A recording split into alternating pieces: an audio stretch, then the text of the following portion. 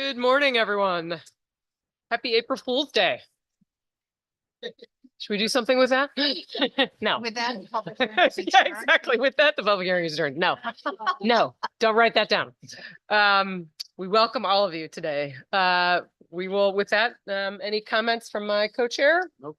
Rankings? No, with that, we will get started. I do not see, speaker number 1 here in the room with us. So we will go to number 2, Corey Betts.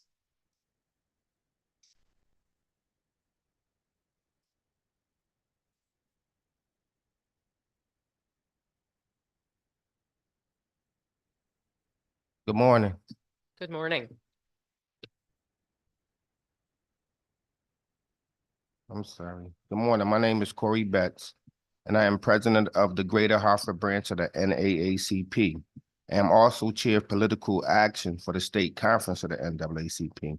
And again, thank you for the opportunity to testify before you today and offer my strong support for Senate Bill 456, an act requiring the development and implementation of a 10-year plan to eradicate concentrated poverty in the state.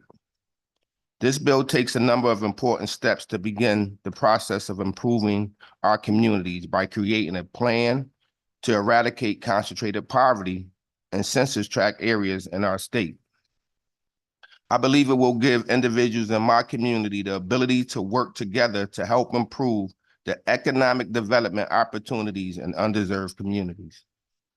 But this bill is of a particular importance to me because of my life experience. To help you understand why this bill is so important, I would like to share with you my story and my personal experience as someone who grew up and continues to live in one of these census tract areas.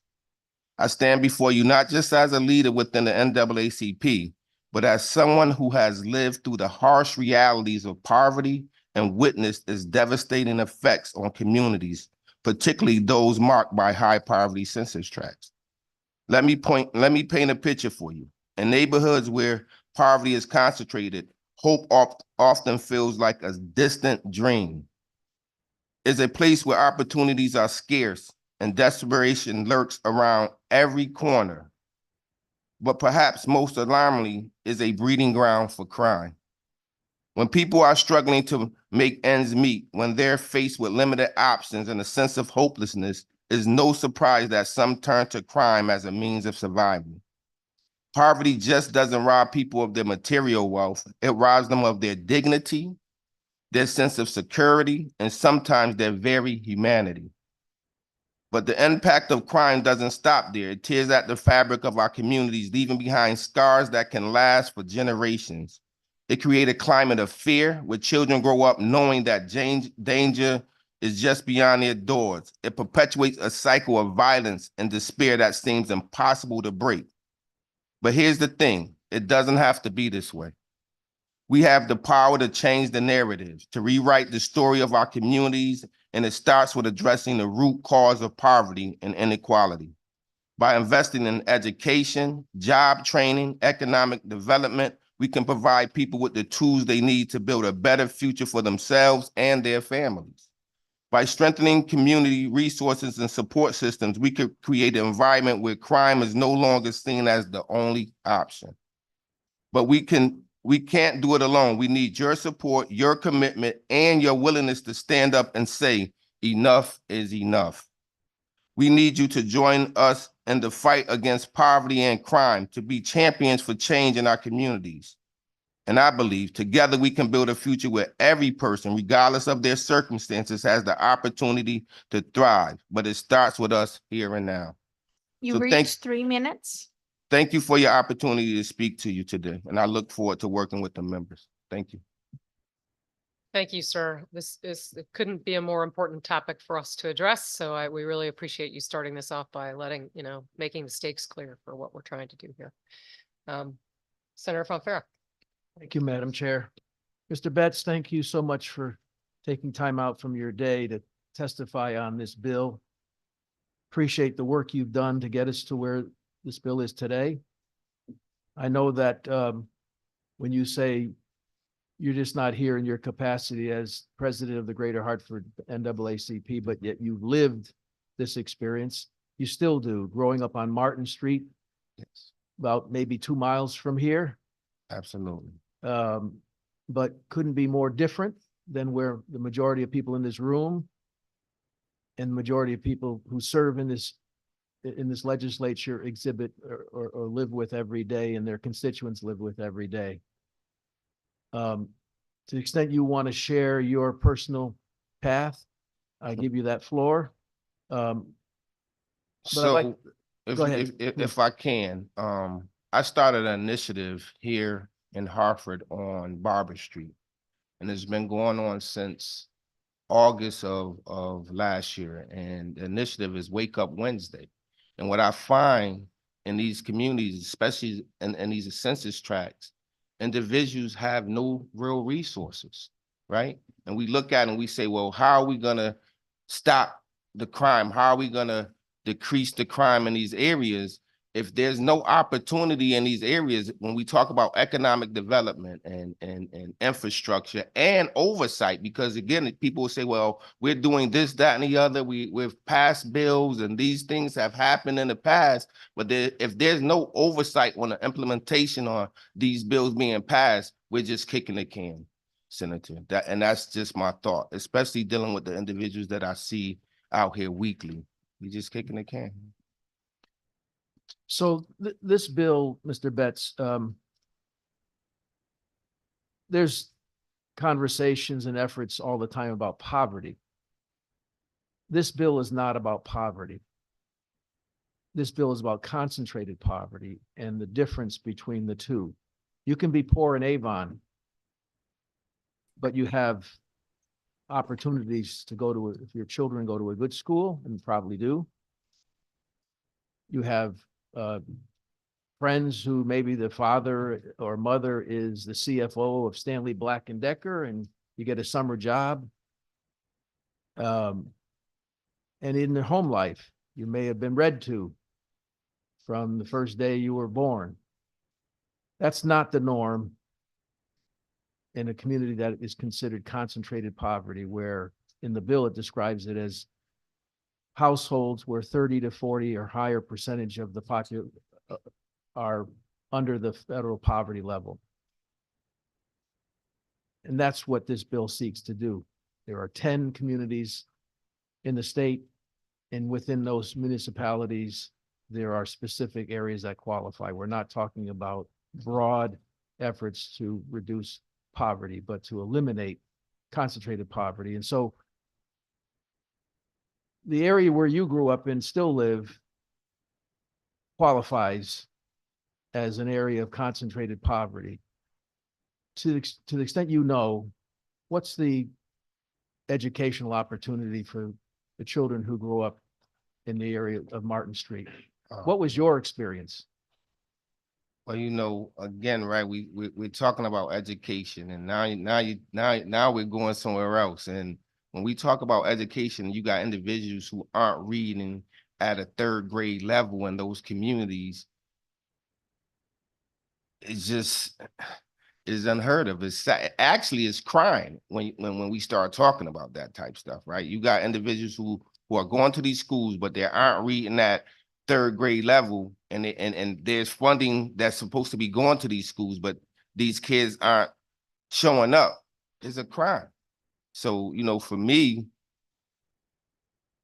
I ain't always been on this side, and I have to be honest, right? Opportunity wasn't as available in those areas, right? And I slipped through some cracks, but here I am now. So this is why I speak on behalf of those voices who aren't able to speak for themselves right now. And I think it's very important for us to focus on concentrated poverty and what it does to a community. Thank you. Thank you, Madam Chair. Thank you, Mr. Co-Chair. Seeing no further questions, thank you for setting the table for us and kicking us off this morning. Thank you.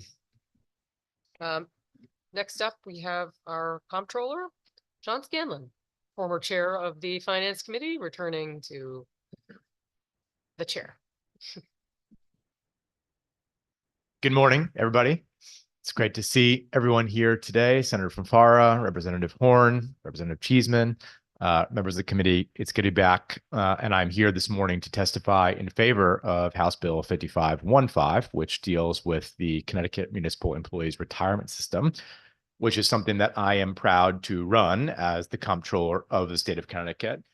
And as I think many of you know, on this committee, last year, in my first year as comptroller, I took on a little bit of an ambitious task of trying to reform that system for the first time in 30 plus years. And with the help of a working group comprised of both labor leaders and municipal leaders, we put forward an agreement before the General Assembly last year that was passed by the General Assembly and signed by the governor and became law. That reform was step one in what my office views to be a three-step reform process. And we're hoping to execute each of those steps in each of the next 3 years. So if last year was about reforming the existing system and getting some win-wins between labor and municipalities that have begun already last year to save the towns in Connecticut, 107 of our 169, by the way, are in this plan, millions of dollars right away, and will save all of those towns about $800 million over the course of the next 30 years. So step one was about making the existing plan more affordable for the cities and towns that are in it right now. Step two is about changing the governance structure of this plan. And that is really what the bulk of the bill this year is before you. Last year, when we were having our discussions, our friends on the municipal side and our friends in labor both expressed concern that the MERS plan was being run by the Retirement Commission. And the Retirement Commission is mostly focused on the state employee retirement system because that is the bulk of what they do and they were empowered to do. MERS is a small piece of that. And in the MERS bill that you all voted to pass last year, there was an increase made of membership on the Retirement Commission to reflect that. But that was 2 seats added to a larger commission.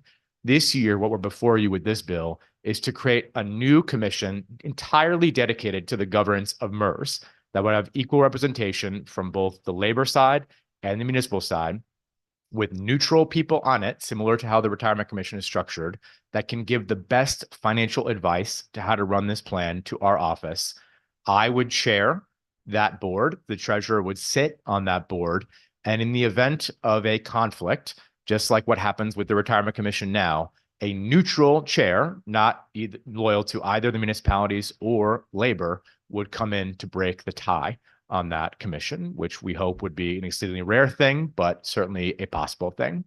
So step two is about reforming the governance.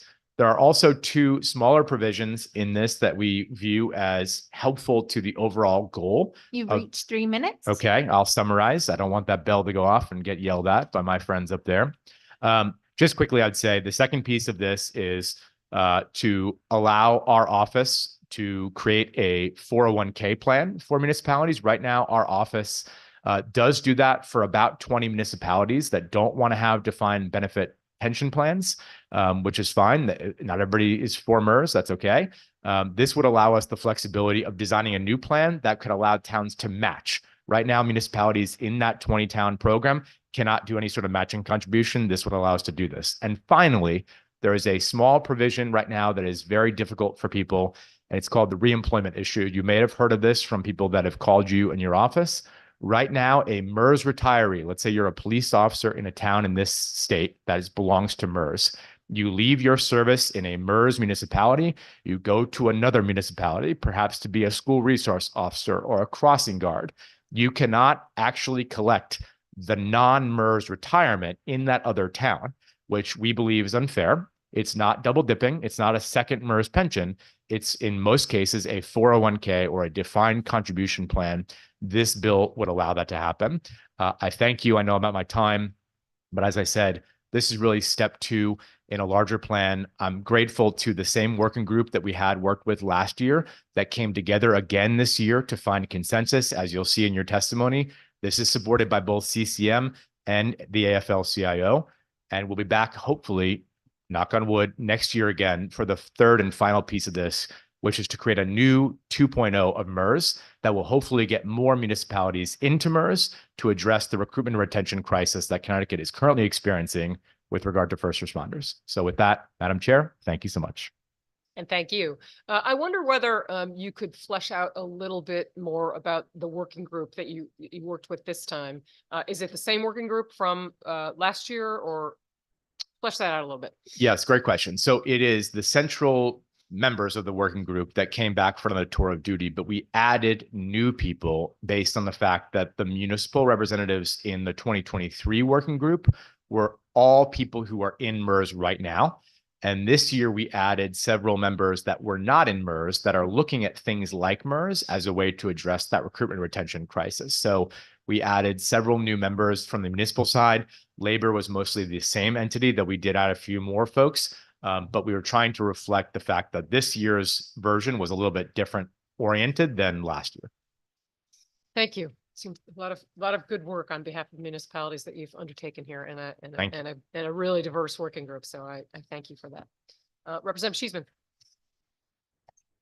Thank you. Thank you, Madam Chair. Good to see you today.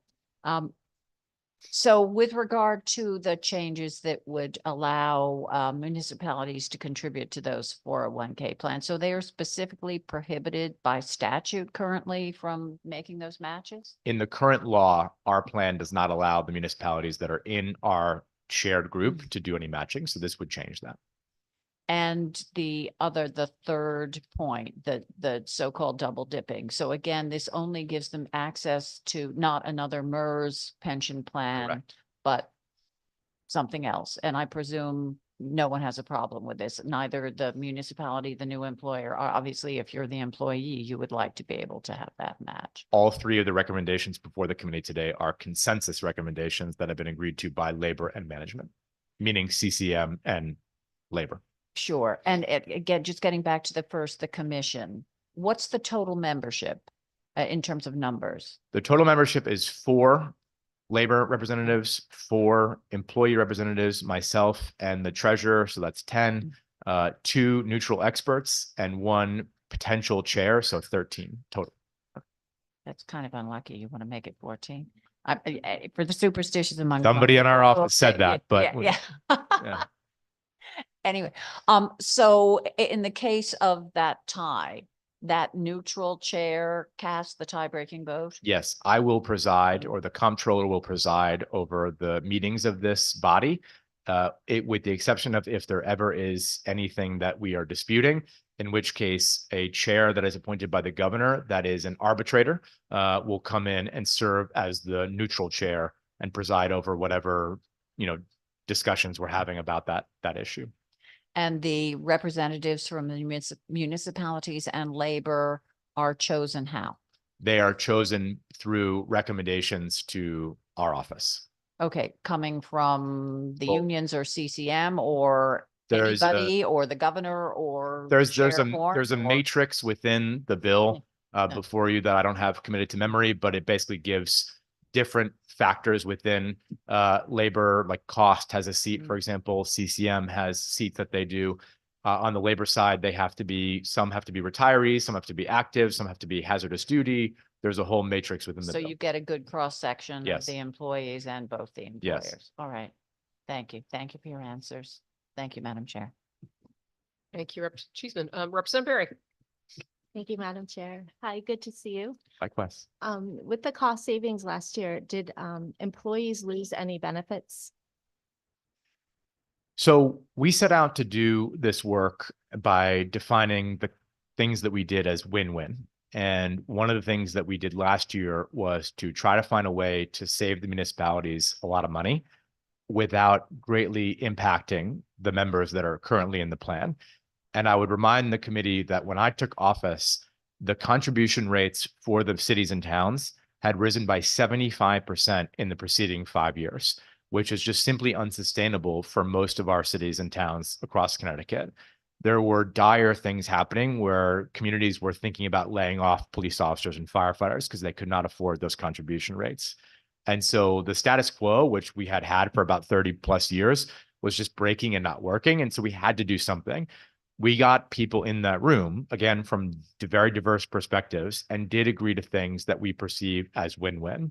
There were changes that were made to the COLA in particular, on the existing workers on MERS, but we believe that those changes found the balance of a win-win that protect the plan in the long run and preserve that pension in the long run and preserve those jobs in the long run in the municipalities without being an onerous burden on the employees that work currently in our municipalities.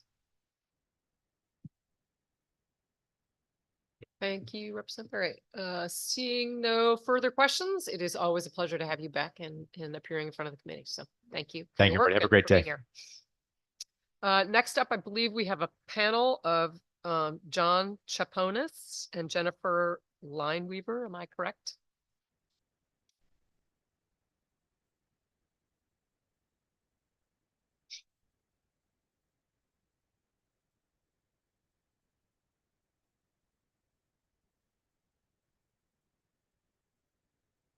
Let me try that again.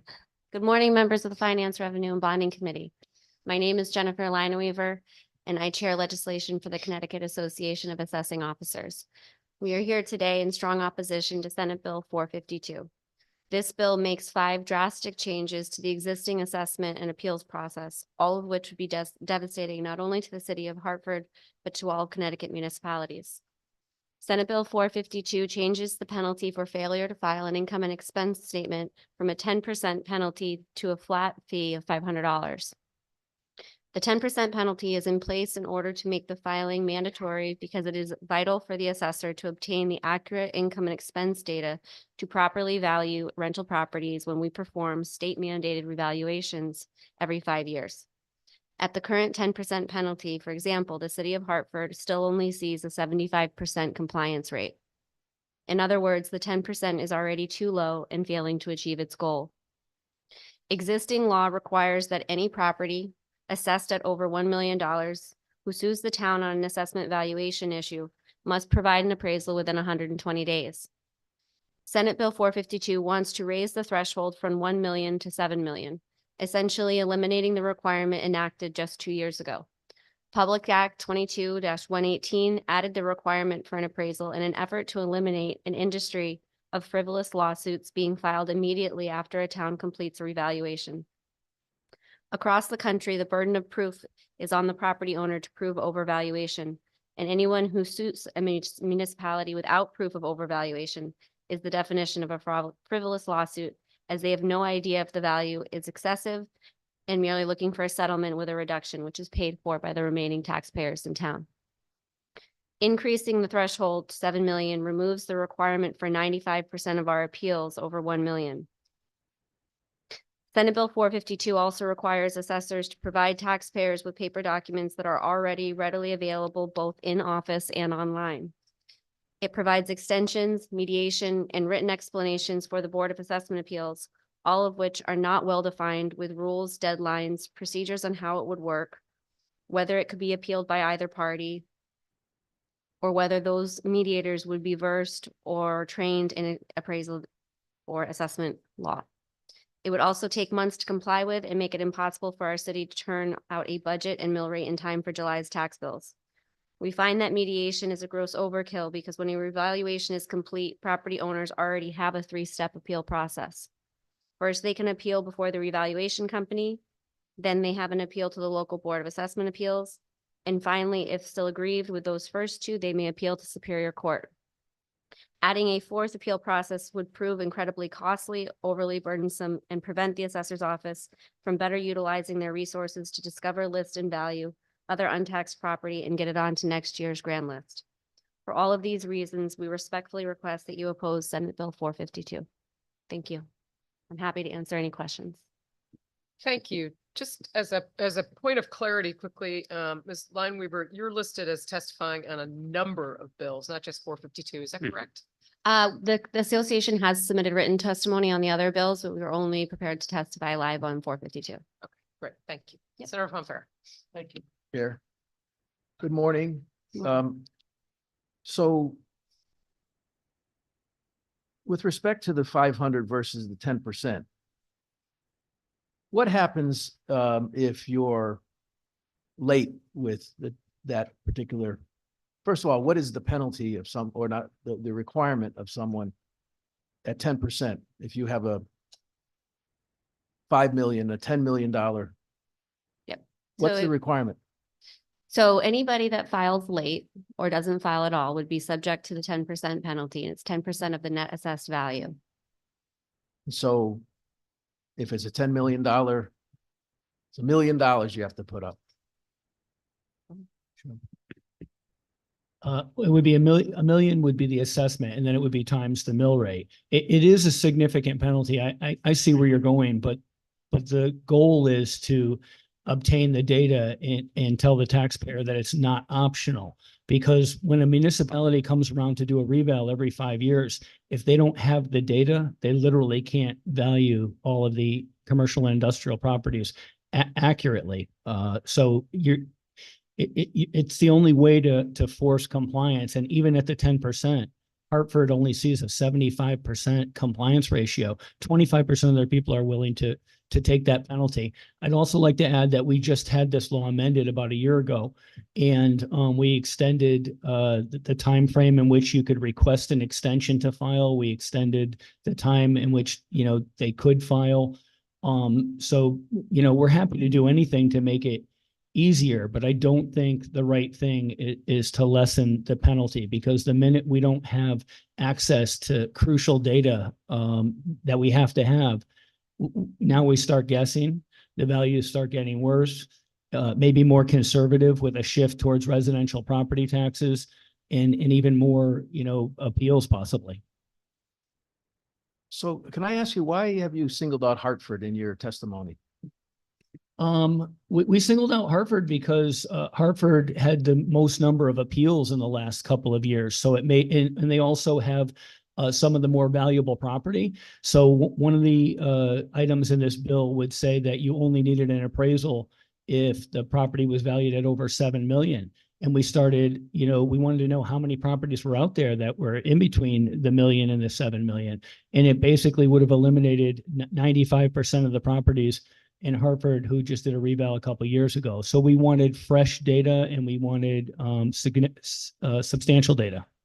So of the 169 towns, you single out one in your testimony today.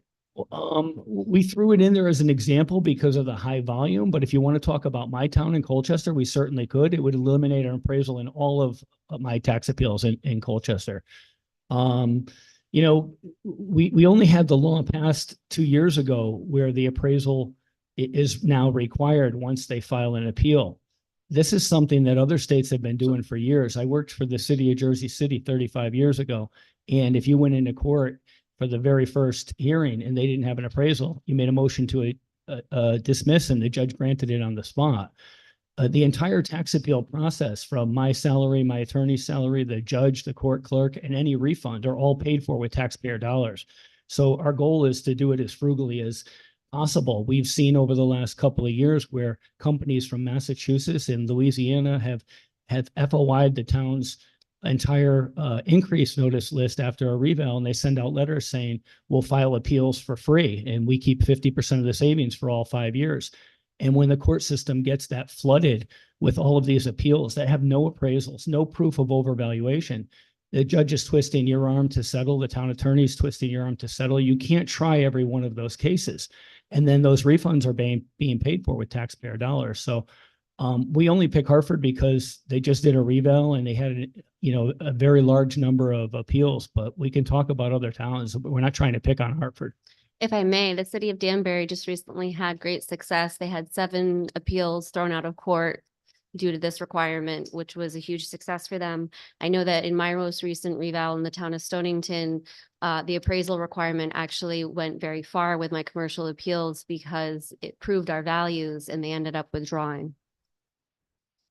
So do you know how often that, because of the cost to do an appraisal, discourages a property owner who may have a legitimate case to make regarding an overvaluation by the municipality, but because of the cost of the appraisal, they just decide not to? I would argue, with all respect, Senator, that they don't know that they're overvalued until they have an appraisal. I mean, the individual property owner may think that their property is worth X, Y, and Z, but most of these we're talking about commercial and industrial properties that are valued based on their income stream with capitalization rates based on return of investment, which is constantly changing. But the burden of proof, and this is across the United States, not just Connecticut, across the country, the burden of proof is on the property owner to prove aggrievement. You should have an appraisal that proves the property is overvalued before you're filing a lawsuit against the town. It's an extremely costly process for municipalities to go through all this. And, you know, the majority of them I've come across my entire career were frivolous and unwarranted. Madam Chair, one last question. What has not been said by either of you is that this bill seeks to front load the process, to have the assessment board of appeals do their job instead of denying and then forcing action in court if a property owner wants to have their property properly valued. That's the system right now. That's probably the one part we wouldn't oppose. I mean, I've always encouraged my BAA to hear those appeals because, you know, if there is something that's drastically wrong, I want to know about it sooner. I don't want to wait 90 days later till they file an appeal and then possibly 9 to 12 months later till they come in for a pretrial conference. We once saw a nursing home where half of it wasn't being used, and those are typically valued on a per bed basis. So instead of 180 beds, it was 90 that were actually operational while the other half was being renovated. So I wouldn't actually oppose the BAA being, you know, if you wanted to raise the threshold on what they could send directly to Superior Court. But I think the original reason that was put in there is because BAA members really, you know, they come from all different backgrounds, but very few of them come with a lot of experience in either appraisal or assessment. And I think sometimes they just feel like they're out of their wheelhouse when it comes into the income capitalization approach to value and what the accurate, you know, value is. Even if they hear them, you know, if they're uncomfortable, they may just say no change. But I still wouldn't oppose them being required to have that person come in for a hearing. Well, that's the point, is that when you have a rubber stamp because they're out of their wheelhouse, as you say, that forces the effort to go to court at that time, as opposed to potentially resolving it earlier in the process. That's what this bill seeks to do, is put more emphasis at the BAA level as opposed to following that and then requiring all these other aspects that a property owner. Remember, forgive me, Madam Chair, but our current process is one where a first selectman over mayor doesn't want any change to that new revaluation unless it's going down. But the grand list is growing. It puts the BAA in a tough position because you don't want to lower property values because then, or assessments, because you're lowering the grand list. That puts pressure on a mayor, a first selectman, town manager to have to do what? Raise the mill rate. And that's the holy grail. So having this bill, which seeks to make it a fairer process and more where discovery is required on both sides at the beginning, has the potential, I would think, to bring some fairness to the process, remove the subjectivity, if you will. That's not a criticism of assessors. You have a tough job. You have a tough job to satisfy the town leadership, while also balancing the interests of property owners. Thank you, Madam Chair. Thank you, Mr. Chair. Representative Cheeseman. Thank you, Madam Chair. Thank you for coming in today. I'm just reading some of the public hearing testimony, and I noticed my first selectman from East Lyme, Dan Cunningham, supplied testimony opposing this, and he raises the issue of this new process of mediation. And he expressed some concerns, not only in terms of how the mediation might play out with regard to timing and setting values and budgets and all that, but also the potential cost. So I wondered if you might like to weigh in on that. Sure. So typically we file our grand list by the end of January unless we obtain an extension. At that point, you know, the Board of Assessment Appeals then has a month to complete their duties. We're not sure with the language of this bill, where in the process would the mediation process begin? The whole point of having the BAA meet and have their deadlines within 30 days is so that the town can properly set a mill rate, develop a budget, and have predictability in what they're expected to collect come July 1st. So if this mediation process that creates an unknown, how much will it cost? What is the cost of a mediator? Is the mediator going to be an expert or licensed in any way in terms of appraisal or assessment? How many mediators are there going to be that would be able to handle the volume across the state? And again, when would you have it so that it does not cause any type of interruption to the town municipal budgetary process? If it happens after bills have been sent out, then the town risks having reductions that they didn't plan for in their budget. And would that cause potential shortfalls? To your knowledge, is there a similar process taking place in other states where there's mediation made available? You know, obviously you're familiar with Connecticut, but I didn't know if this was something that goes on in other states with regard to this process. Connecticut is similar to other states the way we do it right now. Years ago, you always had some first level of appeal, and then you had the court system. But in the last 20 years, we've developed a third one. You know, when the revaluation is done, your first hearing is with the actual vendor, the revaluation company, and many times the assessor as well. I sit in on all mine, and you know, while I understand that the mayor or the first selectman is always worried about assessments and raising mill rates, honestly, our job is the fair administration of the local property tax, and we have no problem reducing values when we believe that they're excessive, or we obtain greater information that shows that they should go down. So a lot of values are reduced at the very first, you know, level before we've even turned in grand list totals. You know, in New Jersey, it's a little more quasi judicial. You go before the Hudson County Board of Tax Appeals. I was in Jersey City, so that's Hudson County.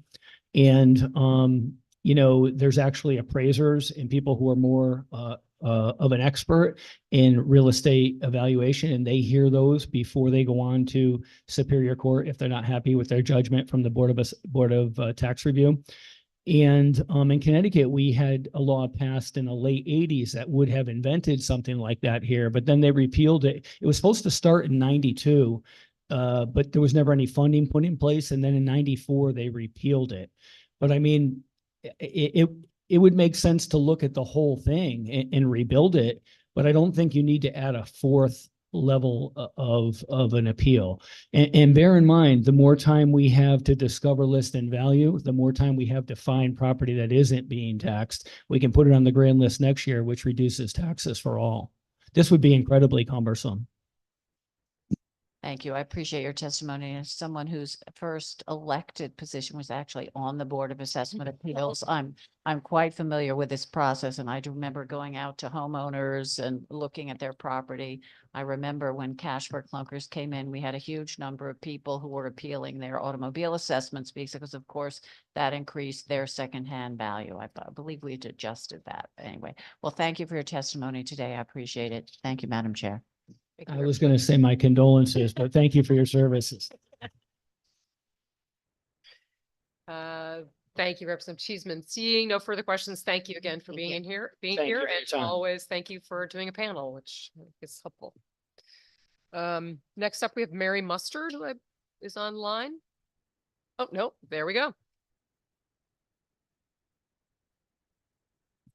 Good morning, Senator Fonfara, Representative Horn, Senator Martin, Representative Cheeseman, and members of the committee.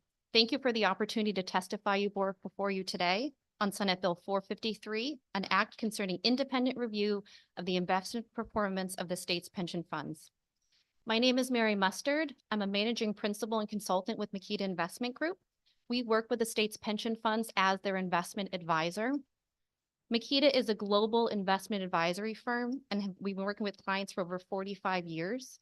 We advise on about $1.8 trillion in assets on behalf of over 250 clients.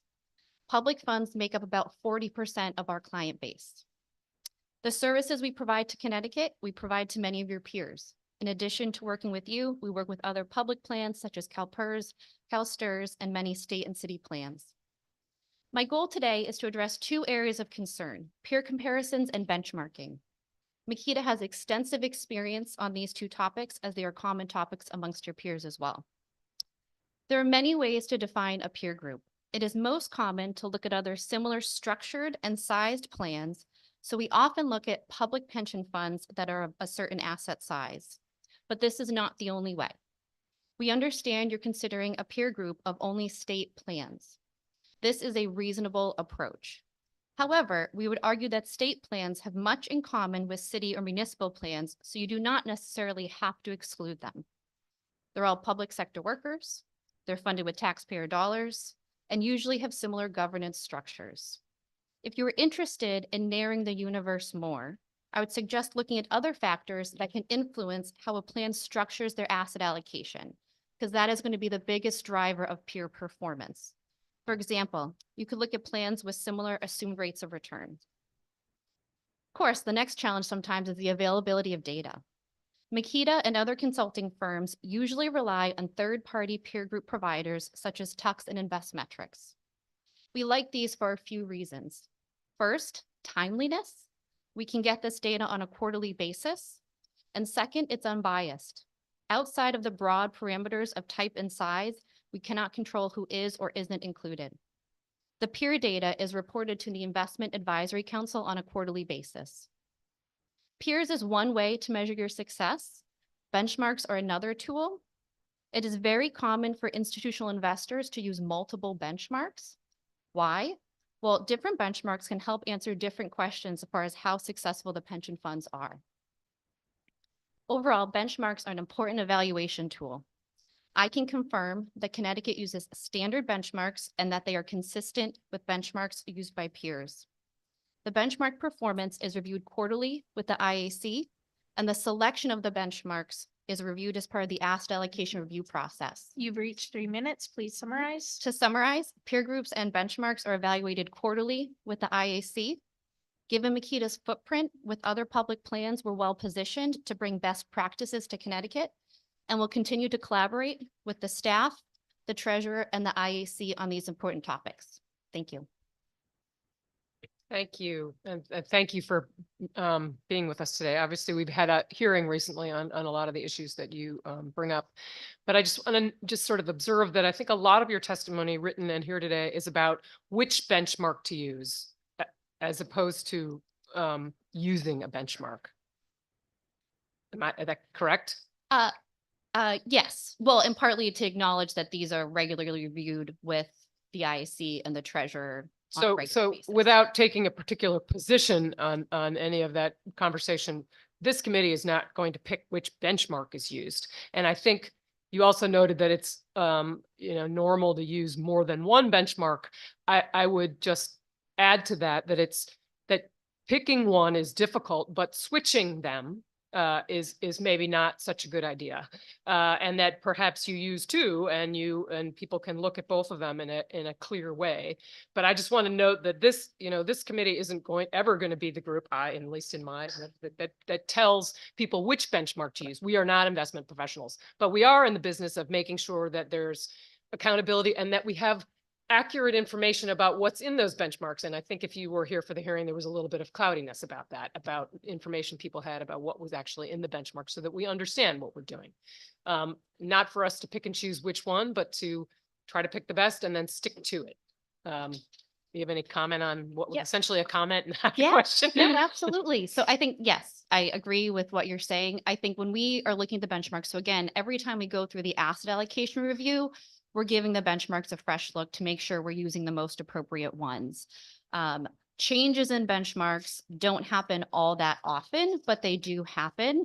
And it usually reflects a change in the structure of how the assets are invested. I would say the change in the asset allocation that happened in 2022 was the most dramatic change or biggest change that we've seen in some time. And so there really was a fresh look across the entire portfolio, which is what drove some of those changes that we saw.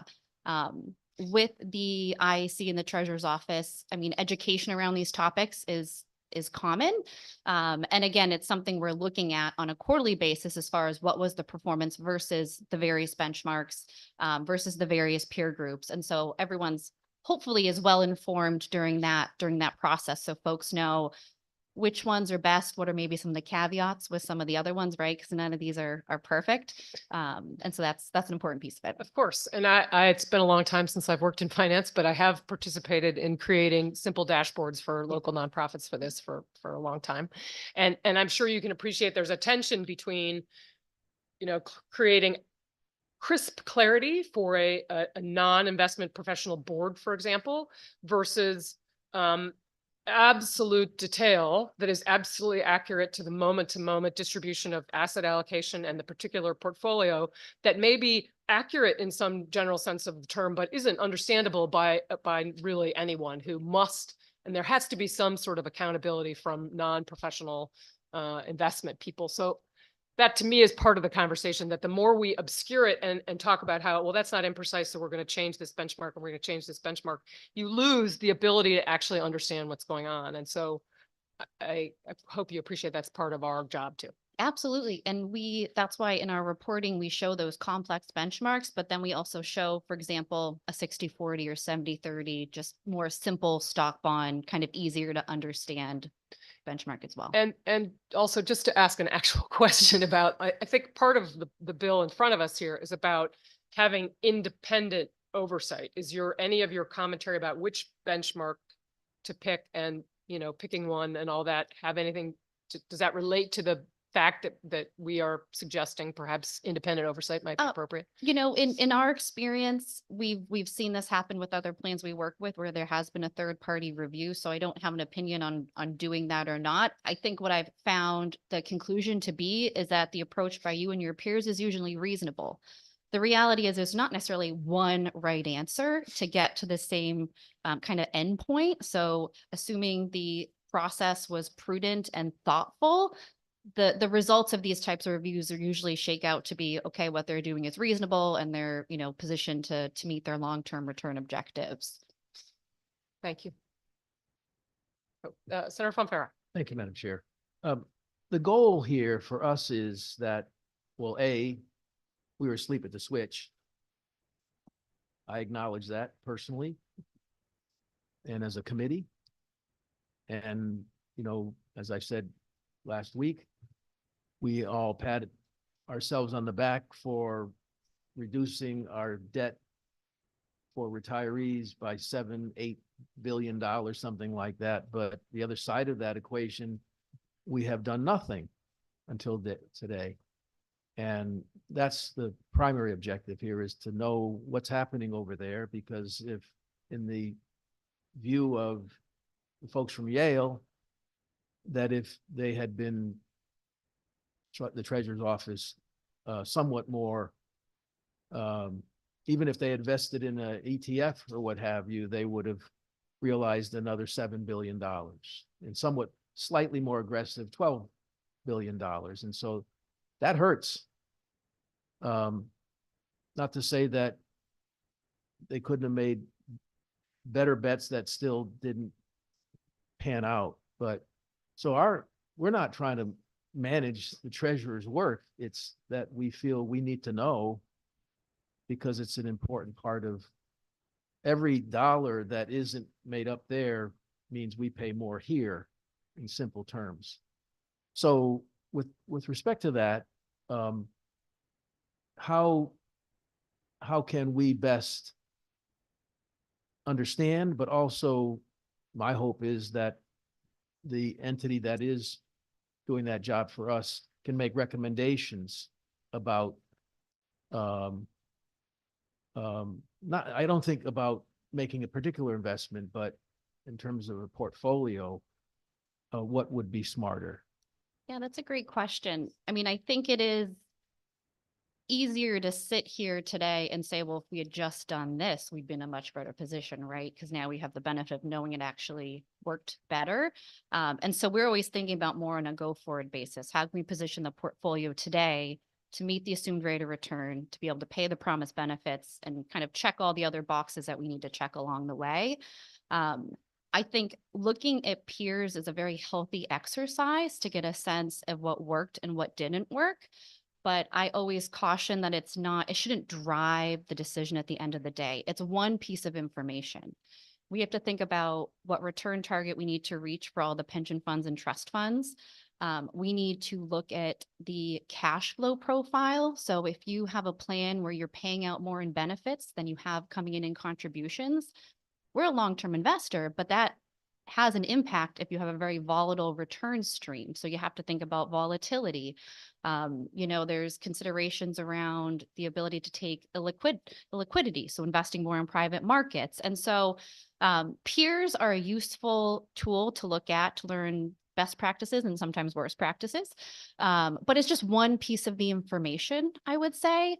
And so when we think about the review that we go through, when we look at asset allocation, usually every 3 to 5 years, it's trying to pull all that information together to make an informed decision. Because ultimately you want to adopt an asset allocation policy that, the treasurer, that the IAC, everybody is comfortable with through what could be a volatile market period. Because the worst thing you can do is try and make a lot of changes too frequently. You want to adopt something and be able to stick with that largely, and use that policy as your guidepost to continue to rebalance and move back to. So I think looking at peers is a useful exercise, but I would just say it's one piece of information.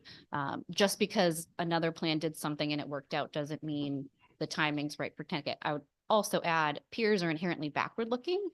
So if you're looking at a plan that has a strong 10-year peer ranking, well, that's what they did, over 10 years ago to influence the performance. So it's a useful exercise, but it's always important, I think, to keep your eye on the future and the future opportunity set and use that as just one input into ultimately trying to position these portfolios for success. Well, to use a sports analogy, if there is a team in any sport that is consistently winning, you might want to look at. Yeah.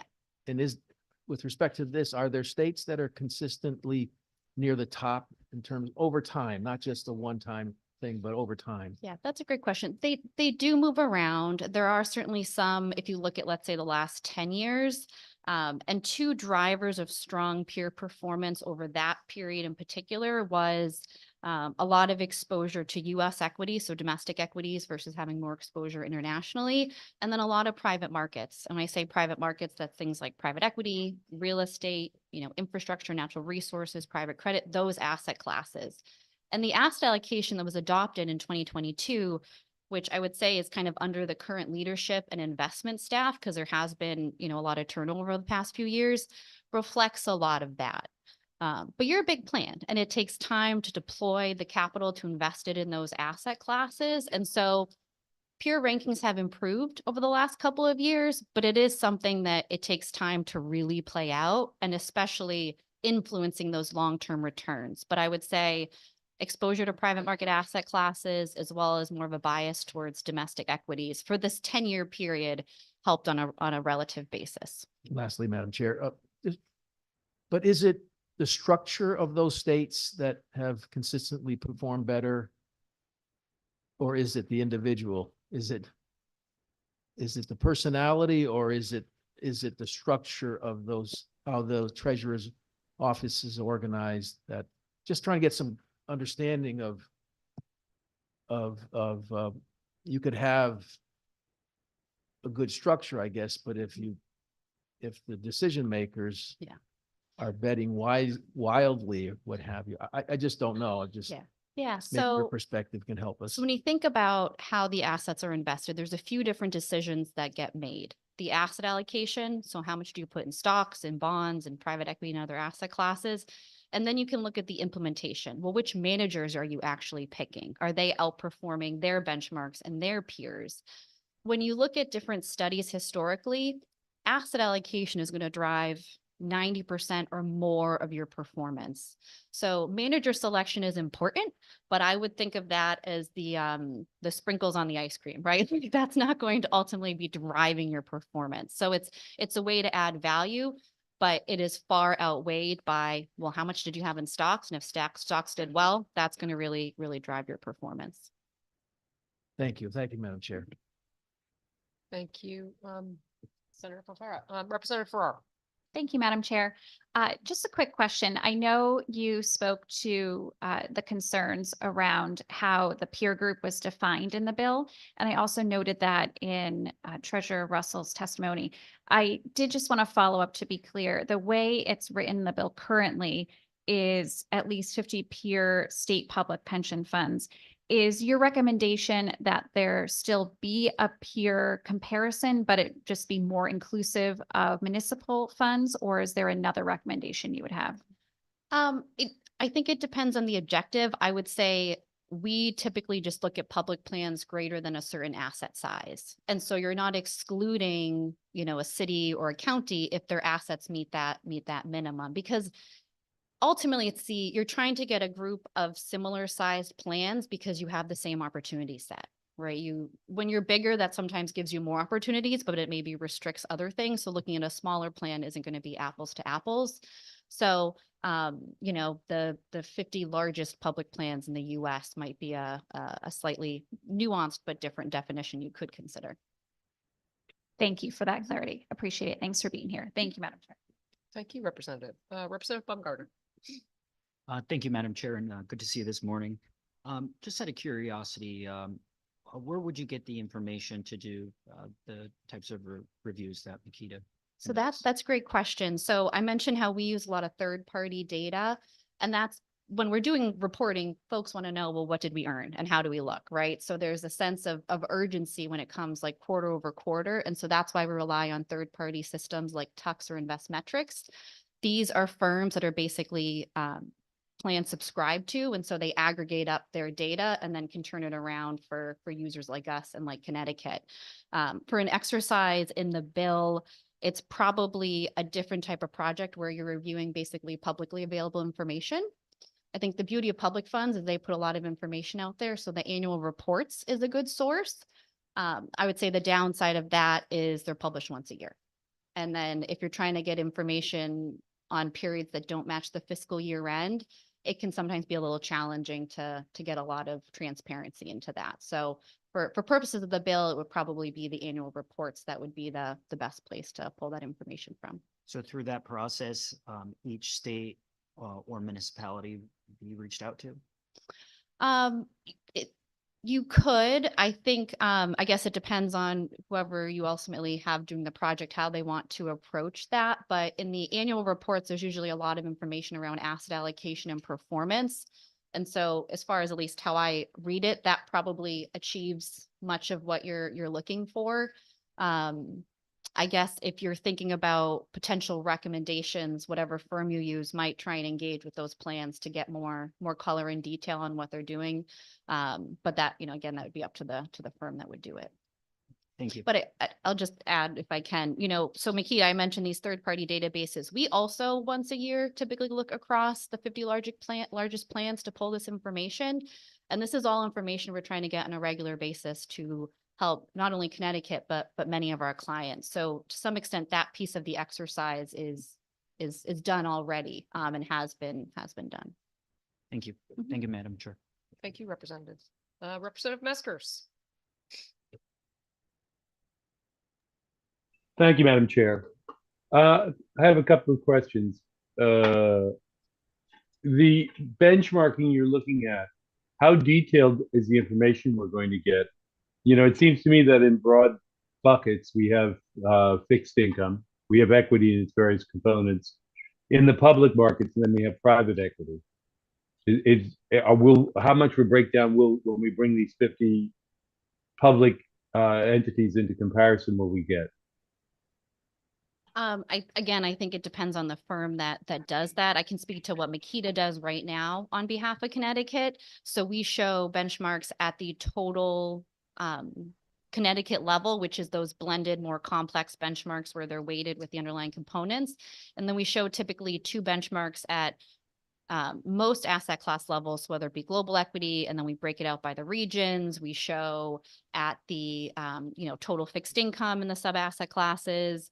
We show benchmarks for the managers. And so it goes kind of every line of performance in the report arguably has a benchmark with it. And that's just part of our standard reporting that we currently do for the treasurer and for the IAC.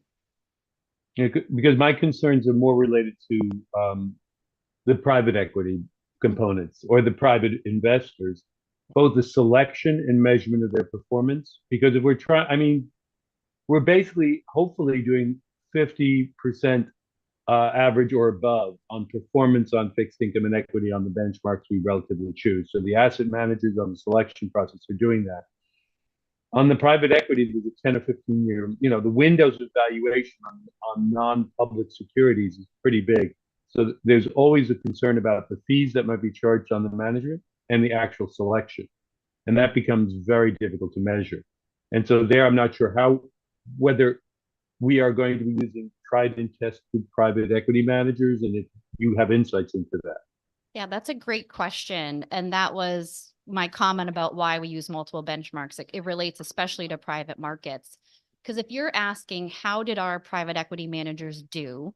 You can compare them to usually peer group benchmarks, because to your point, these are private assets. They're not traded daily. They're not monitored daily. And so you can look at different providers. Your private equity consultant has their own benchmark that they calculate based on their clients.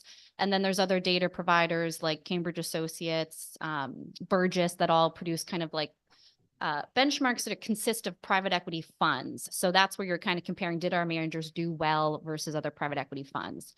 If you're asking the question though, should we be investing in these complex, expensive, and illiquid asset classes, that's usually then comparing it to a public market benchmark, perhaps plus some sort of premium to it. And that's really a long-term comparison, because quarter over quarter, there's going to be a lot of noise and tracking error relative to that.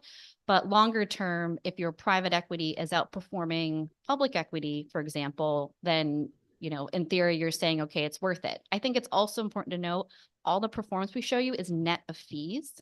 So it is factoring in the fact that, yes, private equity is a very expensive asset class, but on a net of fees basis, it is adding value relative to public benchmarks.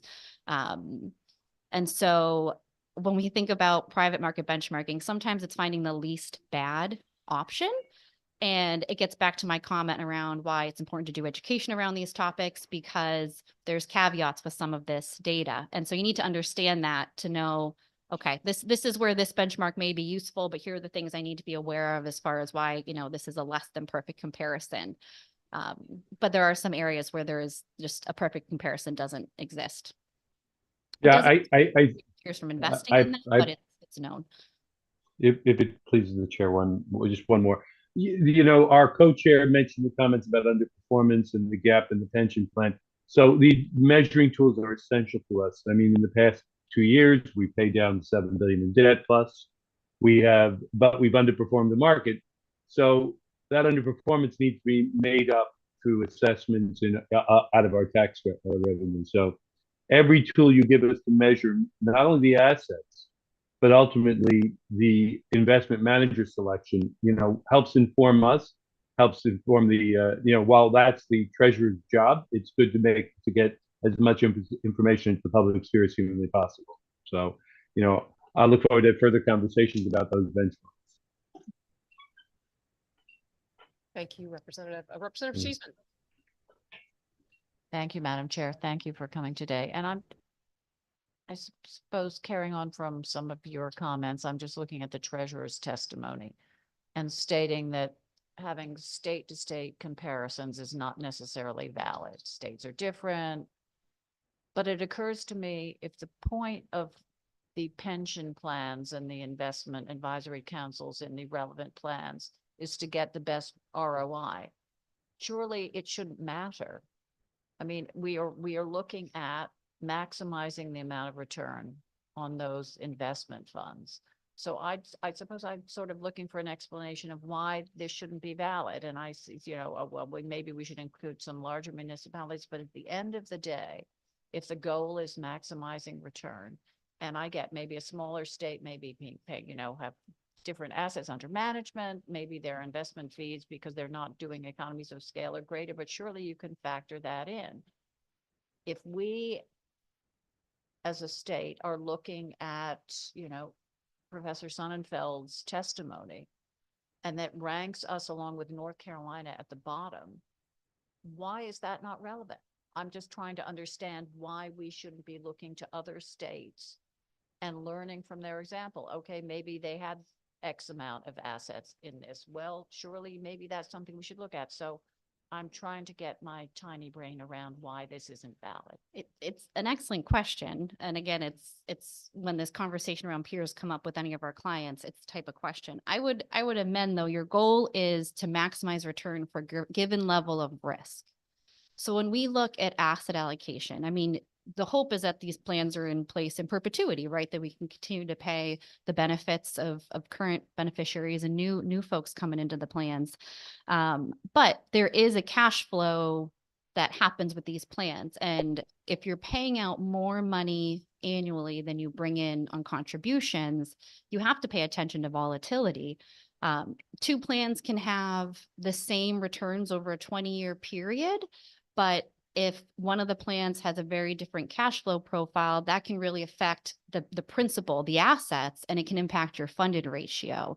So I would say looking at absolute returns of your peers is just one piece of it. And you shouldn't necessarily make any decisions just based on that one piece of information. So I would just qualify it as an important piece, but not one that should drive at the end of the day what you're doing for the state pensions. Thank you. And I do get, obviously, this is not going to be one factor that we look at only in isolation. But on the other hand, we want to ensure that we don't have a repeat of 2012, where Connecticut was the only pension group in the pan country to lose money because of asset allocation. And I think it is important that we do look at other states, not in isolation, but certainly taking that into account, because if there are, as I often say, if there are good ideas we can steal from elsewhere, we should do it. Thank you. Thank you, Madam Chair departing and Chairman Fanfara. And if I could just add one more comment, I'd like to reiterate again, the changes in the asset allocation that happened in 2022, I would say address many of what were the challenges historically. And so those are in place. That's with the current treasurer, the current, investment staff. But the results from those changes don't play out overnight. So I think a lot of that has been addressed, but it's just a matter of time before it really starts to show in the numbers. I appreciate that. And I think we acknowledge that, as did Professor Sonnenfeld at the meeting. On the other hand, we will not always have this current treasurer. So to Chair Fanfara's point, we want to make sure that going forward, we are not seen to be dropping the ball and learning from past mistakes and benefiting from current decisions that have been made. So thank you again for your testimony. Thank you, Chairman Fanfara. Thank you very much, Representative Cheeseman. Seeing no other questions, thank you very Great, much. thank you. And Jeffrey Stewart.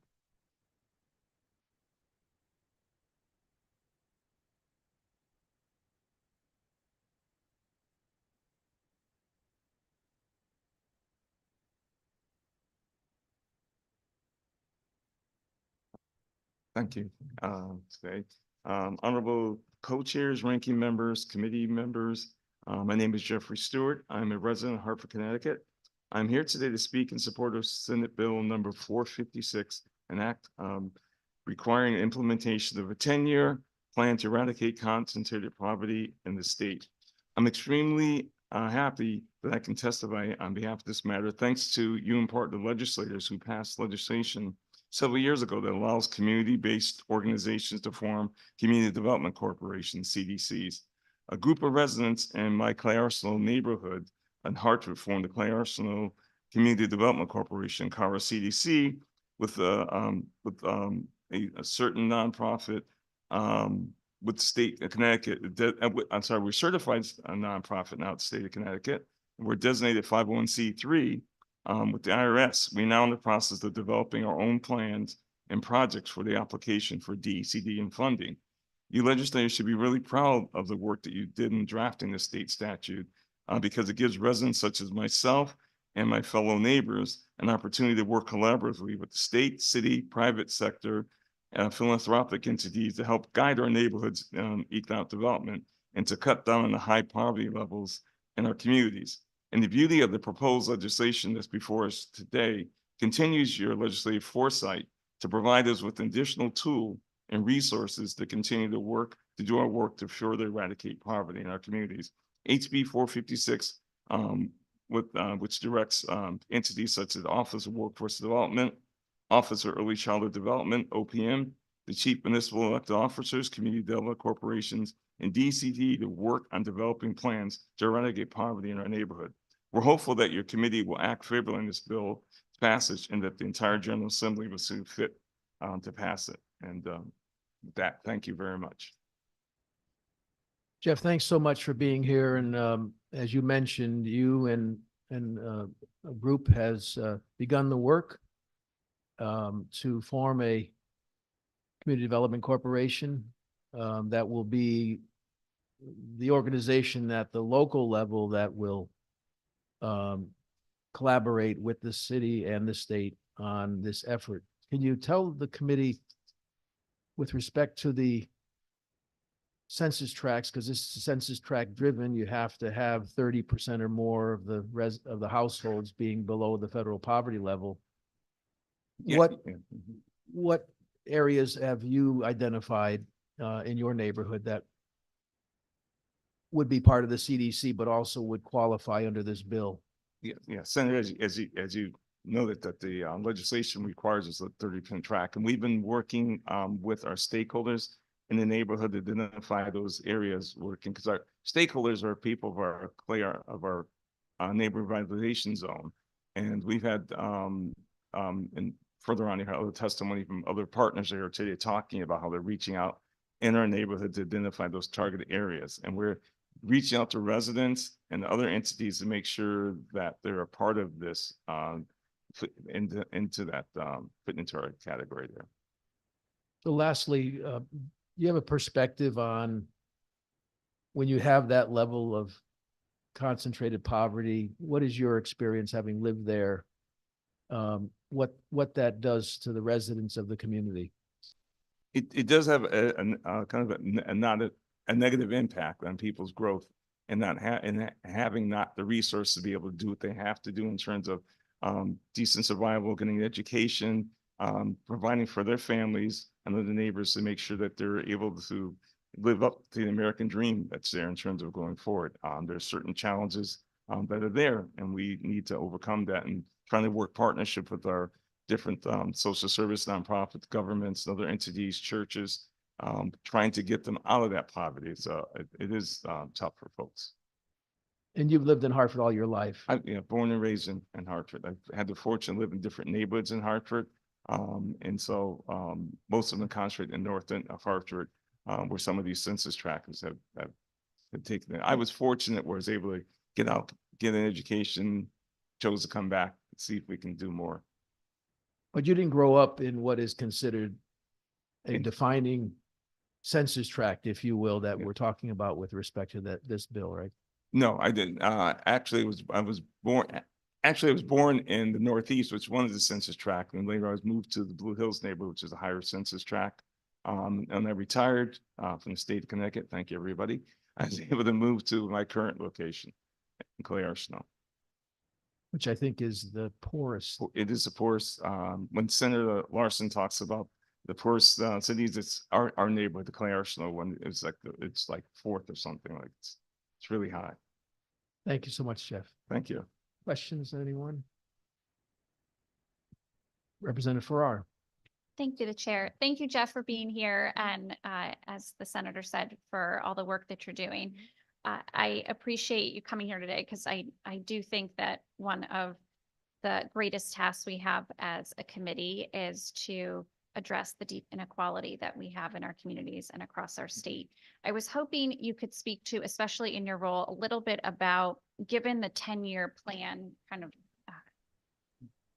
concept that is in this bill right now, could you illuminate for us a little bit more about, how you would see those 10 years playing out, if possible, and what type of investments or transformation you would hope to see?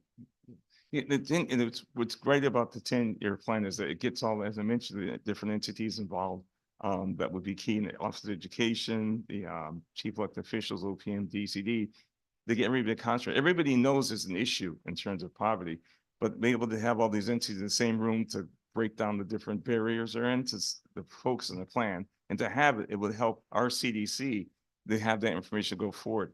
I know recently the city of Hartford, there's a gentleman named Peter Malik, who's from the, he's a fellow at the Center for Community Progress in Washington, DC.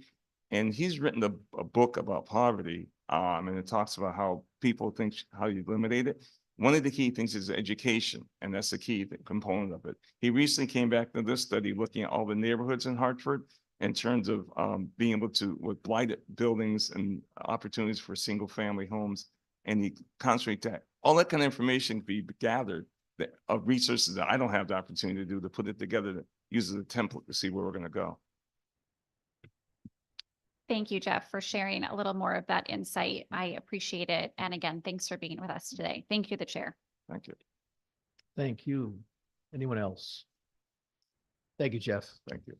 Representative Oh. Mashinsky online has a question for Yeah, I have a question. I'm sorry.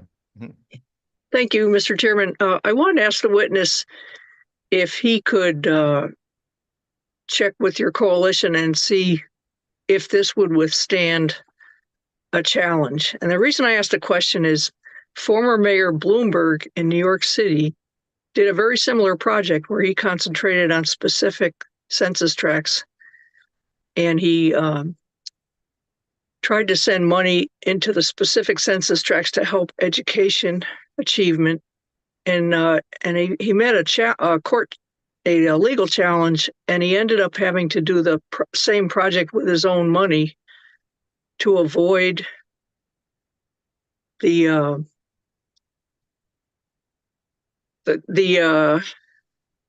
argument against funding just specific census tracts. He had a legal challenge to what he was doing, and so he had to put up his own cash to do the experiment to try to improve education in census tracts. So while you may not be able to answer that question right now, could you and your allies check whether this bill would be challengeable based on targeting census tracts, or whether we could do this successfully? As you said, Representative, I'm not a legal expert in the thing, but thank you for bringing it to our attention. But informing our CDC, that's also a tool, an outside tool of outside the government, where we can reach out to philanthropic organizations to kind of deal with those things. So as a nonprofit, if we're dealing with that, for example, Mayor Bloomberg wants to give us some money, we'll take it. And we can probably maybe deal with some of those issues there. But thanks for bringing it to our attention. We'll look at that. But I think the way our model is that we can work with state government, without state government, as long as it's being driven by our community. Okay, I'm just asking for someone to check on whether we could target specific census tracts with money investment without getting a legal challenge to that approach. That did happen in New York, and I'm trying to avoid it here. So just asking someone to look into that. And thank you for coming to speak. Thank you.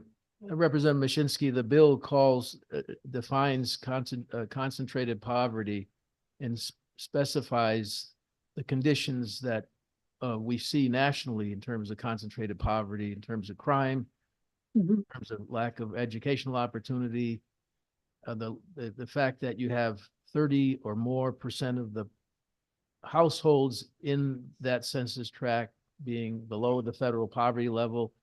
It does not discriminate against any community. If you meet that definition, then you qualify as one of those. And fortunately, there aren't a lot in Connecticut, but those who do qualify are affected severely compared to those that might have some degree of poverty, but not at this threshold.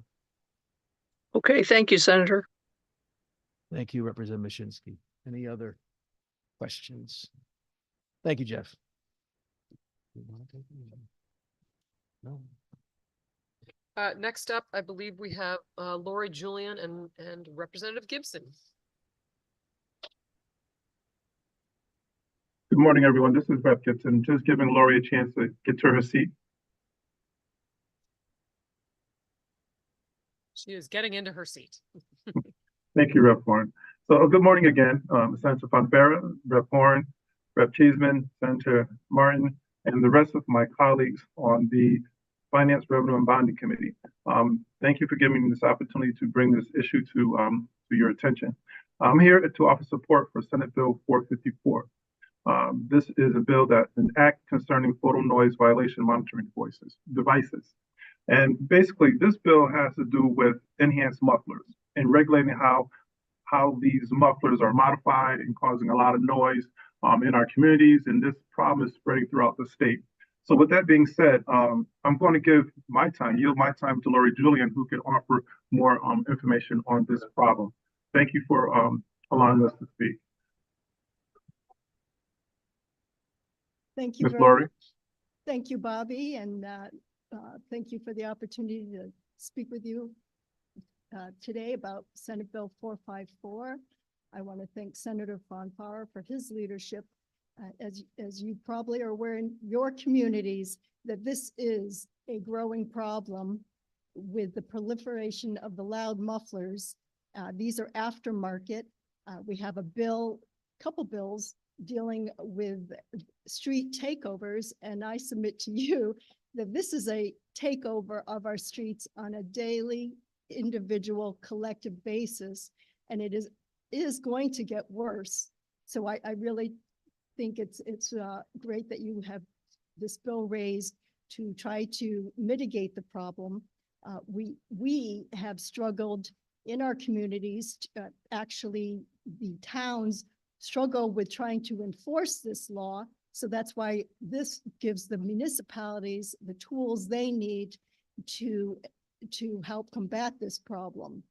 I just wanted to let you know that actually these aftermarket products alone do not violate the statutes. We have two statutes dealing with this, Section 1480, where you can't attach to your muffler or exhaust system by amplifying the noise.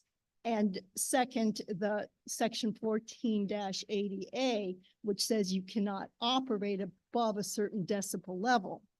And this also violates many of your town ordinances that specifically deal with vehicular noise ordinances. So just keep that in mind. And then it's kind of interesting. If you go on the website and you look up the product description, these are advertised for no other purpose than to disturb the peace. And they're not silent about this. They say in their descriptions, loudmouth mufflers deliver an aggressive roar. And I actually would like to quote from the Hartford Courant. I think it was Don Stakeholm who wrote about an article about the street takeovers, which, yes, that's a completely different situation than our daily takeovers of our streets. I like to call them daily because they do occur on a regular basis. So I'll read, just so you get a nice sense. Drivers rev engines down residential streets to produce race car sounds, deep throttle muscle car sounds to super loud backfires that are intended to sound like gunshots. I'm sure you are all familiar with this. Aftermarket dealers sell so-called burble tube kits to modify mufflers to produce this loud race car sounds. So I think many of you probably feel the frustration and hear it from your constituents and about being powerless about what to do about this situation. And I just wanted to point out that actually you can't purchase a new car that is loud. So it really kind of defies logic that you can buy materials and then add them to your car to be loud. So really our aim should be to stop the installation of these products. And And then I just wanted to say that I believe he'll be speaking later. He's on the list. The representative from SEMA, he actually, because he would suggest that enforcement and education, well, that alone is not going to eradicate the situation. You reached your 5 minutes for a panel. Please summarize. Okay, so basically, New York has already instituted this program and is planning to extend it to the other boroughs. And basically, it is already instituted, and it really has, New York is doing a lot, quite a bit. So if we look, that this bill is very narrowly tailored. And just to say in closing that this is really a quality of life issue for our residents, and that it's a quality of life issue. And there are numerous studies that talk about the health implications of these loud noises on your physical health, your emotional health, and your mental well-being. So with that, I guess I would close to. Thank you. And thank you for being with us. One quick question to start off. First of all, I think you would find that there are a wide variety of different communities in the state that have experienced some of these challenges and a lot of consternation about how to deal with them. And as you suggest, maybe part of it is maybe going after the, devices that are intentionally noisy. But what we are looking at here is assessing or trying to, monitor and fine people for violating noise ordinances. And I don't know whether you're to be able to answer this, but some of the opposition has suggested that these devices are not accurate and can't actually accurately measure sound. Do you have any intel, further thought on that? Sure. I mean, I'm not an expert on this. And that was another point I wanted to bring up, that how these devices would actually take the subjectivity out of the police officers. And, it's very dangerous with our police stops now. And it's, they're not wanting to do police stops. I won't say rightfully so. I think they're very dangerous. And these with limited municipal resources are a real plus. And what I have read in New York is that, no, they are quite accurate.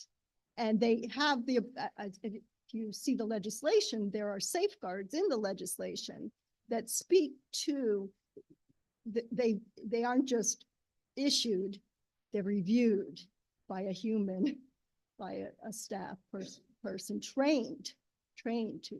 So that's what I would say. And I think Mr. Mr. Robinson had said that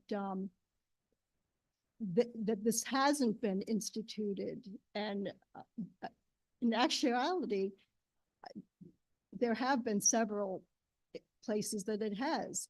Knoxville, Tennessee. Let me just check. I think there's Miami Beach, Florida, Paris, Nice, Toulouse, London. And I think that unfortunately this calls for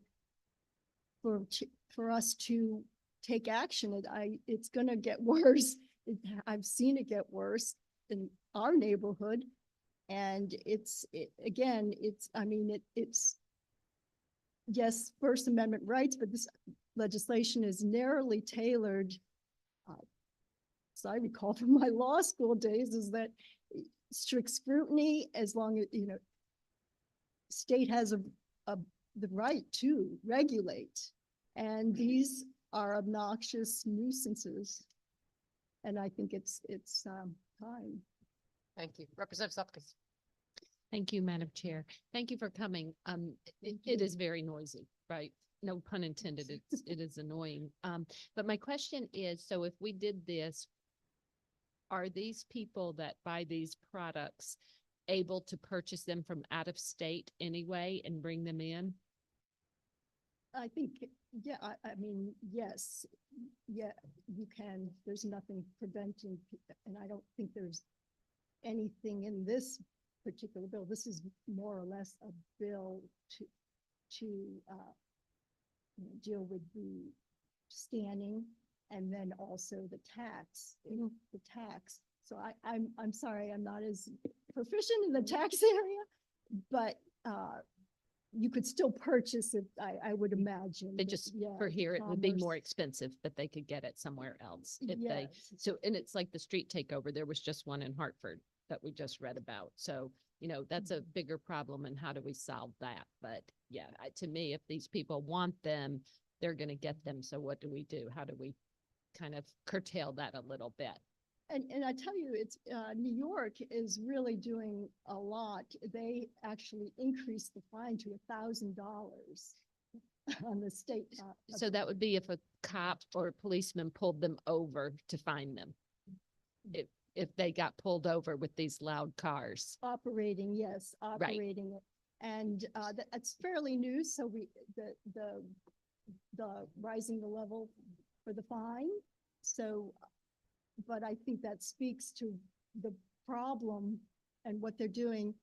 And they actually also are fining the installers, the repair people that actually put on the product. Right. And so each violation, each time gets higher and higher. Right. Okay.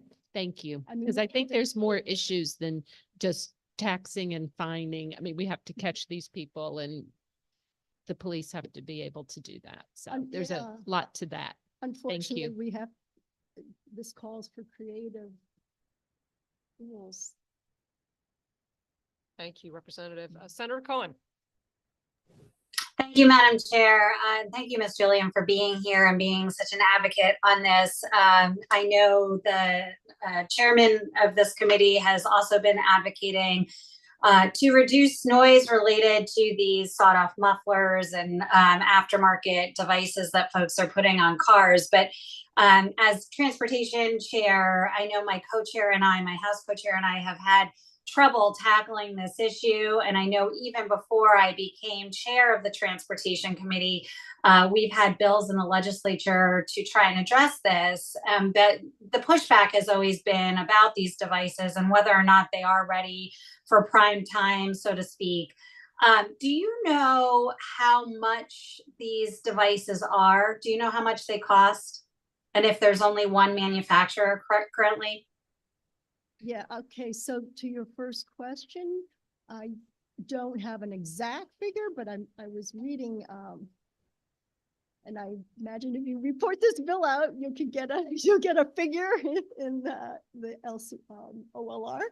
But I think it's Senate Bill 232 that deals with the cameras, the plate readers and the The like. red light and speed cameras for. I think so. I don't know which committee, I think it's 232. But I think they estimated about 20,000 if you bought it outright. So I'm sure they're around that figure, probably more. But I think if you balance it against labor costs and safety with the police, that and then the revenue generated, that it will pay off. And then the human cost on our making our communities livable. Yeah, I don't disagree with you. I do know the pushback has really been around the viability of these cameras, because it not necessarily the camera and the accuracy of that. It's really the photo, the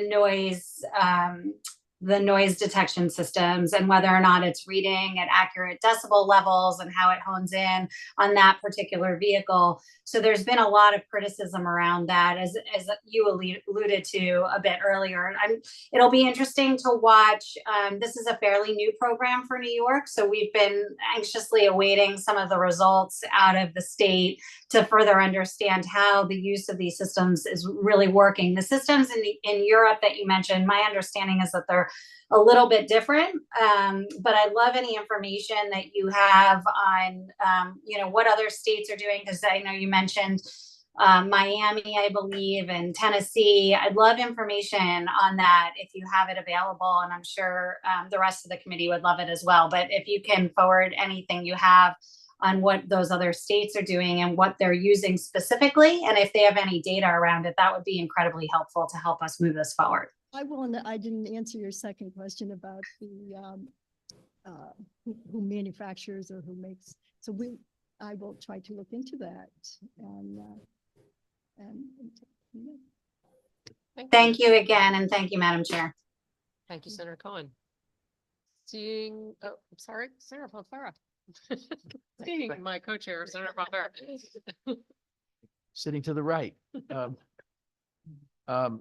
Thank you, Ms. Julian, for your testimony. I understand that the cost for Senator Cohen's question, the cost per unit in New York is about $35,000. So you come from Bloomfield, yes. and have you had conversations with folks in Bloomfield or outside of Bloomfield? People assume this is an urban problem, but you're not an urban community. What is the feedback that you've received from folks with respect to this problem in your community or others? Yeah, exactly. I mean, I think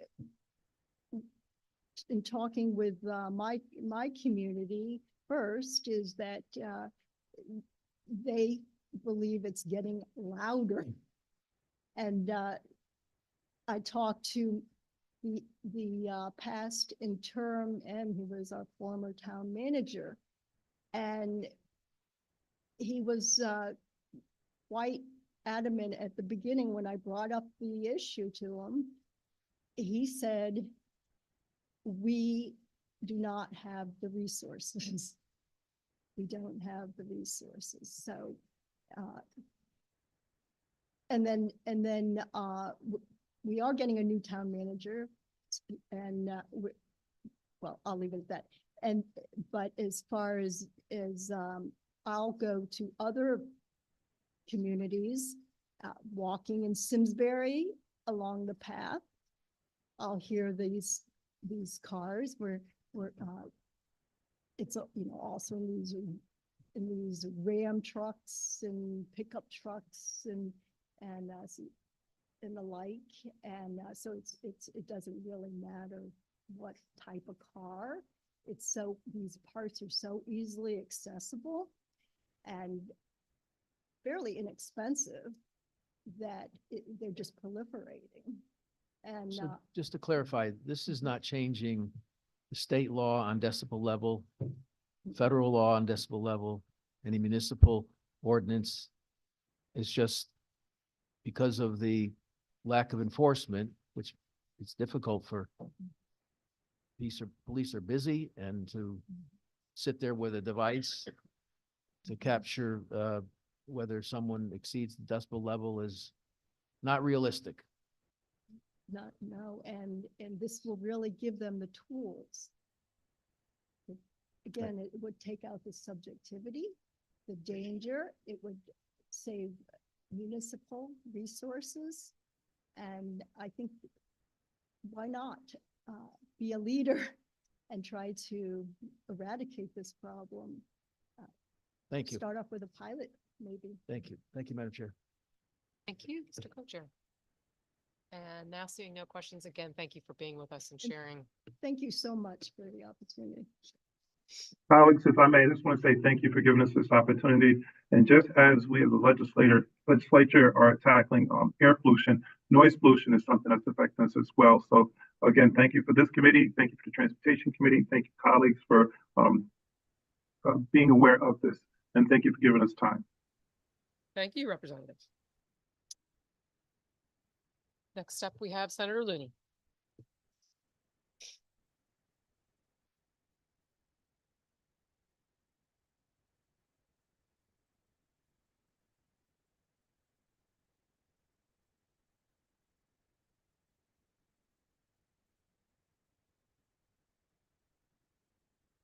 Thank you so much, Madam Chair. Senator Bonfera, Representative Horn, Senator Martin, Representative Cheeseman, and distinguished members of the Finance, Revenue, and Bonding Committee. My name is Martin Looney. I'm the state senator from the 11th District, representing New Haven and Hamden. I'm very proud to have been a former chair of this committee a number of years ago. And I appreciate the opportunity here to testify in favor of two bills on your agenda today, Senate Bill 450 and Senate Bill 456. First of all, on Senate Bill 450, going back to 2015, we began the effort to address a program to make motor vehicle taxes more fair. It has been the bane of our existence for many years that the motor vehicle property tax we know is highly unfair, highly regressive, and in many cases we have communities, or we used to have communities, where the motor vehicle tax was 5 times greater than in other communities on the same car. With the change now to capping the rate at 32.46, it's still 3 times higher in some communities than it is in others. So the plan in this bill would address that problem by a 5-year phase out of the motor vehicle property tax, and also addressing another inequity and an arbitrary factor in our current property tax system, is the fact that we have selected 70% as the value, as the assessed value, as opposed to the market value for property. That is, again, it provides in some cases a hidden windfall to those who have more valuable property, just as a flat tax is a hidden windfall for those who are paying a flat tax but still have they paying more taxes, absolutely, but still have a much greater amount of disposable income afterwards. Because as we know, with the current system that we have, the car tax operates in different ways. In the motor vehicle, the overall assessment tax on real estate at 70%, for instance, if you have a very modest $300,000 home, many middle income people have in many communities, their assessed value is $210,000. If you have a $2 million home, your assessed value is $1.4 million. So in one case, you are having $600,000 of value excluded for tax purposes. In the other case, $90,000. In lower income communities where there are a lot of $200,000 houses, they're only 60%, only $60,000 of the value is excluded. So by moving up gradually to 90%, we will be shifting burdens where they should be shifted, and at the same time doing away with the motor vehicle tax, which continues to be one that is really regressive. The property tax is problematic in many areas because of the fact we know that in addition to that windfall at the 70% level, we know in many cases, because of the way the taxes are structured, that there are some properties that are valued, that are paying the same taxes as others are, but the values may be much greater or much less. So for instance, in Greenwich, a house that's worth over $2.8 million would be assessed at about $2 million, and the owners would be paying about $22,000 a year in property taxes. In New Haven and some of the better sections of New Haven, there are houses that are valued at a little over $850,000, and their assessed value is $600,000. They're also paying $22,000 a year in property taxes, while their house is worth $2 million less than the house in Greenwich that is paying the same property taxes. In addition to that, property taxes tend to be high, both as a measure of the value of the property and also as a measure of the income of the owners of that property. So these are all things that we need to find ways to address in various ways. And I would urge you to consider Senate Bill 450 as a way to begin to build more rationality and less arbitrary discrimination into our property tax system. 456, wanted to credit the Senate Chair, Senator Fonfara, for bringing this before us, addresses the issue of concentrated poverty in districts throughout the state. We know that there are a number of census tracts that have very high levels of concentrated poverty, not only in New Haven, Hartford, Bridgeport, Waterbury, and New Britain, but other communities in the state also have 1 or 2 or more census tracts that may be very low income. So there's a paralyzing level of poverty in those districts. In those districts, more than 50% of the people don't own automobiles and have to depend upon mass transit, have to depend on buses. Those are where the lowest income children, who are the farthest behind in our school system, also come from. So This would be a systematic way to concentrate resources in that area and would require the Department of Economic and Community Development to set up a separate unit to provide concentrated resources there by creating the Office of Neighborhood Investment and Community Engagement within the Department of Economic and Community Development, and tasking that to oversee the implementation of a 10-year plan, again, to address the need where it is greatest. And we all know, and we have known for years, that that poverty and all of the other social problems that go with poverty continue from generation to generation because of that inequity that we have only partially addressed and need to make a much more concentrated effort to do so. So thank you very much, Madam Chair and Mr. Chair. Thank you, Senator. Always nice to have you in front of us for a variety of reasons, but certainly your former chairship of the committee, it lends a depth to your testimony.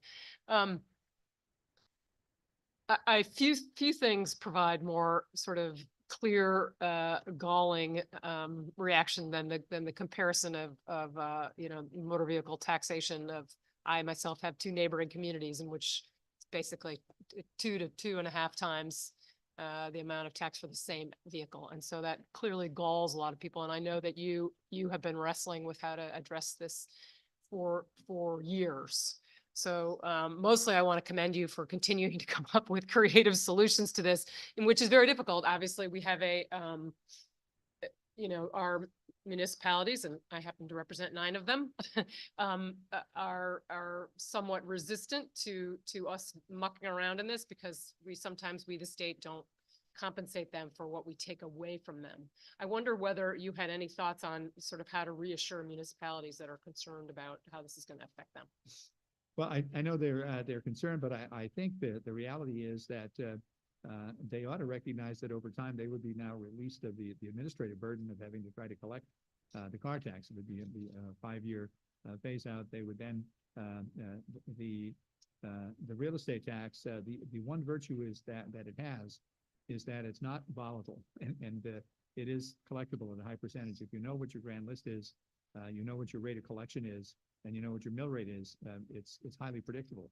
Unlike the taxes that are levied directly by the state, we're always, estimating and projecting what we're going to take in the income tax and take in the sales tax. But the one virtue of the regressive property tax is that generally you know what you're going to take in. So I think it would enhance municipal planning in that sense, and still be equitable, because with the expansion of the grand list, because of the higher values getting closer to market value in terms of assessed value, there would be a significant expansion of grand lists and presumably a much lower mill rate in most communities. Thank you, Senator. Senator Roman. Thank you, Madam Chair. Thank you, Senator. Senator, I wanted to thank you for all of your work in the task force last fall on the car tax, and all of the attention you brought to that, and just the strong and creative and thoughtful effort that you went into in grappling with that issue that has been bedeviling us for years. Thank you. Thank you for your kind words. First, I want to talk about the 456 Senate bill. I lived in Hartford 2 years about, and during my residency is obviously 245 Putnam Street in Hartford. Obviously, our chair, Senator Fonfara, of course, knows the maybe address because he's there, So middle of night, 3 o'clock, we wake up, gunshot. So when poverty goes up, crime goes up. Period. And only way we can reduce the crime if we can reduce the poverty. And this is a really good bill. I want to thank you being here today and testify with this bill. This is a very important bill. This bill will, increase quality of life in Hartford and across the state, obviously. So thank you for our leadership working on this bill. And second thought, my bill 450, motor vehicle personal property tax. Again, thank you for being here, testifying and supporting this bill. Yes, it is a regressive, complicated, unfair tax. I just want to share my personal experience. 25 years ago, I came in here. I mentioned the number of times, $200 backpack, work hard. I had a number of minimum wage jobs. So I decided to buy car because I spent a lot of time walking and taking bus. When I went to buy the car, I didn't realize I have to pay the car tax yearly base or quarterly base. It was not included in my budget. I left. And then I go back, bought the car. It's holding people, buying the car, making more money, helping our economy because of car tax. Maintenance, monthly payment, car payment, insurance, car tax. I think it's too much for people like me. I was making $7.50 an hour. So it is regressive, complicated, unfair tax. And I think I'm with you 100 to 200%. And we need to do something, make fair, equitable, affordable, Connecticut, helping working family, seniors, young students. If they have the car, they can have the job. They can make money. But they can buy the car because they have to pay the car tax. So I thank you kindly. You explained very clearly, freely, really complicated and regressive. Toyota Corolla, 1912 Toyota Corolla in Hartford paying $380 tax. Same vehicle, same mileage, same everything. Same vehicle paying another zip code, maybe $150, $180. So it is really, really unfair tax. When you're saying by regressive, Mr. Senator, can you specifically putting little more input there by saying regressive, the car tax? Well, it is clearly regressive because it is, as you say, more burdensome on lower income people because while the tax is based on the value of the car, whatever mill rate it's set, it is for lower income people almost always going to be burdensome, just as the sales tax is. When people pay the sales tax, people of significantly differing incomes pay the same sales tax when they buy a product that's subject to the sales tax, and it doesn't take income into account. So that's why just like a flat rate income tax is regressive, the sales tax is regressive, and any other tax that doesn't take ability to pay into account is regressive. I agree with you. If we increase the sales tax tomorrow, I don't think so people are going to complain because they don't see the payment. They don't see the bill. But the car tax, they see the bill every 3 months, 6 months, they're receiving the bill. So, yeah, I'm agree with you, how you explain it. Thank you, Madam Chair, and thank you for listening me. Thank you, Mr. Senator, for your leadership and supporting this bill. I really appreciate it. Thanks. Thank you, Senator. Representative Cheeseman. Thank you, Madam Chair.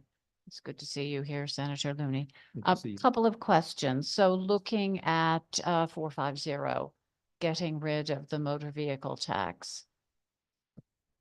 So would the increase in assessment only apply to residential properties going from that 70 to 90?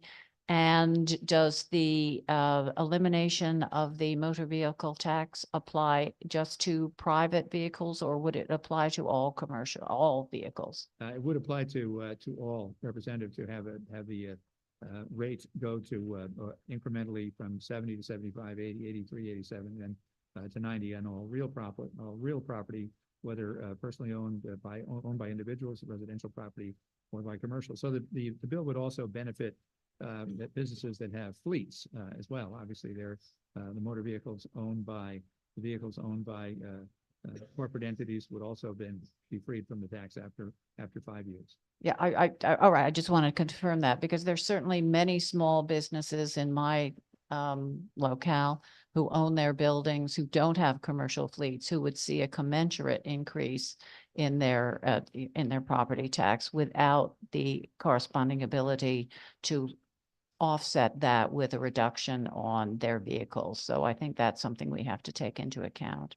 And and if you accept that, well, the municipality is going to lower the mill rate to make up for that, if you are not benefiting from that reduction in your overall taxes because you have no vehicle, how does that play out?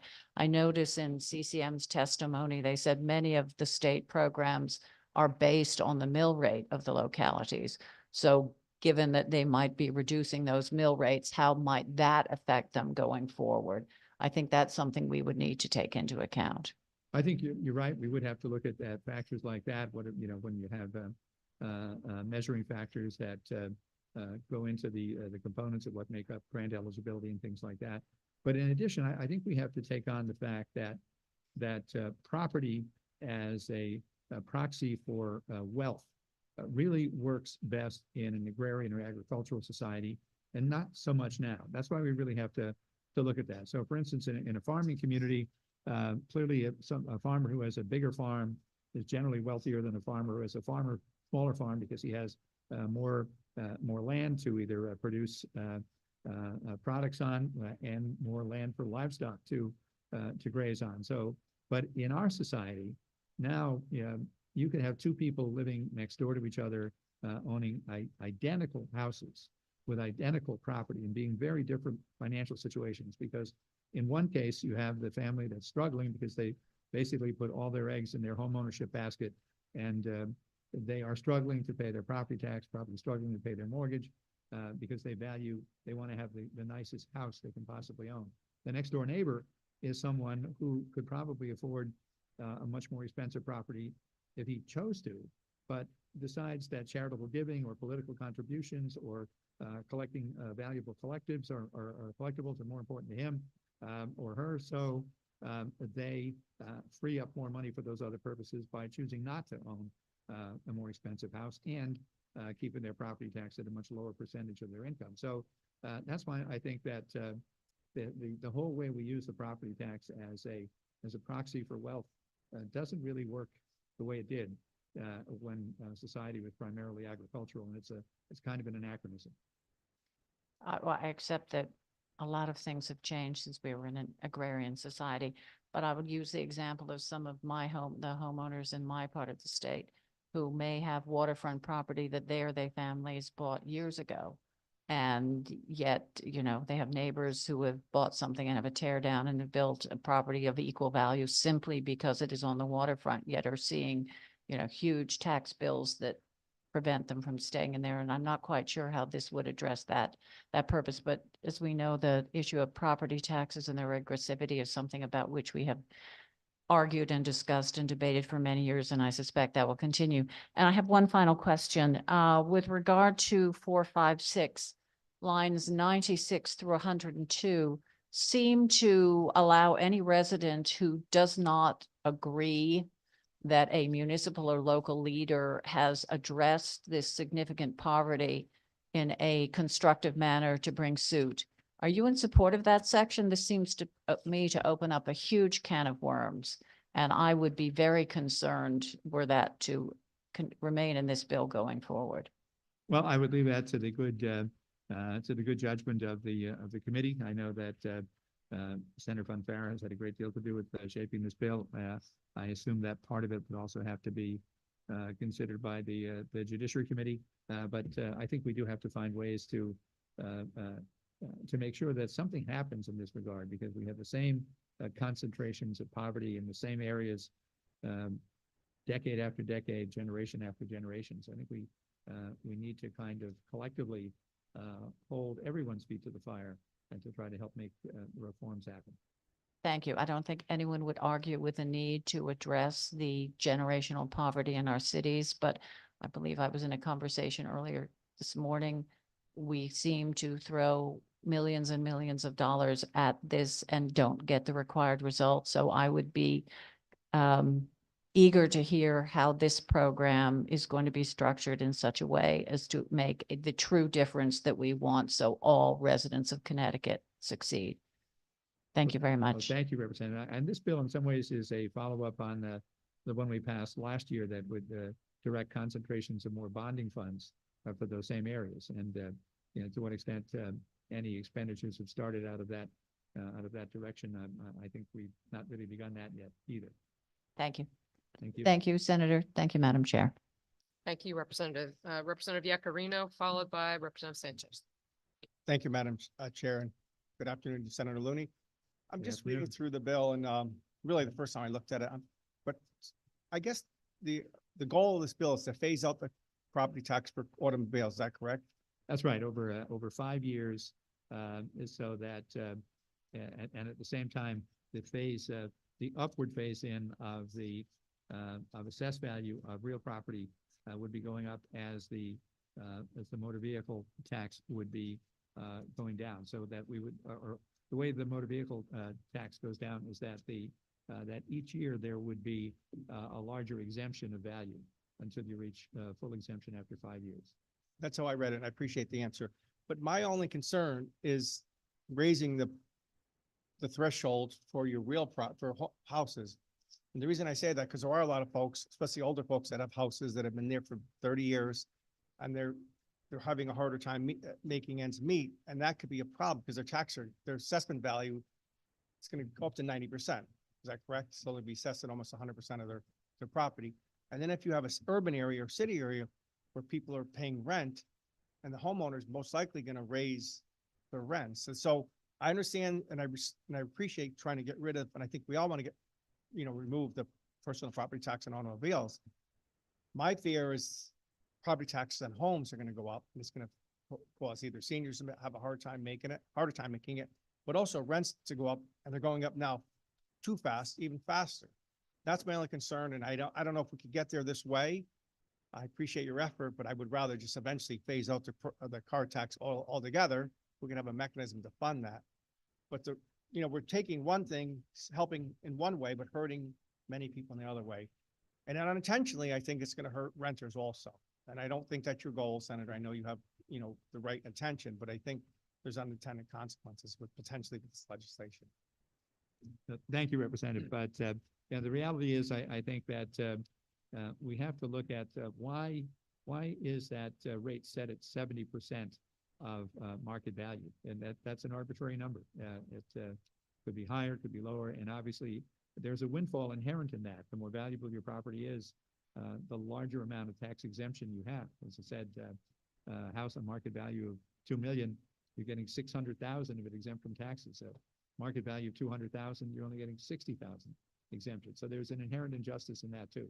There is, I understand that, but hopefully we get there a different way, but I appreciate your effort as always, and I appreciate Madam Chair. Thank you. Thank you.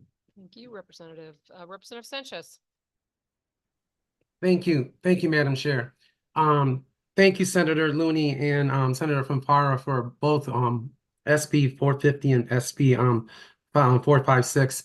In regards to the city that I live in New Britain, with the reevaluation recently and the tax rates here, the property tax rates, the mill rate had been dropped, but not as much as we anticipated. Many of us in the city of New Britain saw an increase in our property taxes.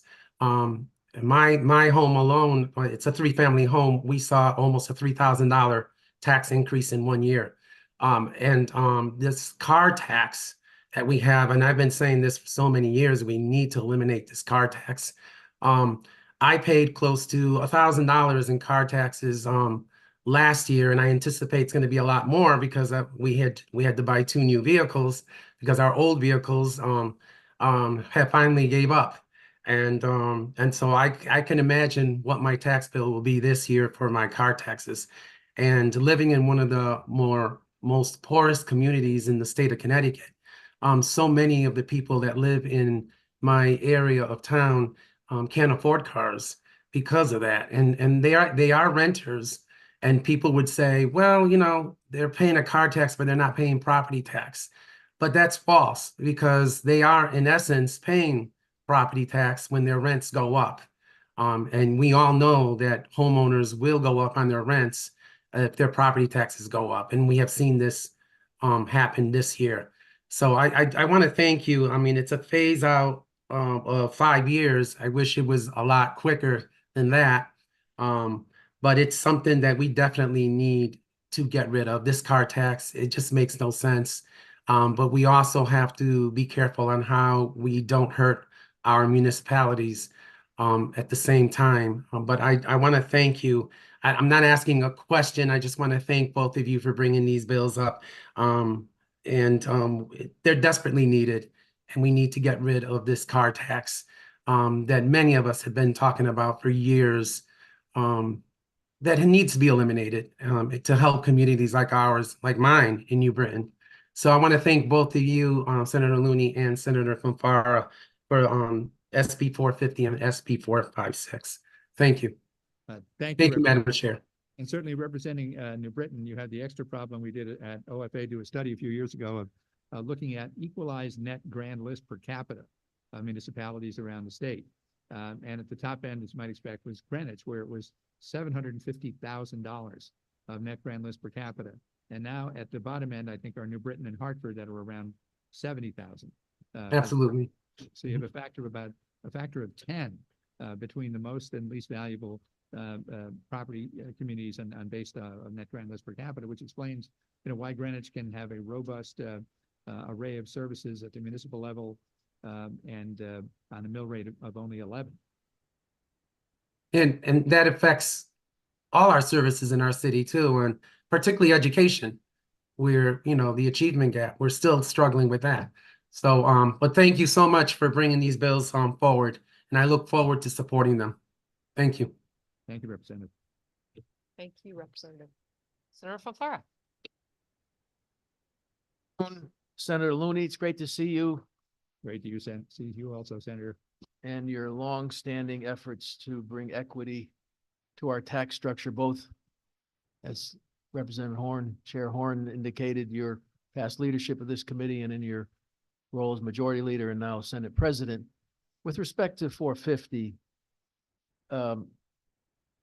Senator Looney, can you address, as the phase in of the change in assessment level and the phase out of the car tax, isn't it up to the municipality to decide, other than the loss of revenue from the car tax, where to set the mill rate?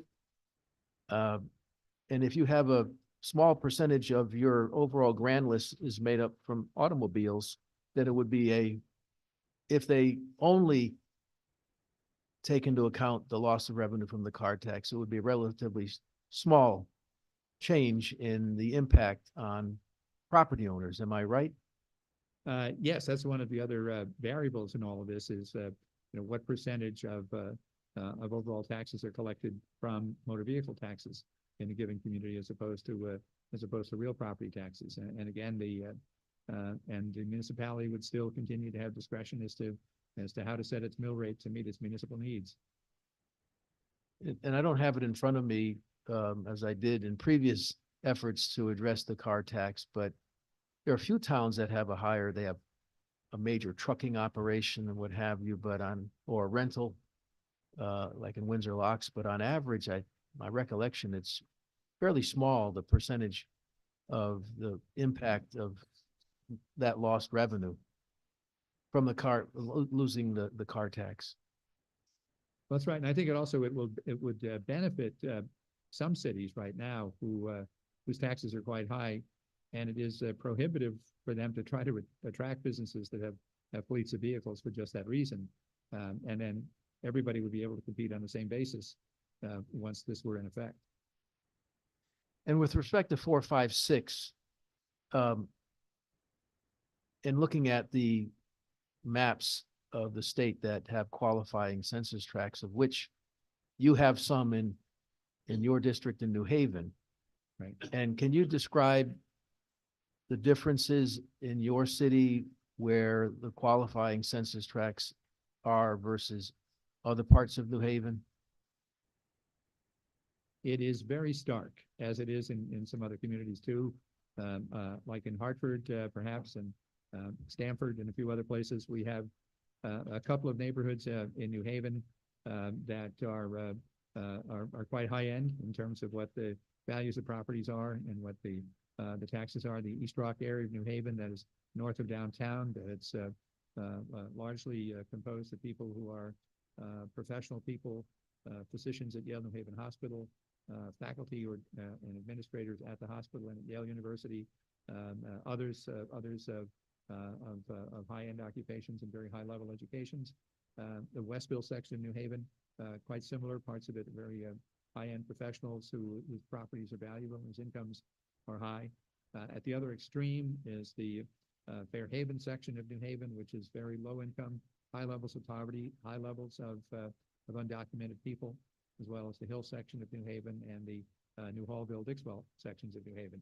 And one of the greatest contrasts is the area of Prospect Street, New Haven, and people are familiar with that, near Yale University, and there's the Prospect Street Hill. On one side of that hill is one of the more affluent neighborhoods in the city, and when you cross over that hill to the other side, the Dixwell Avenue side, you go from great wealth to great poverty by walking a couple of blocks. And you mentioned earlier about generational poverty. Is that your experience in that section that you just described, that it's generations experiencing that lack of opportunity and almost condemning folks, families to a substandard living? Right. I think that the generational impact is seen through the school systems, where you have parents themselves who never had quality preschool or daycare when they were kids, now are parents themselves. Their children are now coming into school unprepared to be in kindergarten when they get there. So obviously in other forums, we talk about the need to devote more resources to birth to 5 education. But it's a multi-generational problem where the one constant is poverty. Thank you. Thank you, Senator Lewis. Thank you, Madam Chair. Thank you, Mr. Chair. And seeing no further questions, again, thank you, as always, Senator Looney, for being here. Thank you so much, Thank you. Madam Bye. Chair and Mr. Chair, and congratulations on the superb work that this committee does in every single session of the General Assembly. Thank you. That's very kind. Next up, we have Matt Hoey. No? No? Madam Administrator? No. Okay. Constanza Segovia? Just left? Okay. Alex Knopp? Yes, he's online. Okay. There you go. Good morning, members of the Finance Committee. My name is Alex Knopp. I had the privilege to be a member of this committee for 14 years until I was elected mayor of Norwalk in 2001. I'm here this morning first to thank Senator Fonfara for his leadership on property tax reform issues, and just to acknowledge what you've all said about Senator Looney's great leadership role over many years. I'm here to testify in support of the principle of House Bill 5516, an act establishing a homestead property tax exemption. But in my brief 3 minutes, rather than spend too much time on the bill, I'd rather talk about the unfortunate set of conditions that lead us to have to consider this kind of bill. And that is that the recent revaluations that show a tremendous increase in residential values and a relative decrease in commercial values means a tax shift of the property tax burden into the residential sector, so much that even if there is no increase in municipal spending, that is a flat budget, which is probably very hard to achieve, there still will be a substantial tax increase on most homeowners, what I call the silent tax increase, produced by this tax shift. I think there are three reasons for the tax shift, which was first identified by Vice Mayor Carbone in Hartford back in the 1980s, following the Hartford revaluation. At first are the results of the global and national post-pandemic economic conditions, with the increases in residential values and the decreases in commercial values. The second cause is the fact that this tax shift is produced without regard to the performance of a municipality in terms of its budgeting, its capital needs, its rainy day fund, and so on.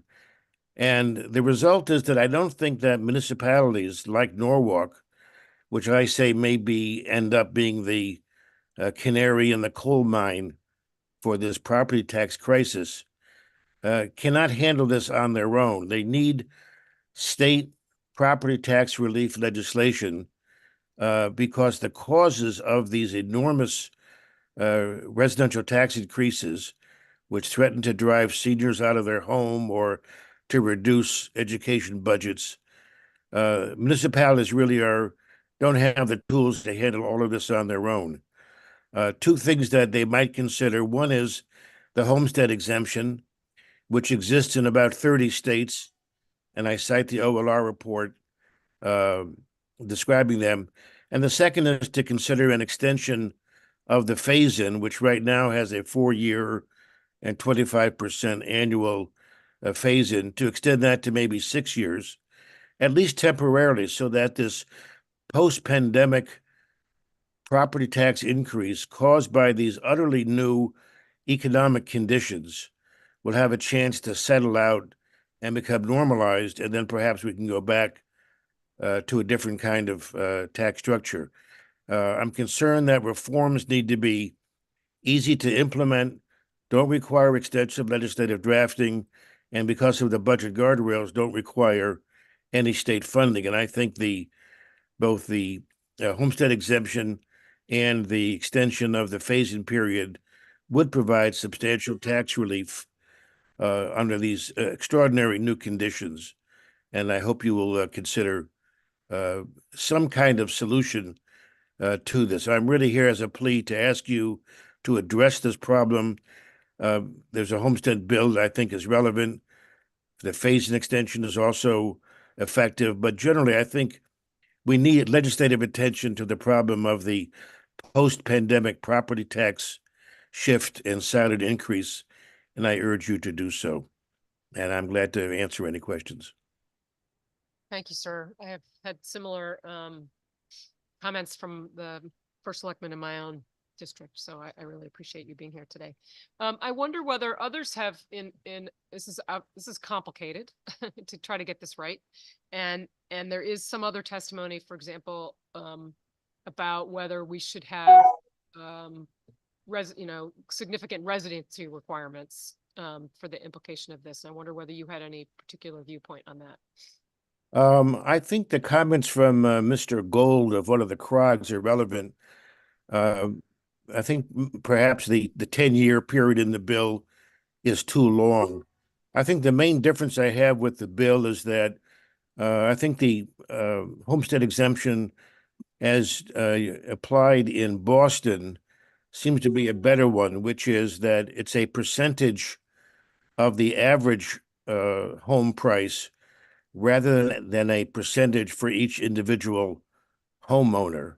And by taking that step with a so-called flat dollar approach, you end up accomplishing what Senator Looney had just talked about, which is greater equity at the lower incomes. It makes the exemption slightly more progressive to do it as a flat dollar amount based on a percentage of the average home in the municipality rather than as a percentage applied to each individual homeowner's value.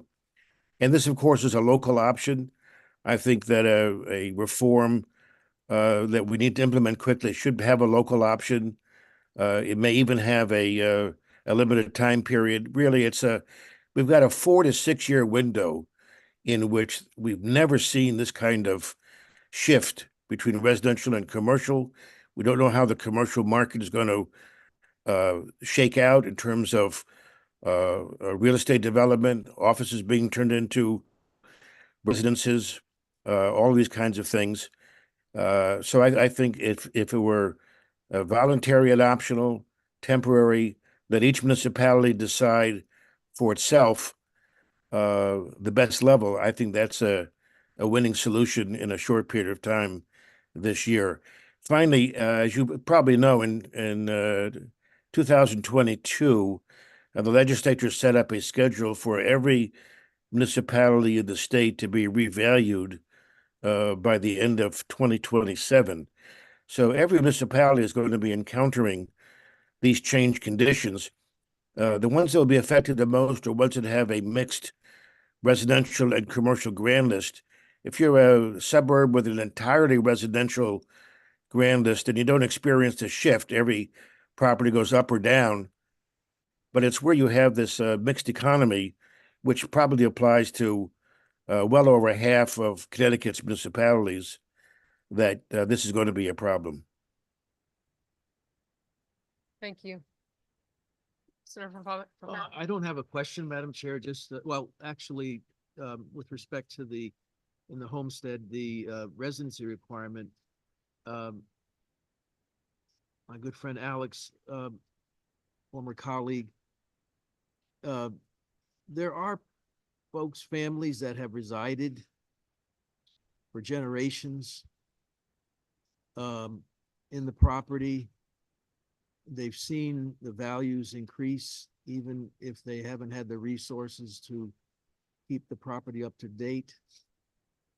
And often they're left with little value to pass on generationally to their children. This happens a lot. I can say in Hartford, in the historically Black community in the north end of Hartford. I'm not saying that isn't the case in other places, but certainly here where you're seeing folks that have lived in the city for 40, 50, 60 years in their home and then are facing increasing taxes on property, not because their home has increased because of investments, but just because of the factors you've raised, plus maybe the neighborhood as a whole. And that's how they value property. They drive by, they don't see what's in the house, they drive by and assume a general average assessment. And so if you care to respond to the recognizing the commitment that people have made to a community versus if you move in today, that you get the same benefit of homestead because you own the home, it's a residential property, as someone who's been there for generations. Well, John, if I understood your question, the effect of the homestead exemption isn't to raise or lower the sale price, which is where the issue of generational wealth would come in. It really affects the affordability of living in the municipality. And the problem is that the increase in value is not caused necessarily by local conditions, whether the spending in the budget or the capital budget or crime in the neighborhood or whatever. It's really caused by these global and national factors that have affected the states since the pandemic. And I think that the family you talked about has as much interest in being affordable to live in there by having a lower property tax bill, as does a new family. And there's also, I think, the question of that Mr. Gold raises in other testimony that I read, in terms of locking in the housing and reducing the turnover. But I have to say this, probably there are many variants of a homestead exemption. I haven't studied them closely and don't claim to be an expert. What I care about is some kind of solution to this problem of the hidden silent tax increase caused by unprecedented shifts in value between the commercial and residential grand lists. And I think how you deal with that problem, there's probably a lot of variance. As I say, making it a local option and letting the municipality set the exemption rate allows municipalities to have that flexibility that you're talking about. And John, again, I defer to you as somebody who has a long interest in this issue. And I know even going back to Nick Carbone, when he was deputy mayor in Hartford, he's the one who first recognized this tax shift and the consequences of the revaluation, not caused by spending increases, but caused by valuation shifts. And therefore, I respect whatever final recipe you want to mix up this homestead exemption, but I think the principle of it is what really counts. And hope that the Finance Committee can exercise its leadership by addressing this issue. You know, as we mentioned at the beginning of my overly long testimony, and thank you for letting me submit more than usual, but the property tax takes up more of the state and local tax collection in Connecticut than does the income tax. Yet most of the legislative discussion about tax reform seems to focus on the income tax, child tax credit, things that are excellent ideas. But let's not forget that the property tax is not only more than the income tax in the state and local collections, but is much more regressive. And we have a slightly progressive income tax, but a very regressive property tax. And that, as the new tax incident study that you heard last week shows, tips the whole balance toward regressivity. So that's why I think this issue of the homestead exemption and tax classification is very relevant. Thank you, Alex. Always appreciate your perspective, and it's helped me understand what you're advocating for here. Thank you, Jeff. Thank you, Mr. Crocher. And we don't mind your overly long testimony. In fact, we don't find it overly long at all. We want to get this issue right. So it's Thank you. Big deal. Thank you, sir.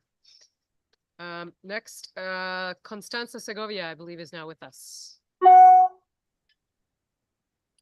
Thank you, and sorry to be off camera. Senator Fanfara, Representative Horn, members of the Revenue, Finance, and Bonding Committee. I am Constanza Segovia. I'm the co-founder and organizer with Hartford Deportation Defense, an organization of 300 immigrant families and neighbors in the Hartford area fighting for justice and dignity for our communities. We are part of the Connecticut for All Coalition and the Husky for Immigrants Coalition.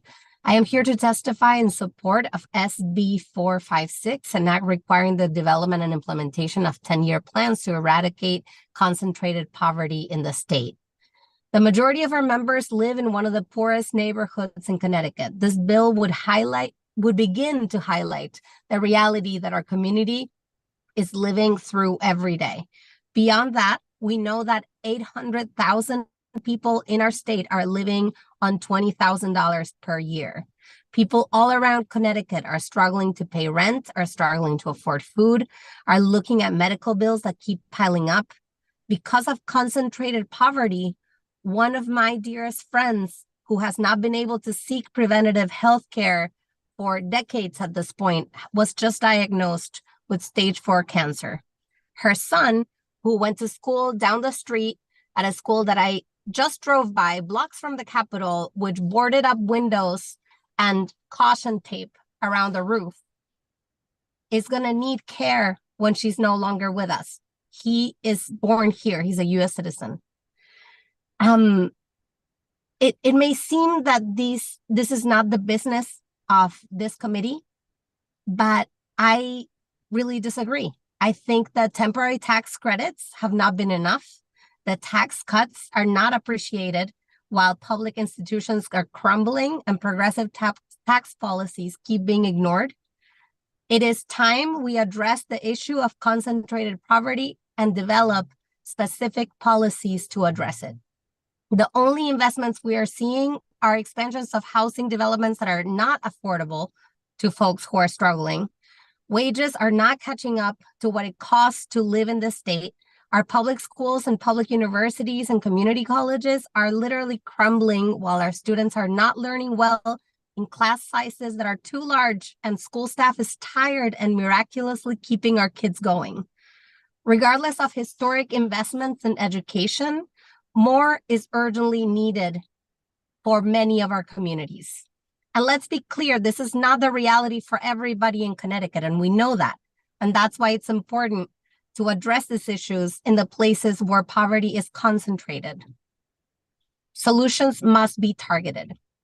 This bill provides tools for our communities to hold the executive branch accountable in their commitment to alleviating poverty in Connecticut. We need this because we keep hearing that the governor is committed, but in practice, our communities are suffering every day without healthcare access. Our public schools are still facing the highest levels of inequity in the country. 3 minutes, please summarize. Thank you. I ask this committee to consider the real solutions to the problem of concentrated poverty by supporting this bill. Let's do the work that we need so that we can have a true Connecticut for all. Thank you. And thank you for being with us today. Seeing no questions, I will call a panel, Patrick O'Brien and Nick Teeling.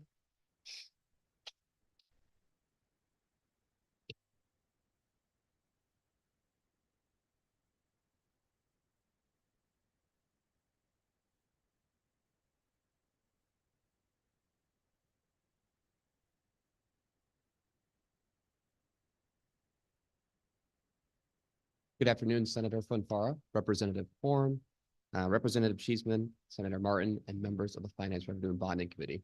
My name is Nick Teeling, and today with me is Dr. Patrick O'Brien, who will be available to answer any questions you may have. We're testifying today on behalf of Connecticut Voices for Children, a research and advocacy organization working to ensure that Connecticut is a thriving and equitable state where all children can reach their full potential. CT Voices is testifying specifically today on Senate Bill 456 and Senate Bill 450. For the purposes of time, I'm reading a condensed version of our testimony. Connecticut Voices for Children supports Senate Bill 456, but recommends that policymakers pass a modified version that includes the creation of a Connecticut Child Tax Credit, defines concentrated poverty census tracts to include the rate of child poverty, and requires OPM or another relevant agency to develop a measure of poverty at the census tract level that incorporates refundable tax credits and other features included in the SPM. Concentrated poverty and child poverty are both part of a growing overall poverty crisis we're facing in Connecticut.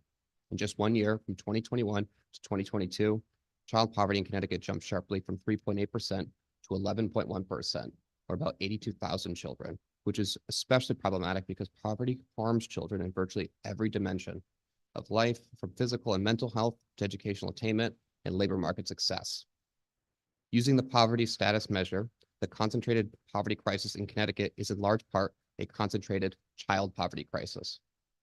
Defining concentrated poverty census tracts based on only the total poverty rate rather than also the child poverty rate understates the extent of the concentrated poverty crisis in Connecticut. If concentrated poverty census tracts are redefined to include census tracts that have a total poverty rate or a child poverty rate of 30% or higher, the concentrated poverty crisis in Connecticut is even larger because the child poverty rate in Connecticut is generally higher than the total poverty rate. This is why we recommend the inclusion of establishing a Connecticut Child Tax Credit. The American Rescue Plan Act modified child tax credit and the federal Child Independent Care Tax Credit provided unprecedented temporary support for families with children, resulting in an historic decrease in child poverty in the U.S. and Connecticut in 2021.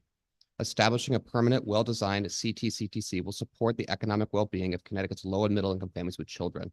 This includes helping to reduce income inequality, racial and ethnic income gaps, income poverty, wealth inequality, racial and ethnic wealth gaps, and wealth poverty, all of which will increase the ability of low and middle-income families with children to make ends meet. CT Voices also supports Senate Bill 450. However, we strongly recommend that policymakers modify Senate Bill 450 to include a progressive revenue source to offset the elimination of the motor vehicle property tax and ensure that municipalities are not financially harmed.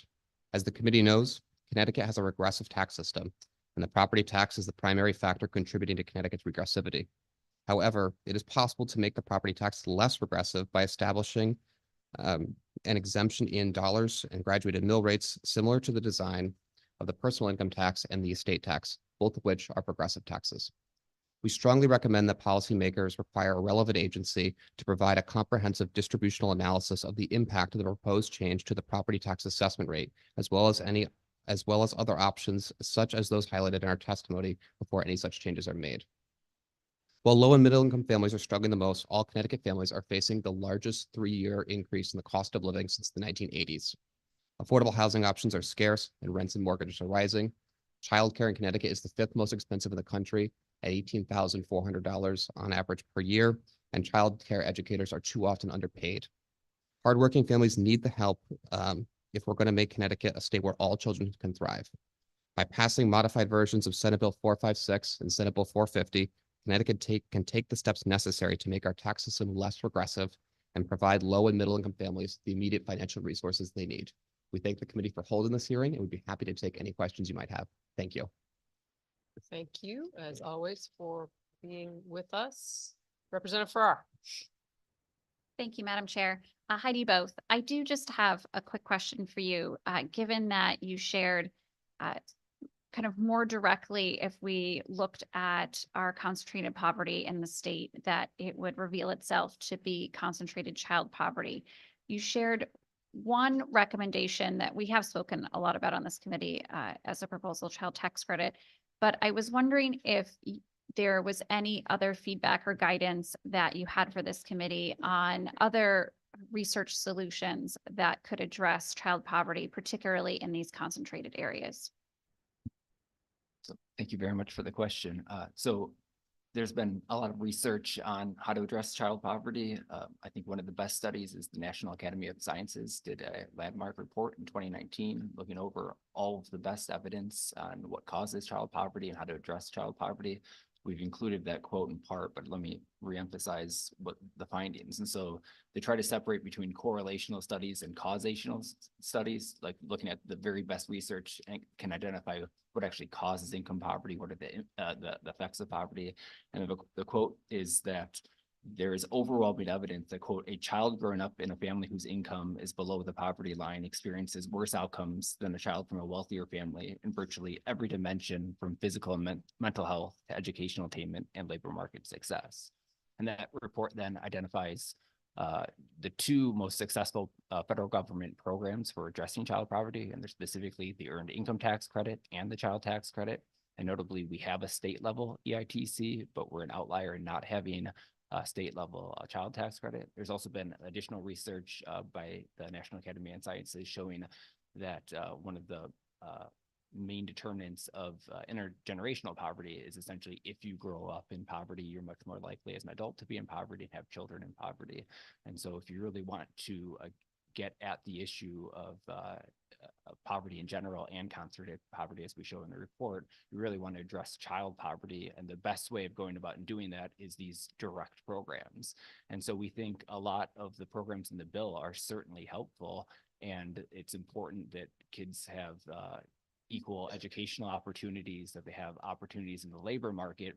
But in the end, poverty is ultimately a function of your income, and the most direct measure of lifting people out of poverty is by by increasing their income.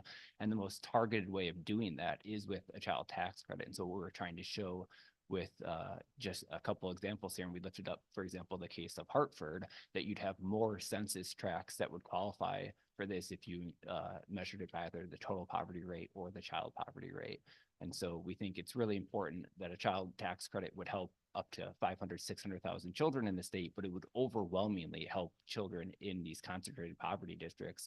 And that really also gets to the point of the importance of the design of the child tax credit. And so we listed 3 options in here. And option 3 is the one that's the flat dollar amount. So, for example, if you make $5,000 and have 2 children, you will qualify for the full amount of the child tax credit.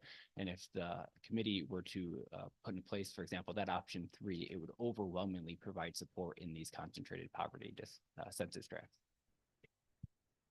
Thank you for that and for sharing that relevant research. I did just have a quick follow-up given what you shared. I know we've also heard from some wonderful other folks today, just about the impact of education that can kind of transform, particularly some of our areas that might have more concentrated poverty. And I think it's come up as a potential use of funds if they were directed into these more highly concentrated poverty areas.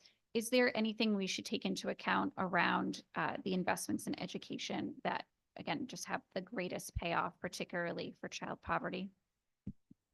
So yeah, so there's obviously lots of research, for example, on the importance of high quality early care and education. I think there's obviously a lot of research on the importance of having, healthcare coverage and so on. I think what you want to do is you want to have a comprehensive support where you're providing cash benefits to families as well as educational opportunities that hopefully and good health care and all of that so you have both a direct support and you have indirect support, and I think both of those together are really what would be more effective in addressing concentrated poverty than just focusing on one or the other. Thank you, Patrick. Thanks for sharing that with us. And as you noted, I think for us to make sense of what we see in our state as these vast instances of inequality in our own communities and across the state, looking more closely at what could work to have that intergenerational approach could really have the greatest impact for our investment. So thank you both for being here, and thank you to the chair. Thank you, Representative. Representative Mushinski. Thanks, Madam Chair. Same question I asked a previous witness. When former Mayor Bloomberg tried to do the same thing in New York, he was challenged legally, I think, by families that were not in the chosen districts. And he had to step back from his proposal and fund it privately. So my question is, do you feel that the way this bill is written with specific census tracts described will withstand a challenge? So thank you for the question. Like the previous time the question was asked, I too am not a lawyer, so I cannot speak to that. I think what we wanted to really add here with our testimony is that it's not a trade-off between, do you want to do a broad-based program of supporting children in the state, or do you want to address concentrated child poverty? By providing some of this research, we're attempting to show that essentially in these concentrated poverty census tracts, you're going to get overwhelming number of beneficiaries from the child tax credit. So it's not a trade-off one way or the other. I think one thing that was also interesting when looking through the data is, for example, the goal of the bill is to reduce concentrated poverty from 30% to 20%. And there's a lot of census tract districts that also will have, for example, a child poverty rate of over 20% that are in that range of the 20 to 30%. They don't quite qualify for 30%. But for example, if they were outside of this bill and not getting some of the other support provided through bonding through this bill, they'd at least still benefit from the child tax credit. So I'm sorry, I can't answer the specific question about the legal ramifications, but trying to give you the value add of our testimony. Okay, thank you. Thank you, Madam Chair. Thank you, Representative. Senator Fonfara. Thank you, Madam Chair. You guys are good. I got to tell you, you take this bill, which is on concentrated poverty, you make it all about the child tax credit. That's pretty good. In any event, so you spoke about some study that said that if you grow up in a family that's in poverty, that your chances of living your life in poverty. Have you seen the study that by the Brookings Institute that came out last year that said that if you live in a middle income or upper income family, but live in a concentrated poverty community, your chances of your income in life being lower. Now you're growing up in a middle income or upper income family in a concentrated poverty neighborhood. Your income on it, this is a 15-year study by the Brookings Institute that came out last year that said that your income on average in life will be lower.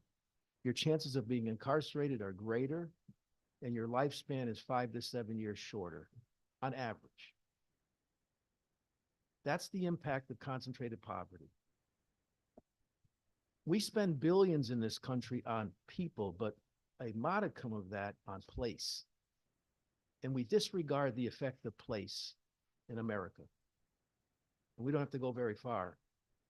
Drive a half a mile up the street, cross the street here, whichever direction we're in, Capitol Avenue, and you are in a neighborhood that qualifies as concentrated poverty. And that's what this bill seeks to do. I get your point about child tax credit, extremely valuable, important. But the fact of the matter is, as people do better who live in a concentrated poverty community, you know what they do? They leave it. They leave it. And you hear often in the community about he got out, or he never got out, the streets got him, what have you. Place matters when it comes to that level of poverty. And child tax credit, while very helpful, and you've spoken many times in front of this committee on the value of it, but that doesn't address the issue of the impact of the community. I wish you had focused your testimony on that, even if you sprinkled in every now and then about the value of the child. You know, I don't think I'll ever be able to see you, doctor, again for the rest of my life without seeing child tax credit in front of me. But you've been effective. But this bill is about one specific issue that we have ignored. And frankly, across the country, it's been ignored, although the governor of Maryland has put forward a bill called the Enough Act that seeks to address concentrated poverty as well. So I hope that your reasons for being here is an acknowledgement of the particular effect of concentrated poverty has, irrespective of whether the family has a degree of wealth or not. That's the reality that we have in Connecticut, in the communities. Fortunately, not many, but if you happen to live in one, doesn't matter about the rest of the state, does it? Care to respond, you can. If not, it's fine. Thank you, Madam Chair. So thank you for the comment. I think I would just add that we're trying to lift up the fact that we obviously think concentrated poverty is a very serious problem in the state and that the state should take more steps to address it. We did lift up that we think the child tax credit is an effective tool for addressing that in part. We also support the other provisions of the bill, but some of the other recommendations, again, just to highlight, is we think it's important, for example, to address how we define these concentrated poverty census tracts. And so two of the recommendations that we lifted up, one being that you will identify some additional census tracts that have a very high level of poverty if you use either the total poverty rate or the child poverty rate. As we showed for the example of Hartford, there are several additional census tracts that have child poverty rate over 30%, but not a total poverty rate. And so that would expand the scope of the program, which we think is important. The other thing we think that is important to lift up is the measure of poverty used. So we highlight in our testimony the three different measures of poverty that the Census Bureau provides.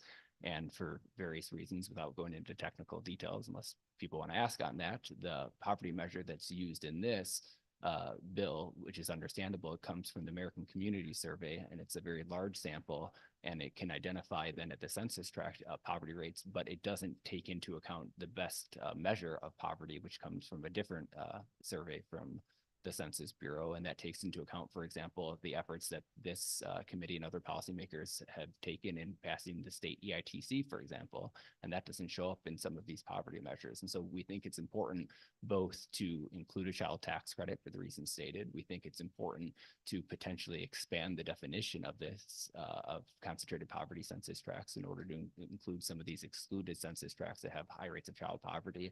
And we think it's also ultimately important to come up with a more effective measure of poverty at the census tract level. So when this committee, for example, increases the EITC, cuts the personal income tax, maybe at some point establishes a child tax credit, that those effective measures are actually taken into account. And so we can see the impact of poverty at the census tract level. And so we had a broad range of recommendations, but I very much take your point that I think concentrated poverty is a very serious problem in the state, and we're supportive of this committee's efforts to address it.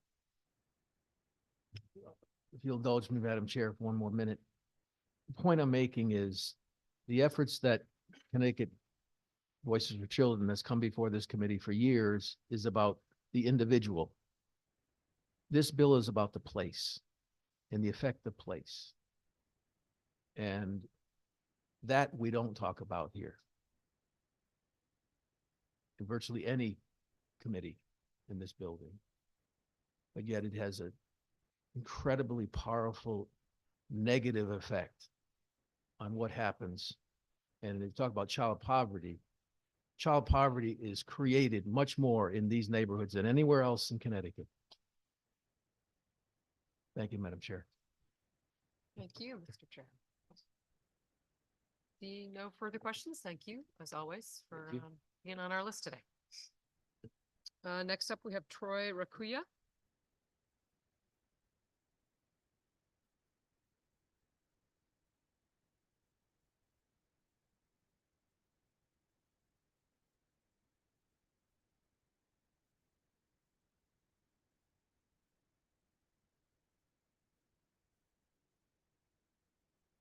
Good afternoon, and thank you for hearing me. Thank you for pronouncing my name right. Doesn't happen too often. My name is Troy Rakuya. I'm the Director of Collective Bargaining for AFSCME Council 4, a union of 30,000 members. I also served as a police officer, the East Haven Police Department, until 2007, when I retired with a SEMERS pension. I'm here to testify in support of House Bill 5515. I want to thank Comptroller Scanlon for creating a working group where municipal management and labor was represented, and we're able to come to consensus on the language that's in the bill before you. In that regard, I'm submitting this testimony on behalf of the 6 labor members who participated in the process. Myself, Carl Chisholm, President of SEIU Local 506, Dave Glidden, Executive Director of SEIU Local 2001, Stuart Sabakal, Chief of Staff, AFT Connecticut, and Jeff Tomsick, Director of Legislative and Political Affairs for the Uniformed Professional Firefighters of Connecticut. And lastly, Dan Livingston of the union law firm Livingston, Adler, Pula, Michael, John, and Kelly. This bill would create a joint commission between municipal leaders and municipal unions that can focus on specific issues that affect the municipal pension system. It also would provide access to many of the positive aspects of a defined benefit system in the municipalities and would allow flexibility to adapt to any financial changes that the system may experience. While there's always a risk of disagreement between management and labor, we believe this system will protect worker retirements and allow them to enjoy their retirement with security while providing financial stability to municipalities. House Bill 5515 seeks to find a balance between being fiscally responsible while living up to a duty to make sure that employees who have dedicated their life to serving the public are able to retire with dignity. We realize preserving and strengthening SEMERS takes some risk, but we believe that the commission set up in this bill will allow workers' voices to be heard and represented. I do want to note we're continuing to work with the comptroller about the appointment section of legislation to make sure that the labor and management have an equal voice. And we expect to submit some technical revisions to that section together in the very near future. It's vitally important that workers are allowed to retire with security. We believe this bill will achieve that goal and allow the SEMERS system to prosper and be stable for years to come. I strongly urge the committee to support House Bill 5515. Thank you, and I appreciate your time and would love to take some questions. Thank you. I appreciate you being with us today. As the when the comptroller was with us earlier, we talked about sort of the importance of that working group and the diverse opinions, viewpoints brought together on that. So it's really nice to hear your commendation of that as well. So I thank you. Seeing no further questions, enjoy the rest of your day. Thank you, you too. Next up, we have Betsy Gara. No, we don't have Betsy Gara. Daniel Swift.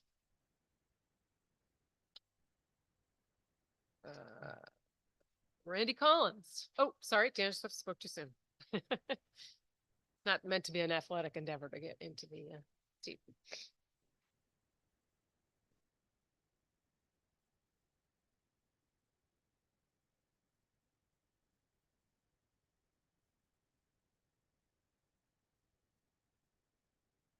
Good afternoon. Thank you, co-chairs Fonfara and Horn and members of the committee for allowing me the opportunity to speak today in support of Senate Bill 452. My name is Daniel Swift and I'm a principal at Ryan LLC. Ryan is a global tax service firm. I work within our commercial real estate tax practice where I advise our clients on property tax matters throughout the New England region. Currently, if you are a commercial or apartment owner with an assessed valuation in excess of $1 million in Connecticut, the Board of Assessment Appeals can force you directly to court without ever hearing your case. Court becomes these taxpayers' first venue for appeal, and not only do they incur the costs associated with such a filing, they now have to engage an appraiser and file an appraisal report immediately, meaning that these taxpayers are having to spend tens of thousands of dollars before they've had any discussion at all on the issues. It forces taxpayers to make a cost-benefit analysis of whether they are better off unfairly taxed rather than spending the significant capital to protest their assessment. Senate Bill 452 provides for an opportunity for taxpayers and board members to have an informed discussion on the matters before court filings are made, saving time and cost for both sides. By providing some very basic upfront information to the taxpayer about how their assessment was determined, it will allow for a much more efficient and effective hearing in front of the BAA, the Board of Assessment Appeals. 452 proposes to increase the threshold for the Superior Court appraisal requirement from $1 million to $7 million. At $1 million in assessment, you have total taxes ranging approximately $20,000 to $30,000. Meaning if you have an issue where you feel your property is being overvalued by 20%, you have an issue between $4,000 and $6,000 and would be required to spend double or 3 times that amount on appraisal and legal fees before having any substantive discussion on the value. $7 million is a much more reasonable threshold to avoid cases where taxpayers drop appeals due purely to the costs involved rather than the fairness of their taxes. Lastly, 452 modifies the penalty for failure of a taxpayer to timely submit property financials. Currently, the penalty for failure to submit at the town or city's request is a fee equal to 10% of the property taxes. These requests can be missed for numerous reasons. Transaction, the request is sent to a lender, tenant, or other third-party escrow agent. New owners to the state are unfamiliar with the requirement. Often these are received by owner-occupied buildings that have no income to report and therefore are disregarded only to receive the same 10% penalty. It can equate for first-time infraction to tens, and in some cases, hundreds of thousands of dollars for a penalty just for failure to miss this. It's by far the most aggressive and penal out of all the states, and it's not commensurate with the infraction. Thank you for your time, and I would welcome any questions at this time. Thank you for being with us. Senator Fonfara. Thank you, Mr. Swift. Did you happen to hear the testimony from the 2 individuals who spoke earlier? I'm trying to find their name. Jennifer Lineweaver and John Chaponis? Yes, I did. Most of it, at least. Could you respond to, if you care to, their claims that they mentioned Hartford in particular, but they see it in other places where if they don't have a high penalty for failure to file, then they can't assess properly the value of properties, particularly rental property, I think they mentioned. Yeah, I believe they mentioned a 75% compliance rate for Hartford. Obviously, there's quite a few properties. I think that's an indictment of the process in itself. I have never, nor have ever known anyone to advise a client not to comply. So that 25% miss is due to errors of property transaction. The tax bills go to various parties, property managers, lenders. They go to the tenants often. And it's not something you would ever think that is going to cause tens of thousands of dollars in penalties for non-response. It's not that way in any other state that I'm familiar with. In Massachusetts, it's up to $250. And compliance, I would argue, is at the same rate, if not higher than here. So the penalty, it's not working to compel, apparently, and it's certainly not commensurate with somebody missing a mailing. And these aren't just done during revaluations, which was cited earlier. They're done in interim years. So you have a reval, the next one's not going to be for 5 years. They'll send these out in year 2. How important that data is at that time, I think, is arguable, but the penalty is just the same. respect to the 7 million, you have particular experience with the threshold is where it is today and how that may or may not discourage appeals because of the cost? Yeah, as I laid out, the current threshold of 1 million, this is for the requirement to file an appraisal with the court within 120 days. It takes at least 120 days to commission an appraisal report. So you have to get this done immediately upon filing. And keep in mind, the BAA can defer you right to Superior Court for your first level of appeal. The 1 million, again, your taxes are going to range between $4,000 and $6,000, assuming a tax rate between 2% and 3%. Appraisal reports alone cost far more than that. When you add legal fees on top of that for the filing, it's no longer worthwhile to file an appeal in spite of the fact that your taxes may be excessive or are, in your opinion, excessive. At 7 million, you're looking at taxes between 140,000 and 210,000. So if you assume at least a 10% margin of difference, you're now at $14,000 to $20,000, and that cost associated with those appraisal requirements becomes a bit more sensible. But my question was, do you see where appeals that, even though the property owner and their advocates believe that there's a difference in terms of what they believe the property is worth versus what the assessor has, that you see property owners choosing not to appeal because of this particular cost threshold? Yes, we do. Yeah, the analysis is, what is the discrepancy in value? What is the potential tax refund owed versus what is the cost associated? And again, anything between that 1 and 7, you're going to be either in the red or very close to it. Lastly, what is your experience? You've been before boards of assessment appeal, Yes. and with respect to where, have you experienced where boards have just declined to hear the matter and it has to go right to the Superior Court? Yeah. The larger the city, the more likely they defer you right to Superior Court. Some of the smaller towns, they have an active BAA. They hear all cases regardless of the threshold, and we're able to resolve the matter at that level. At least have a substantial conversation about the disagreement before having to file further. I think earlier testimony alluded to a case where they had double the number of units on assisted living. And under the way it's currently set up, you would have to file to court, get an appraisal report to show, or at least have a discussion of the fact that the city or town is capturing double the units of that property.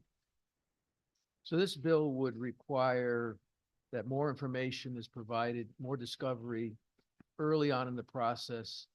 The board has to receive that information at least a week in advance.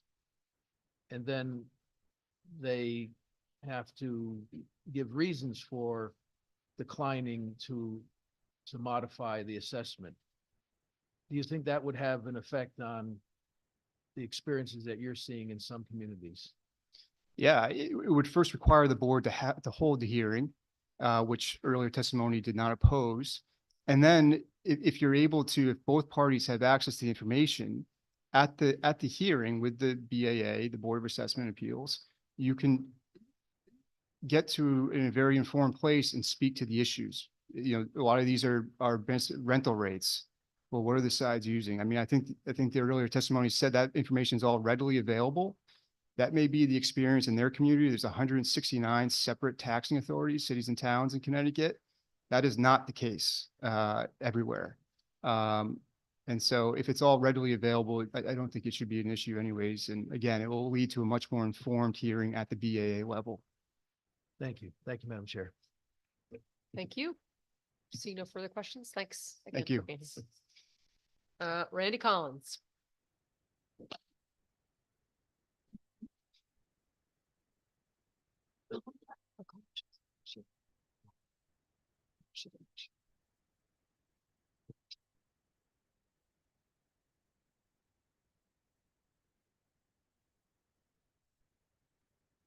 Good afternoon. It's afternoon. Members of the Finance, Revenue, and Bonding Committee.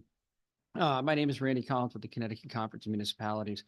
Here today, like to comment on two bills. The first one I would like to comment on is Senate Bill 450, an act concerning the 5-year phase out of the motor vehicle tax and the universal assessment rate. We agree. The car tax is regressive. It's a burden. I think I come before this committee every year on this, probably also the Planning and Development Committee, and I'm sure I can throw in a few others, and had long discussions over this. We would love to get rid of this. It is burdensome to collect. It is probably one of the more regressive aspects of our property tax, which is regressive in and of itself, but it also represents $1 billion a year in municipal revenue. To simply phase that out, will simply shift that $1 billion from motor vehicles to commercial and real estate property. And as CCM, we've been looking at the idea and talking about for a number of years, the idea of revenue diversification and allowing us to go away from our over-reliance on a property tax system. And this bill would kind of shift us into where we're more reliant on a smaller portion of that property tax to fund all manner of services. So I think it's, we would look to work with the committee to understand and try to identify a way to get out of the motor vehicle tax without simply shifting that, which will have an undue impacts. A business that does not have a motor vehicle to offset tax will see an increase. Residents that maybe have downsized to one car a few years old, but are still staying in their home. That car has a limited value based on 15 years old. We'll see a limited decrease in the motor vehicle, but a higher percentage as that shifts onto their real estate. As we talk about affordable housing, this is one of the issues that makes housing unaffordable. People who take public transportation and don't have a vehicle will simply see an increase in their burden. So where a company like Amazon with a large commercial fleet would see a significant benefit from something like this. So again, it's not a new conversation that we've had, but we would have a lot of concern over eliminating the motor vehicle tax without understanding how to offset that $1 billion increase. In terms of the universal assessment rate, looking back at the idea of why are we at 70%, it seems kind of a strange number. Back in well before my time there were some towns that were at 50%, some towns were at 100%. And smarter people than me, I guess, got together, figured out 70 was kind of in the middle and created that universal assessment rate. We've had conversations in the past, and quite honestly, if we went to 100%, towns, I think most towns would simply look at that as an accounting function of, well, fine, we'll increase the assessed value by 30% and then correspondingly lower the mill rate to meet that. I don't think any mayor for selectmen is going to impose a 30% tax increase on their You've reached residents. 3 minutes, please summarize. Increase their 30% increase. If we were to adjust that universal assessment rate, again, I think it would just be a corresponding decrease in the mill rate, but to do it on a 5-year basis or a phase in over 5 years, there's a lot of different factors that would have to be adjusted annually. Motor vehicle mill rates, pilot, a lot of that is based on the assessed value. All would have to be adjusted or looked at, and to do it every year for 5 years, I think creates the opportunity that something falls through the crack and we have unintended consequences. So looking forward to working with you on that, and happy to take any questions. Thank you. You, of course, it's on our sheet that you're testifying on a number of bills and you've commented on one. So I will invite you to comment on some of our other bills on our agenda today. Just very briefly, I still have some testimony I need to submit, but 451, we'd support the idea of a working group on the solar photovoltaic tax. It's something that we've worked on in the Energy and Technology Committee, but looking at the taxation of solar and some of those issues like that. I know the idea of a uniform capacity taxes is something we're continuing to have conversations with. For towns, we are a property tax and an added value system, and a uniform capacity tax for solar, more of a production tax. So it's a little bit harder for our towns to, municipalities to get their hands around how that would work and how that would adjust if you were to set a uniform capacity tax. We oppose 452, the assessment appeals. I know John Japonis and Jennifer Lionel-Weaver, I think, laid out a very, really laid out a lot of that process. I think there are some areas we probably could work on. looking at making sure the BAA hears all cases. I think there's some areas, but in the end, I think the idea is we want to make sure that the whole intent behind that appraisal was to limit the amount of frivolous suits that were coming in after a reval, where people would file, companies would come in, out-of-state companies would market, hey, apply this, get a savings, and we'll keep half, regardless of the merit of that. And by putting up that appraisal in would put a little bit of skin in the game and take some of those out to free up municipal efforts. The idea of mediation, that we would have to pay for half, I think we'd have to look at who would be qualified to do this. What is the time frame that they would operate under? What are the costs that might be charged? If you have somebody representing a person appealing that and representing themselves pro se, all of a sudden now they're going to have to pay half of that cost as well for mediation. Is it binding? Would they then go on to an additional step? So I think until we understand more how that mediation process would work, what the availability is, the timeframes that would have a municipal budget, we have significant concerns. And I guess I would leave it at that. And we're happy to take questions. Okay, I will accept your invitation and ask you about 5516, which is the homestead bill. Couple of the issues I think that we're looking at that homestead exemption is if we were to apply that and you have a residency requirement, does it benefit existing homeowners? And are we looking at what impact would that have? As again, we talked quite a bit about affordable housing over the last few years. Would this have a detrimental impact on newer residents that are coming in that may be moving into your community, maybe looking to purchase, that would not qualify? Because anytime we create an exemption, it's simply shifting, it's squeezing the balloon and it's putting a different burden on a different portion of our tax base. And so if you're providing a benefit for somebody who's got residency and who's been here for a certain amount of time, who else picks up that burden and how does that impact? And again, if it's a residency based on years, if I have somebody looking to move in and purchase a newly constructed affordable house, are they going to carry a higher percentage of that burden now that's being exempted from a longer term resident? And just because you're a longer term resident, does that necessarily mean you don't have an ability to pay? And at some point with our property tax system, I think we have to look at, ability to pay. Maybe that's where we have to go rather than just providing blanket exemptions for veterans or seniors or long-term residents. Otherwise, as I said, we just simply are moving the deck chairs around, but we're really not reducing the overall burden that municipalities, are laying the property tax on to cover. So there's a lot of, moving pieces here. So part of that is the residency requirement of 10 years, which so let me go back though. So the bill as currently drafted requires a 5% and then gives a local option to increase that does your position on this matter if we were to make it entirely local option? I mean, I will tell you that I have first selectmen in my district who are telling me, please do this, because they're looking for a way. They're not saying that it's going to shift the burden. They're trying to figure out a way to help a certain sector of their demographics. Certainly. I mean, I think, again, as we're watching an unbelievable shift in real estate, pricing from commercial and, commercial values are down, our residential rates are going up. I think we've seen that across the board. I know my mother-in-law who's retired in Waterbury was stunned by, all of a sudden her tax bill and how it jumped. I think the idea of providing this as a local option is certainly more feasible. Some towns will have a little bit easier way to do this. Maybe there's more of a demand within that town, but I think, creating a local option is certainly something more palatable than a mandated exemption. I think we have 100 mandated property tax exemptions that exist right now. So I think our membership would be much more amenable to that local option, a local option rather than another mandated exemption. Okay, thank you. Senator Rahman.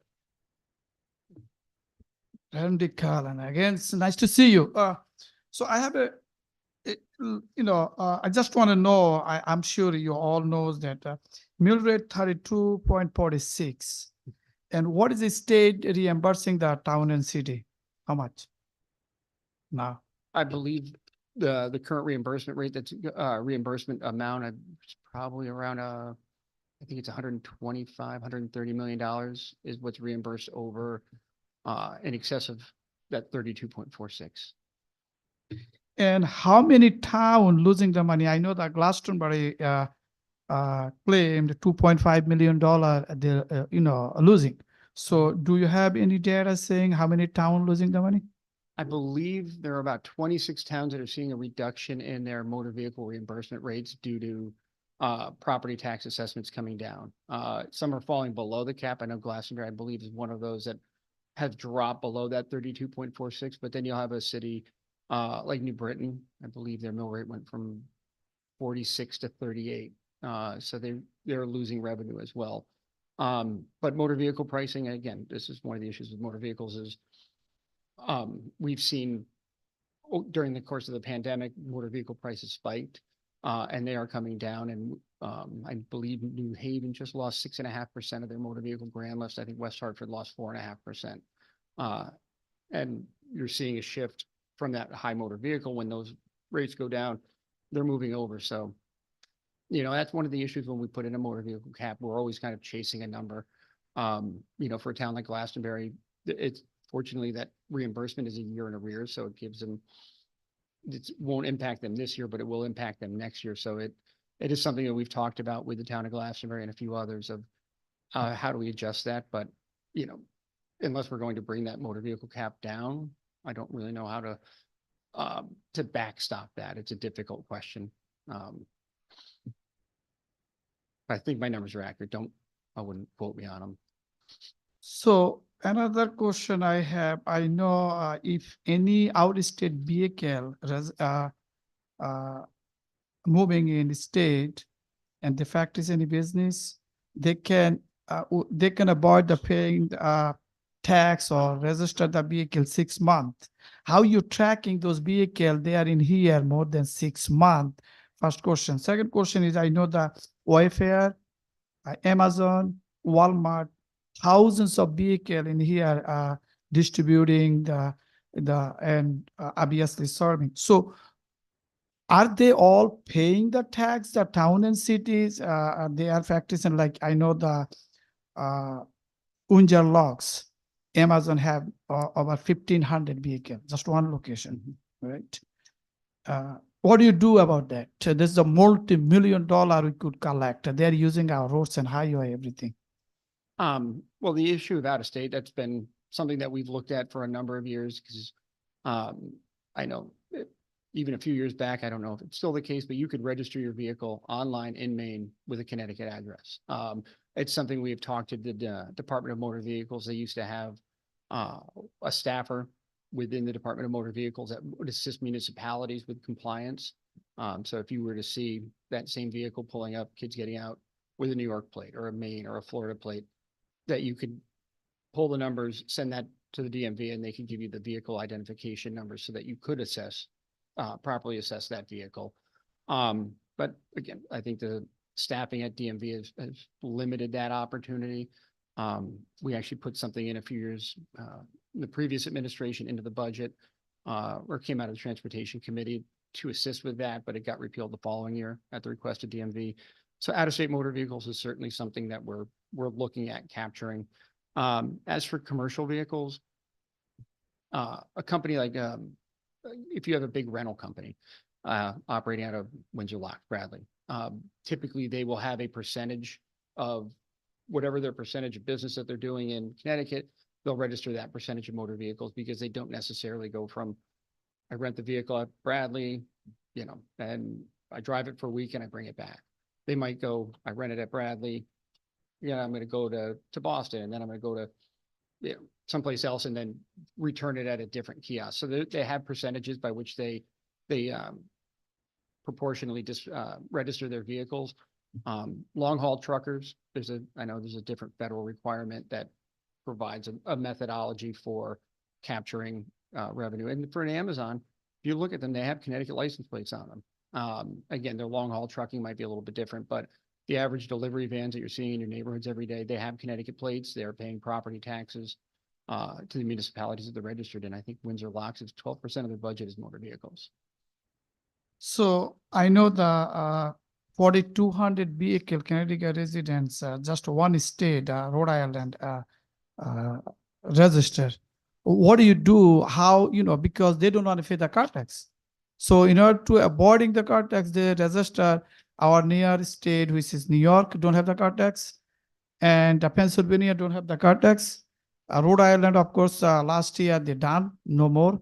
So avoiding the tax, we're losing the millions of dollar registration fee. What do you do? What we should do? What is your idea about bring those people back and generating more income for the town, for tax and the state for registration? Yeah, I mean, as I stated, the enforcement of, identifying those vehicles that are cited in Connecticut but are avoiding the tax is an issue. And that's a local burden. It's, again, another of the reasons we agree, the property tax on motor vehicles is very difficult. It's a lot of work, and relatively speaking, it's the return on investment per car is not there, especially as they get older and depreciate.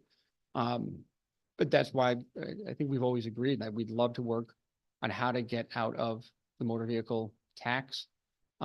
Because again, it moves. We've seen a lot of improvement. We used to see a lot of vehicles maybe registered in a different town, but living in Hartford, to avoid different, that significant shift in the property tax. But now that we have that, at least with the 32.46 cap, it has limited some of that shift from town to town. But we do have to look at those out-of-state vehicles, but I don't think we'll ever truly solve people registering their vehicle when they're out of state, an out-of-state vehicle when they're living here. But again, it points to, yes, should look to eliminate the car tax, but we just need to do it in a way that we're not creating $1 billion hole that's just being put onto our commercial and residential taxpayers. So I'm saying same thing you're saying. I appreciate it. You are actually agree with me. So previously, Senator Looney's testimony, he said they're regressive. You think that this car tax is regressive? This is why people registering the vehicle in another state because they don't want to, they're thinking this is not fair. I think the property tax is regressive. I mean, at least when you look at your income tax, if you don't have your job, unfortunately, you're not going to pay an income tax. You can, with your sales tax, I can choose to buy, the cheaper shoes rather than the Gucci loafers. So you have a little bit more flexibility. But with the property tax, this is your bill. I mean, think of our businesses that we told during COVID, hey, because of the pandemic, you can't operate. We need you to shut down. We need you to do this. Property tax bill still comes. And that's why it is so regressive. And it makes it very difficult here. If you're a company and I want to invest in Connecticut and I want to build something, before you've manufactured one widget, you've written one line of code, you owe taxes on that property that you've already bought. So it is an impediment as we compete against other states that don't have the property tax burden that we have, where they have other options. I'm not saying I want a local income tax. I think that would be a nightmare to try to calculate, but there is local sales tax options. There's a number of different ways that you could look at user fees that could alleviate the burden. But at the same point, you want to put in the safeguards that you're not creating another local tax that just piles on to the existing burden, but how do we bring that overall cost down so we can reduce property taxes? Thank you so very much for explaining everything. Thank you, Madam Chair. Thank you, Senator. Representative Cheeseman. Thank you, Madam Chair. Quick question. One of the bills on which you have not submitted testimony, to my knowledge, is 5515, the changes to the municipal employee retirements. And according to the comptroller, people are on board with this, both labor. And I just wondered if CCM had a position, and if you do, what is it? Brian O'Connor, our Director of Public Policy, is about 2 or 3 people behind me, and he is speaking directly to 5515. Well, that's a quick answer to a quick question, and I look forward to addressing Mr. O'Connor. Thank you, Randy. Thank you, Madam Chair. Love those quick question and answers. I love being able to do something. Seeing no further questions, thank you for being here and providing a lot of testimony for us. Next up, with a little bit of switch, I will call Fernando Betancourt, I believe is with us. in the room? Yeah, there it is.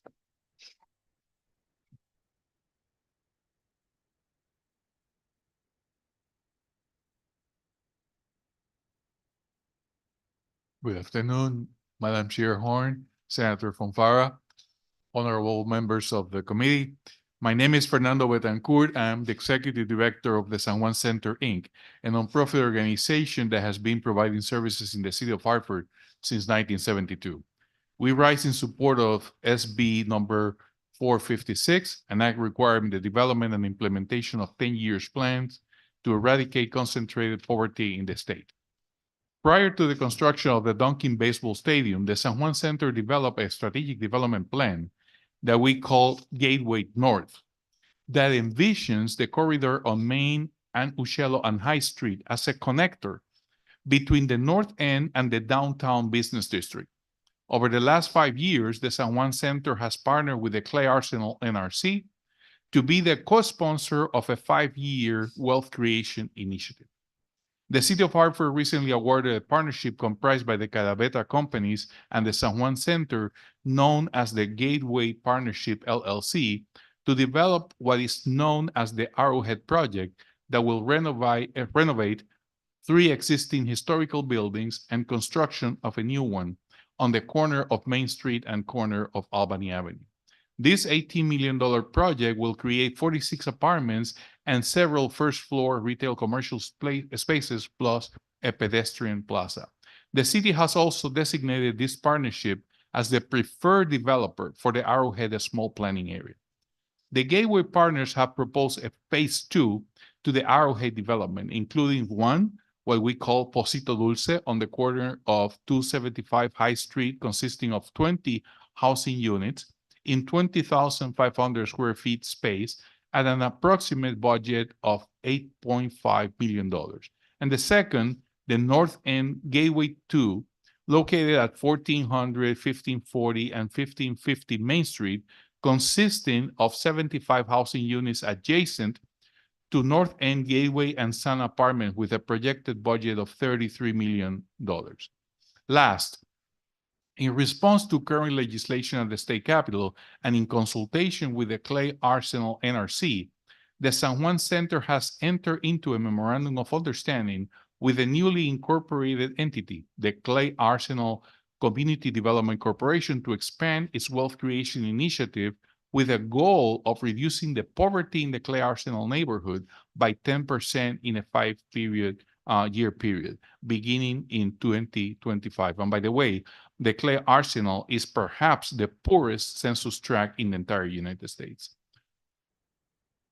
We have also identified a third project named Beacon Commons. This project will be joint venture between the owner of the site, the Clay Arsenal Development Corporation, and the San Juan Center to create 39 housing units and commercial spaces that will begin simultaneously with our home ownership program. Nelson Mandela taught us that poverty is man-made, and therefore mankind has the tools to eradicate poverty. For the reasons stated above, we believe we are well positioned to implement or help in the implementation in the content of this legislation. Thank you. Thank you. Senator Fonfara. Fernando, thank you so much for being here and being patient. So this legislation, which, as you have identified, very highly impoverished area that you've been working in, San Juan Center. How do you see this legislation fitting with the initiatives you've begun and going beyond those particular projects? Senator Fonfara, as you know, I served for more than 20 years as the chairperson of the Community Renewal Team Board of Trustees, which is an anti-poverty agency created by federal law in 1963. When you talk about diminution or decreasing poverty, you have to attack it in a comprehensive fashion. There's not one component. It is better affordable education, better quality education, better access to healthcare systems, and you can keep going on and on. However, this particular bill addresses economic development through the development using the tools accessible to us within the community. And that's what we have done at the San Juan Center. We started by consulting with the residents there, and we have concrete efforts. We have rehab the corner building that we own just across the baseball stadium. We purchased the co-op historical building that is now part of Arrowhead. So what we are proposing here is a comprehensive approach that starts investing in the community and create wealth in the community. As we speak, we are finishing our first home ownership at 41 Center Street. So we want to invest and allow these medium income families to at least have an opportunity to call home the same areas that probably they live forever, but on very small results. Do you know the level of home ownership that exists currently in Clay Hill? Well, it's one of the lowest, not only in the entire state, but particularly in Hartford. It's probably surpassing more than 50%. I don't know the figure exactly, but we have identified more than 100 either empty parcels, empty houses, abandoned houses. So it's all over the place. And we have a specific and concrete efforts going on Chestnut Street. We have done rehab there on Edward Street. And the idea is that once you are able to rehab 10, 15 units on the same street, even if it's only one street, you change the makeup of the entire neighborhood. You heard earlier, because you've been here all day, some of the skepticism, legitimate skepticism of program after program, dollar after dollar investments that don't transform communities, that don't reduce poverty. So this bill, as you know, says in 10 years, state, municipality, and local community. Mr. Stewart in the back spoke about the CDC, which I know you're a part of. Yep. Do you see that creating a different dynamic than what we've seen previously? Because Clay Arsenal has been very poor now for,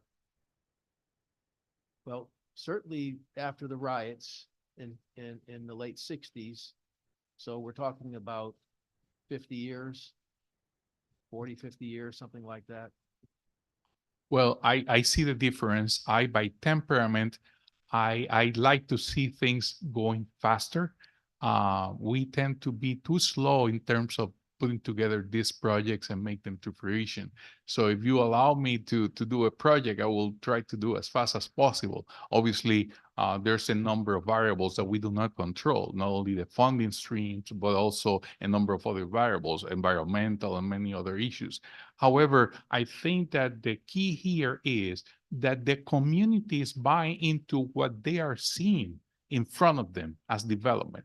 And that is transformational, because I think that then you create business opportunities, you create better opportunities to the kids to go to school, et cetera, et cetera. So I think it's organic and internal. But poverty is a structural. It's a problem that is beyond the means of only one particular neighborhood. And if I can, because it's a phase from where I used to work here a long time ago, Representative Moshinsky, I think that in terms of the legal grounds of this bill, you are on solid grounds, because the state has a compelling state interest to reduce poverty. One of the things that we don't mention is that you can be a resident of New Canaan, Fairfield, or the most wealth neighborhood, and you still are affected directly or indirectly by poverty. So fighting the concentration of poverty should be the highest priorities for the state, in my opinion. Thank you, Fernando, very much. Thank you. Thank you, Madam Chair. Senator Martin. She looked her right. I love it. Fernando, thank you. When I listened to what you had to say, and the various developments that you're planning, and then your comment about one of the developments being home ownership, which is definitely the path to getting out of poverty, right? Yeah. In Bristol, we have our St. Vincent de Paul homeless shelter who got funding, and I don't know from what source, but they took the building and renovated one floor.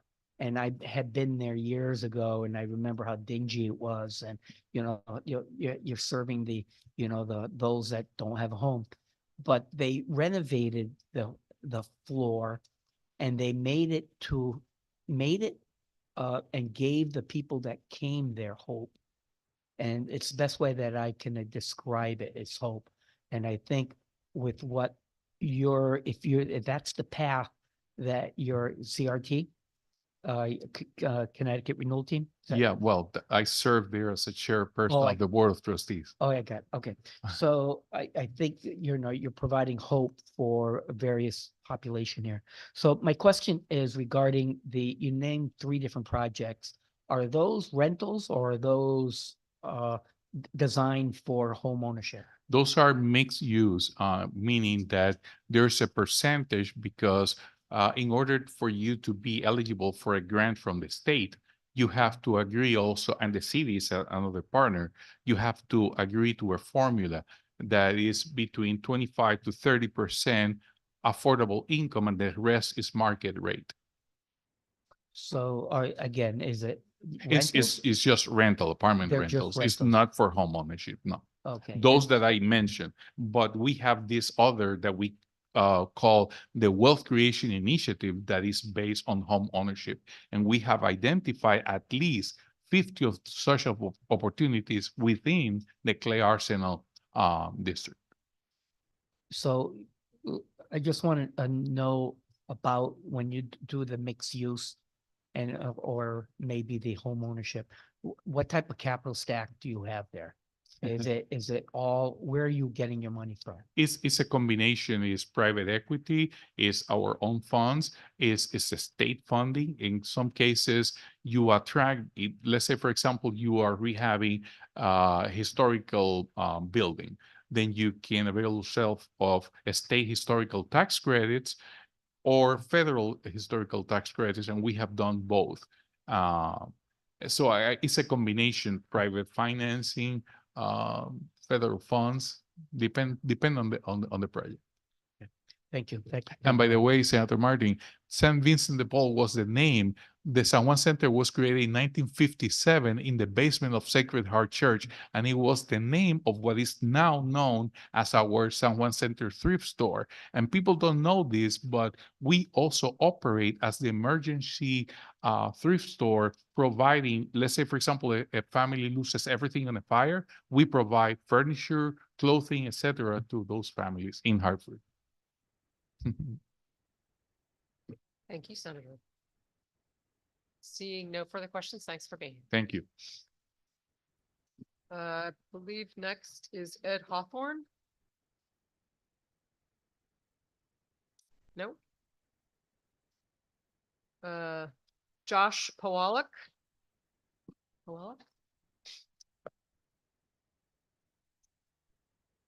Good afternoon, Senator Fonfara, Representative Horn, Senator Martin, Representative Cheeseman. I would be remiss if I did not give a shout out to my own state rep, Jill Berry, and my own state senator, MD Rahman. I'm not sure I've ever testified with both of them here, but that's awesome.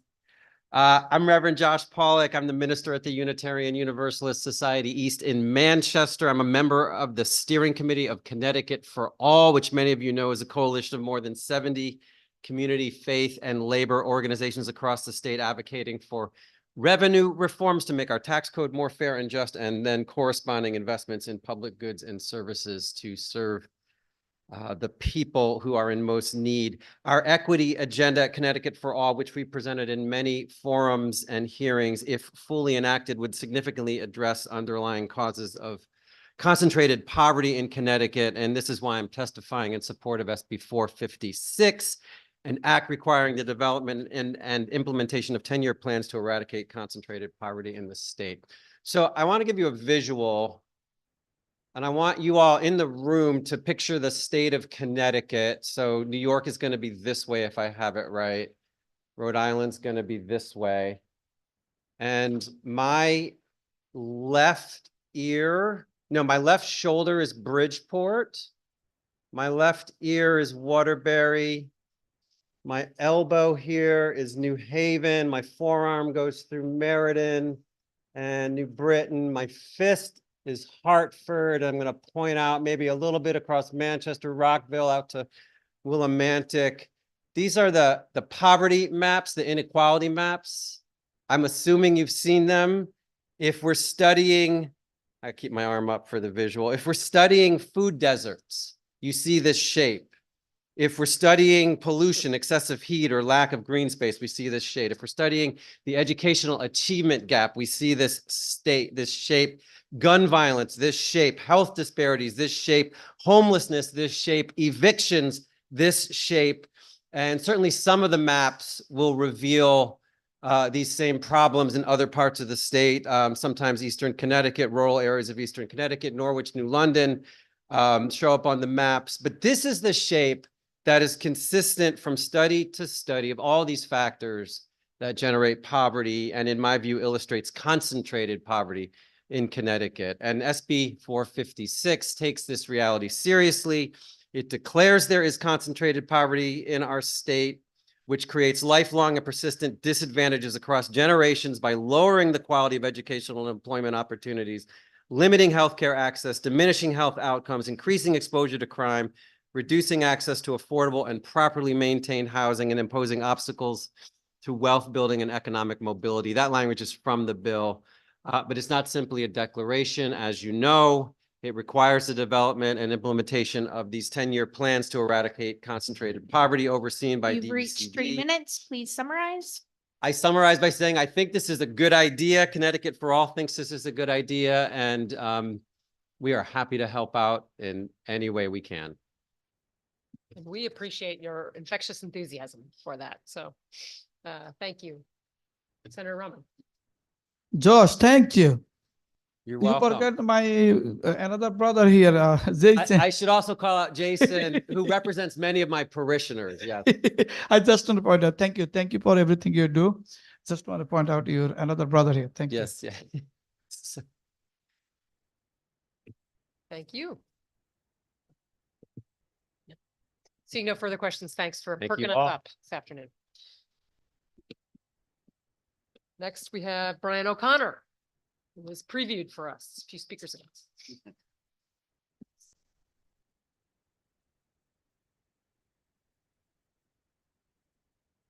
Good afternoon. Chair, Senator Fanfara, Representative Horn, Ranking Members, Senator Martin, and Representative Cheeseman. I'm Brian O'Connor. I'm the Director of Public Policy for CCM, and I'm here today to speak in support for our organization on House Bill 5515. First of all, I just want to state for the record that we really appreciate the hard work and commitment and determination by Comptroller Scanlon to put a working group together, as was mentioned before, between labor representatives and also municipal leaders. And I think, the reason why we got to this point is because of the crushing costs of the current CMERS system. Last year, Public Act 23-182 was very important to us.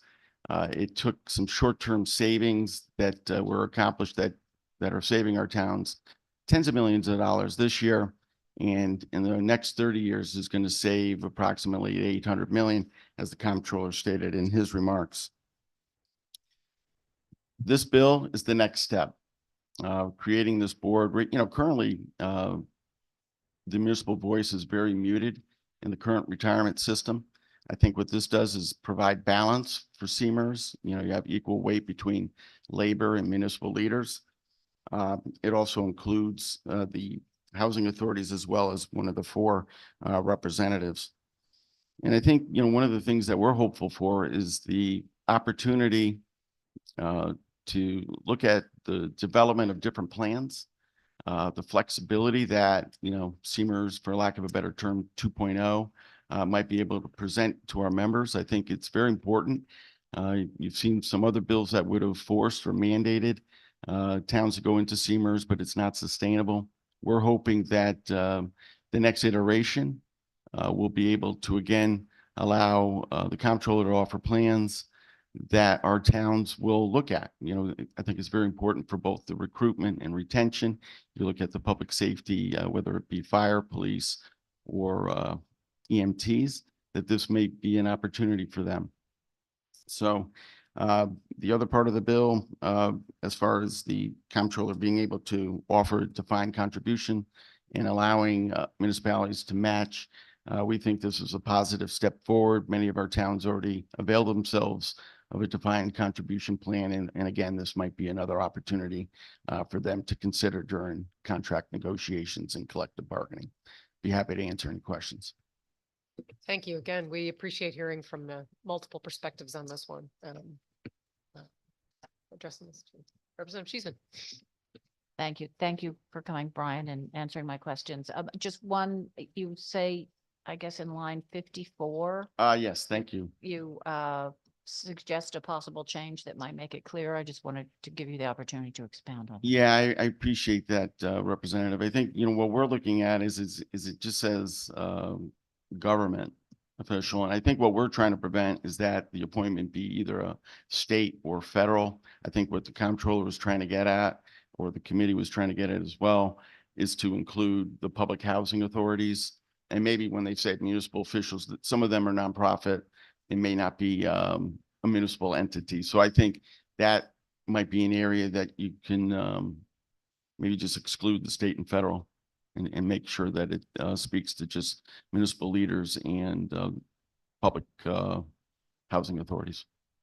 So making sure the right voices are included on the commission and we don't Correct. inadvertently put someone who doesn't have a dog Vested in the fight, interest. as it were. Thank you. Thank you very much. Thank you, Brian. Thank you, Madam Chair. Thank you. Thank you. Seeing no further questions, thanks very much. Appreciate it. Thank you. Next up, Leslie Blateau. Good afternoon. Thank you. Greetings, Senator Fanfara, Representative Horn, Senator Martin, Representative Cheeseman, and distinguished members of the Finance, Revenue, and Bonding Committee. Thanks for the opportunity to testify today. I'm a teacher and parent in New Haven Public Schools and a resident of the Hill neighborhood in New Haven. I'm also president of New Haven Federation of Teachers, Pre-K-12 Divisional VP for AFT Connecticut, executive board member of Connecticut AFL-CIO, and a member of the Connecticut for All Coalition. I'm testifying in support of SB 456, an act requiring development and implementation of 10-year plans to eradicate concentrated poverty in the state. As a longtime teacher and current representative of educators who work hard to support students and families, I want to thank the committee for raising this bill. It names the problem that we see becoming more and more evident in our state. There is no longer just one Connecticut. Rather, there are two Connecticut's, and the divide is rooted in extreme income inequality. We see evidence of this in the concentrated generational poverty that exists in our communities, specifically the neighborhood where I've lived since 2005 and others like it. Recently, the results of the state's most recent tax incident analysis were made available, and it showed that Connecticut's lowest earners paid almost 40% of their earnings in taxes, while the wealthiest taxpayers paid slightly over 7%. This is even more regressive than in 2014 when the results of the earlier tax incidence analysis were shared. What can we learn from this information? Namely, things have gotten worse for poorer residents and better for the richest residents. In fact, a recent study by the think tank New America further proves this. They compared median household income of one school district against another to measure educational disparities.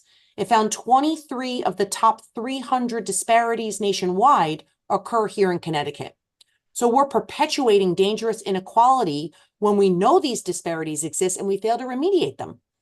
We recognize that we have work to do to improve educational outcomes for all students. And while some dare to blame teachers and teachers' unions for these outcomes, we know the reality. Concentrated poverty negatively impacts educational outcomes.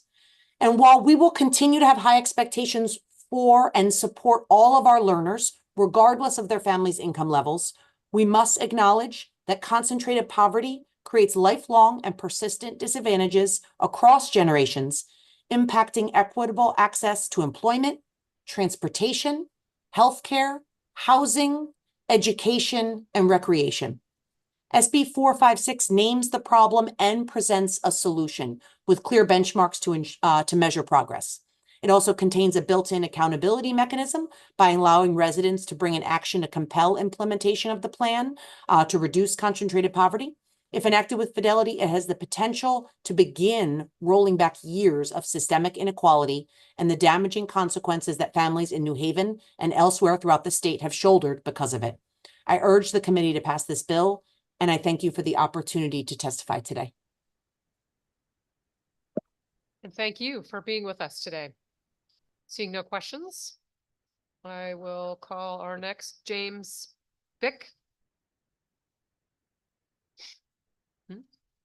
Is online? Yes. Yes, I'm on. Thank you. Am I being heard? You are being heard. Please proceed. Thank you very much to the committee for letting me speak. My name is James Bick Jr. I'm an attorney and I work as general counsel for a company called Joseph C. Sandstone Company. I'm zooming into you from Missouri, and I just, at the risk of sounding patronizing, I just say congratulations to your Connecticut Huskies for making the Final Four once again. I am testifying today in support of Raised Bill 452, an act to address the process of tax appeals in Connecticut. And you've heard from other people, so I won't go over the specifics of it, but I could certainly echo Mr. Swift's comments regarding the efficacy of this legislation. This legislation seeks to involve and make much more meaningful the tax appeal process at the BAA level, which quite frankly, for commercial property owners, is really just a pass through.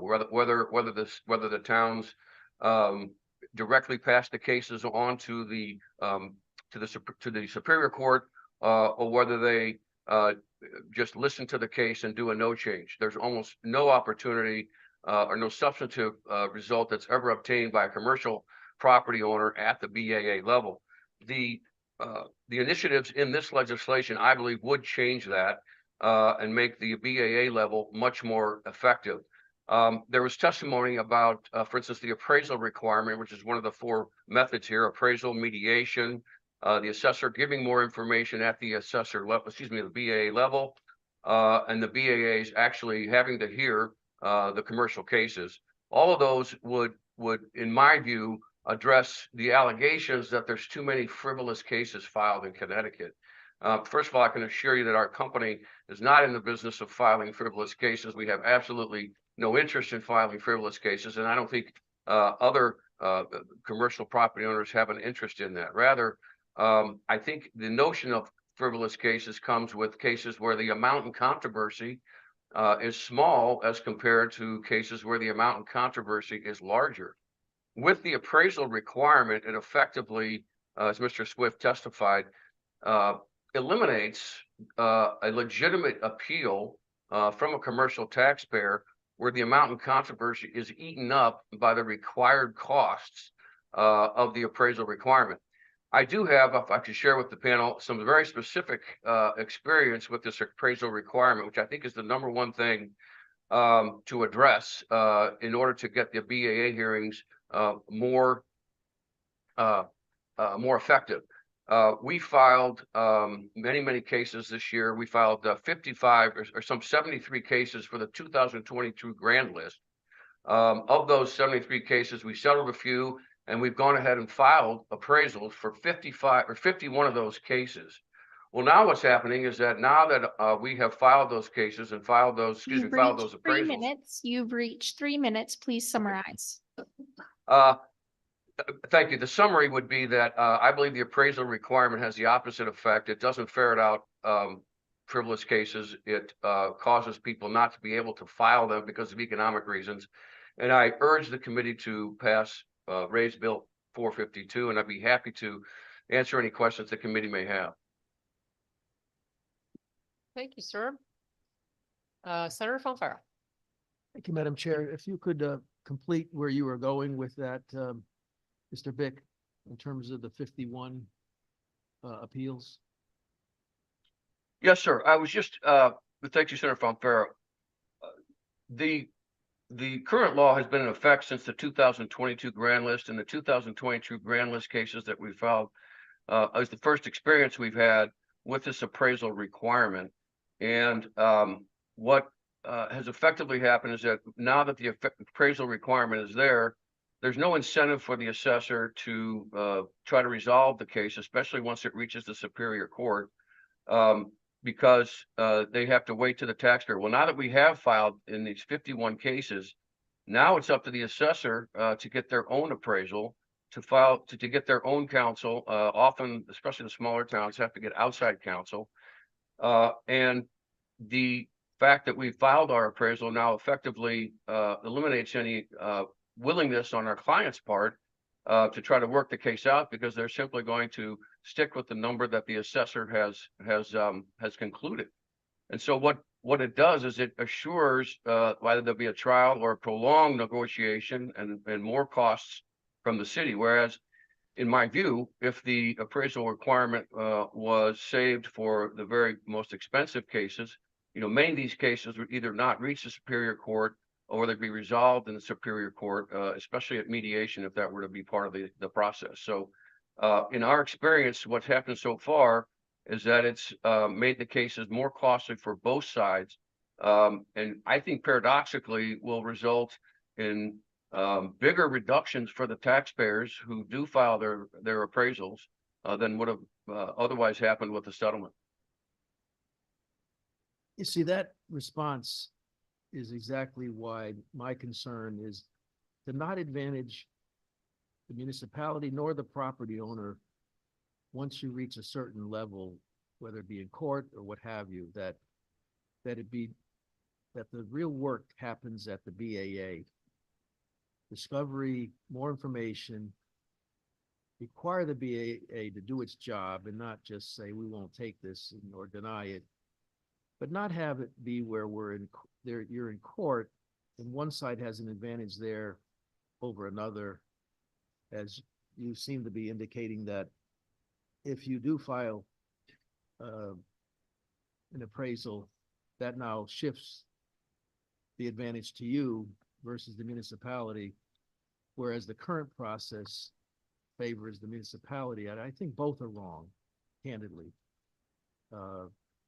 And we should not use the court system as the place for forcing an outcome that may disadvantage one over the other. It does not, in my opinion anyway, result in a fair analysis of the facts.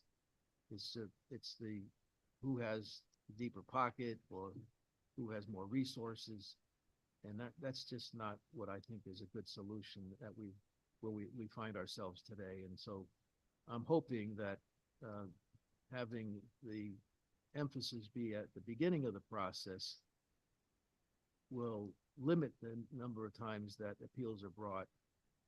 But you shouldn't be prohibited from bringing an appeal because the cost of the appraisal exceeds the possible benefit of a settlement or a reduction in the what the gain would be if you prevail. If you want to respond, if you're still there. I didn't hear the last part of that, Senator Fonfara. Did you ask me to respond? I was just saying that I don't think we've done our work here if the result is either forcing things through the judicial process in terms of going to the Superior Court. Either you're denied that or the incentive to appeal is no longer available to you because of the cost could outweigh that of whatever the result of the appeal is. So that disadvantages the property owner, whereas, as you just said, if you do the appraisal, that shifts, seem to be saying, I think you were saying that seems to shift the benefit now to the property owner. I don't think either is fair. And what I was saying is that I would hope that by having more discovery in the beginning and require the Board of Assessment Appeal to do its job, that could result in fair outcomes, not favoring any side of this.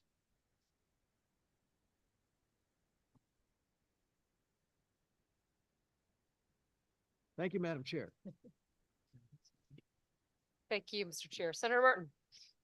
Thank you.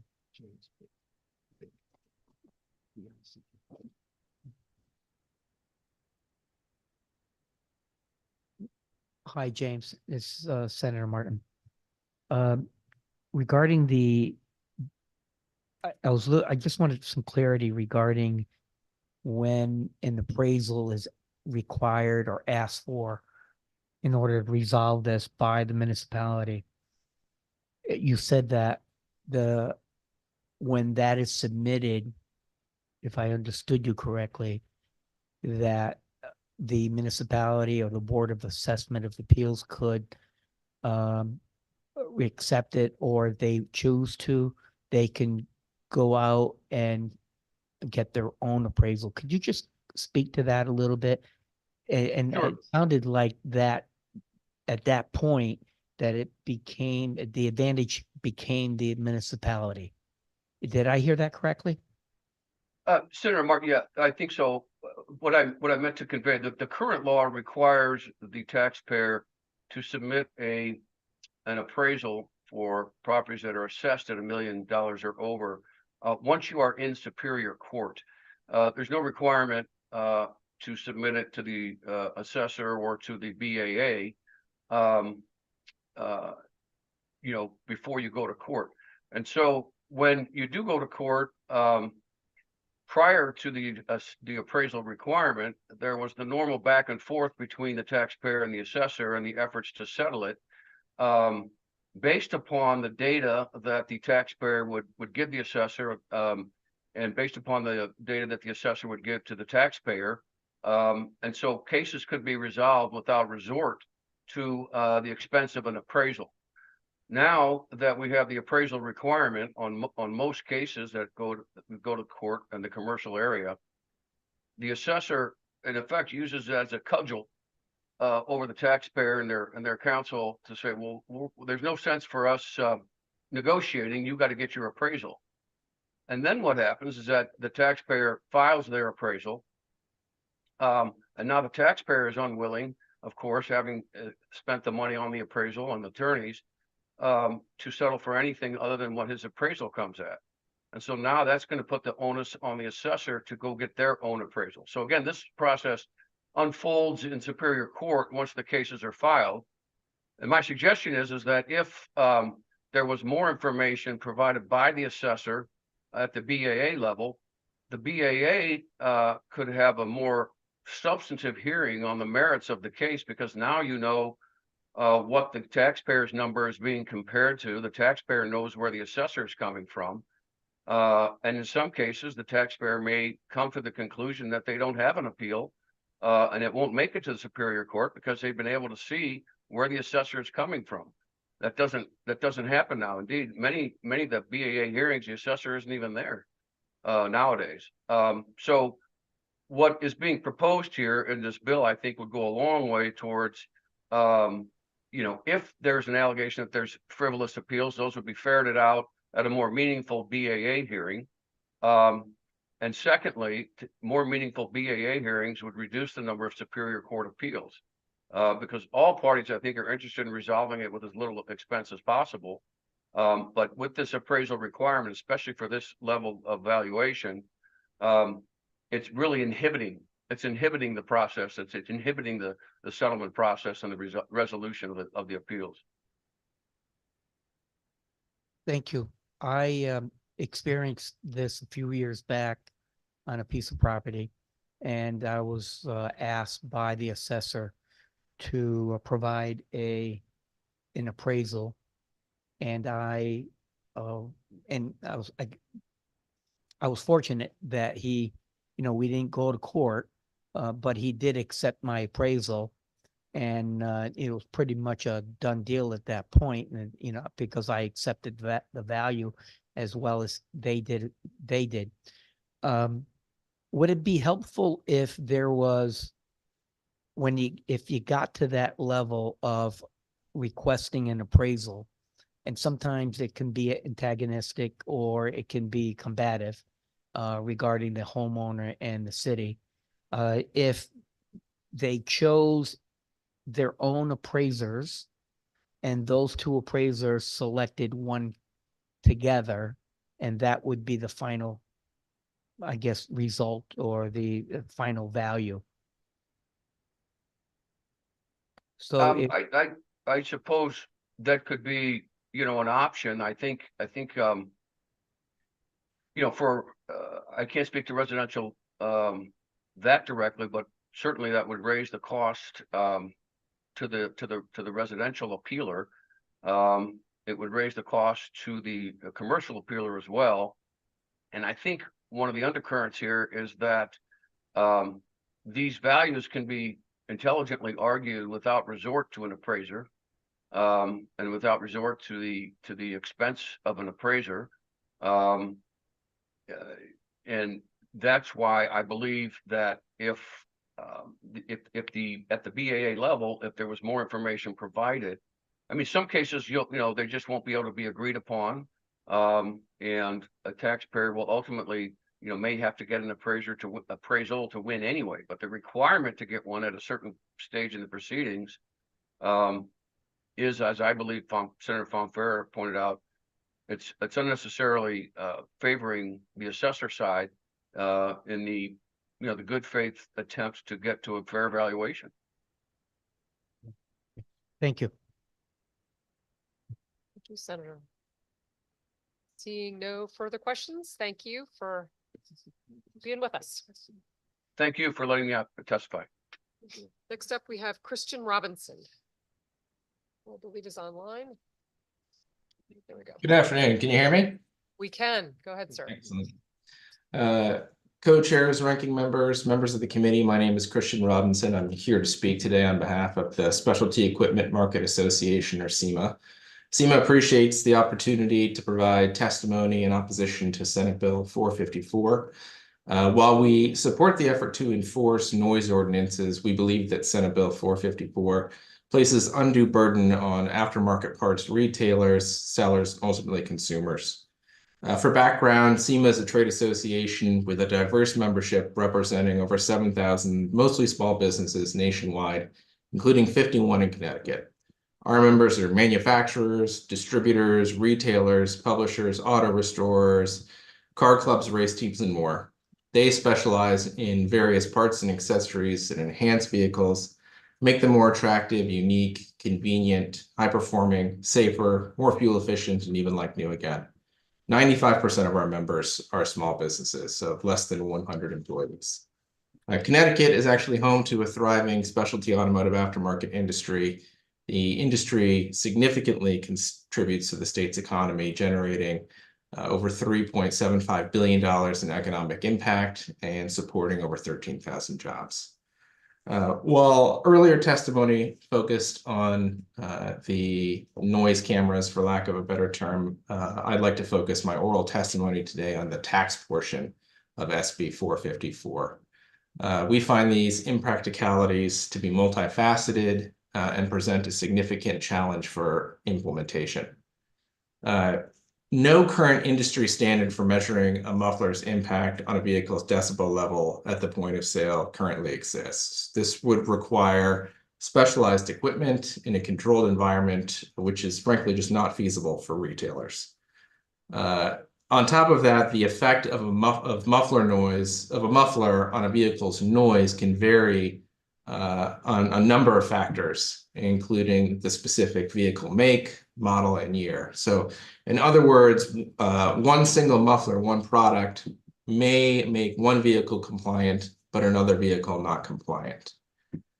This uncertainty creates administrative costs for retailers, as they would need additional training and resources to ensure compliance and potentially lead to delays in sales. So for example, you would have to test a vehicle when it comes to your shop to see what the noise output is before part is purchased and installed, install the part, and then test it again to ensure that it's compliant with the law. And then lastly, SB 454 could hurt consumers. The proposed tax would likely result in higher prices for both replacement mufflers and aftermarket mufflers, and would limit consumer choice, and potentially make parts for older vehicles with a limited market more expensive as well. And lastly, I do want to touch on a couple of matters that were brought up regarding our written testimony by another witness. Specifically, our written testimony was stated that no You've other reached states. 3 minutes. You've Mhm. reached 3 minutes. Please summarize. Yeah, absolutely. Our written testimony merely stated that California was studying noise cameras to see if they would be an effective way of enforcing the law before beginning to issue tickets. I wanted to clarify that matter, and I'd be happy to answer any questions the committee had. Thank you. Couple questions. First of all, setting aside the current cameras that are noise cameras, for lack of a better term, that are available now, and whether the ones that we have available to us now actually do the job. Your position seems to be that a town, correct me if I'm wrong, that towns cannot regulate noise in any way. No, absolutely not. We think that the existing laws that Connecticut has on the books for decibel levels are good and better than what most states have on the books. Our concern is that the noise cameras, as the technology exists, are not an effective way yet for issuing tickets. Essentially, the way the technology works is they have a decibel level at a specific distance. If the decibel level in that area where the camera is pointed reaches that level, it snaps a photo. It's then up to a human reviewer to identify what in the photo is the cause of that sound. You could have multiple vehicles intersection that trigger that camera to go off, and it would require that individual to make that determination as to which vehicle it was. And you could have several factors that could impact this, including buildings with reflective surfaces that could cause the noise to be amplified. So no, that is not our position that towns can't implement this at all. We just would like to see the technology studied. But how would they? If you say they can't do it, then I Yeah, mean, if they can absolutely. do What it, we how would they do it? Because it's Yeah, not- absolutely. So what California did is they allowed six cities to study the technology to see if it was an appropriate way to enforce the law. So they essentially were issuing warnings and telling people, issuing summonses to come in and see if the vehicles were indeed in compliance with the law or not. There was discussion about what New York City is doing, and that's essentially what their program does. The cameras issue a summons. The vehicle comes into a citywide, a city-run testing facility to see if it's in compliance with the law. So if we were to add that additional layer of process that you just described, would you support the bill? Yes. Excellent. Okay. Senator Pompeo? Thank you, Madam Chair. The clouds just broke and the sun came out, Madam Chair. But I think I'm gonna, I'm not gonna be among those that say more is never enough, so I'm gonna shut up at this point and take a win. Thank you. Any other questions? Seeing none, thank you for hanging in there with us today. Thank you very much. Next, we have Senator McCrory.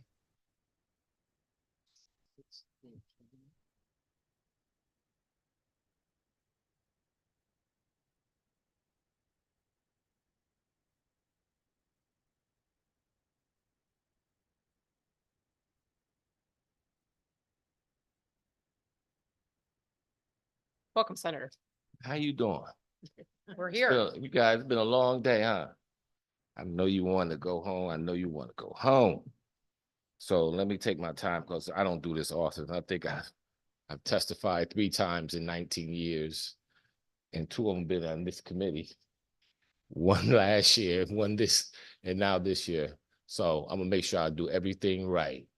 I want to thank the committee chairs, Senator Fonfara, John Fonfara, Rep. Horn, ranking members, Senator Martin, and Rep. Cheeseman for presenting before us Senate Bill 4, 5, 6.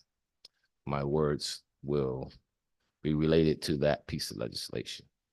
And it's titled, an act requiring the development and implementation of a 10-year plan to eradicate concentrated poverty in this state. Now, the unique thing about this title, it doesn't say eradicate poverty. It says concentrated poverty. And that's a little different from just regular poverty, because as you all know, we live in a capitalistic society. In a capitalistic society, we're going to have poverty. That's economics, from what I understand, because as you know, I'm the chair of the education committee, but my background, my undergrad degree is in economics, and my first master's degree is in business administration with a concentration on finance.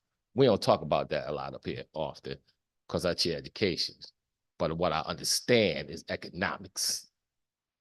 And, you know, when I look at this beautiful state that we live in, I'm sorry to talk back to you guys back there. It's like, I compare it to like a beautiful smile. This state has a very beautiful smile, great teeth. When you smile, you go like this, and the state has beautiful white teeth.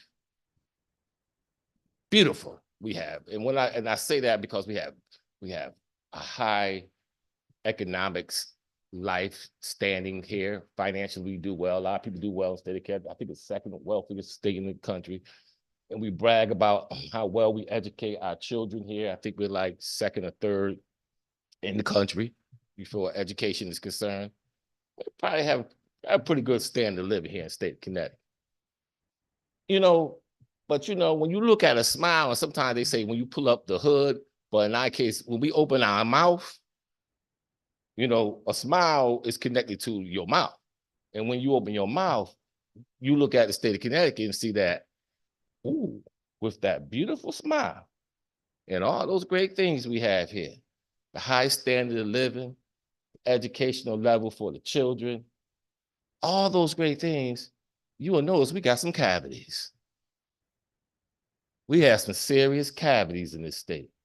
You reached 3 minutes. That's okay. I'm gonna keep on talking too. Okay, because I'm the last person talking. And you need to hear that. We need to hear this. So I'll sum it up real quickly, right? So we have concentrated cavities in our beautiful smile. And we have to do something about those concentrated cavities in our beautiful state, because it damages our smile.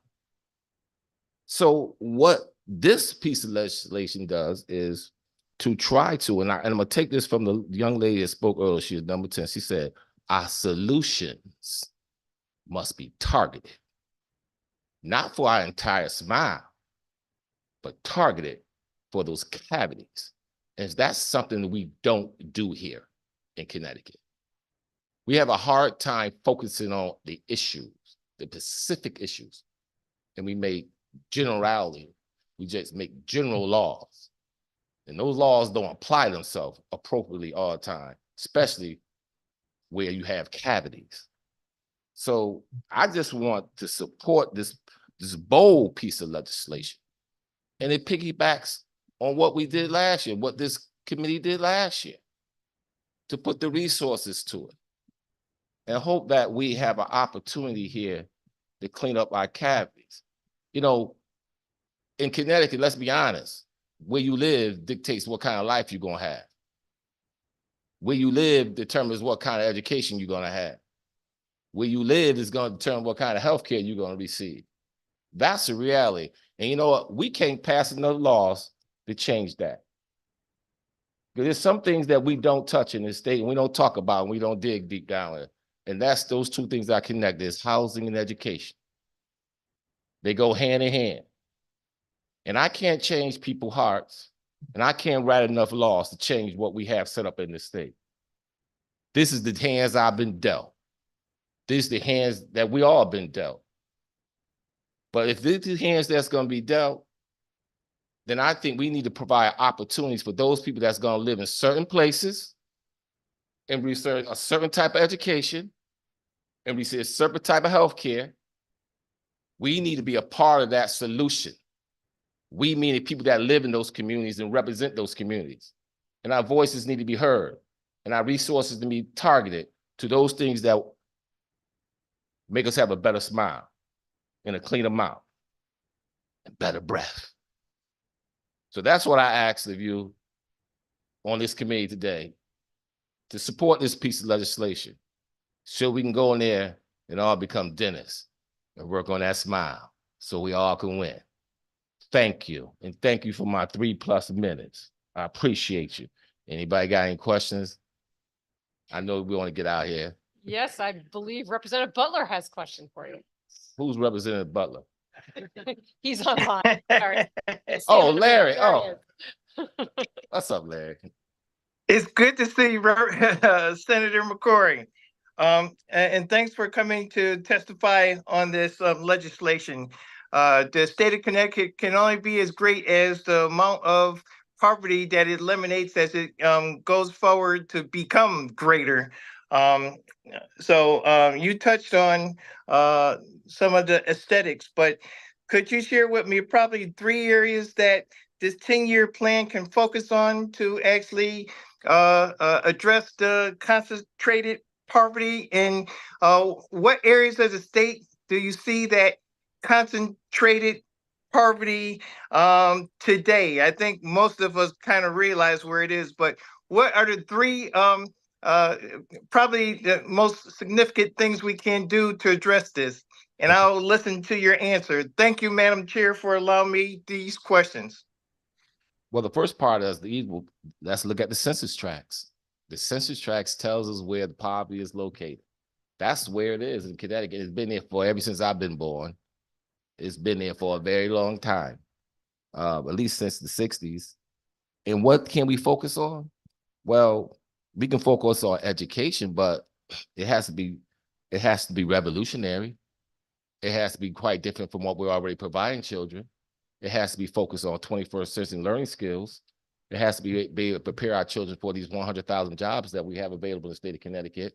And we're going to have a tough time doing that because currently in the state of Connecticut, more than 54% of our children cannot read on grade level right now in the state of Connecticut.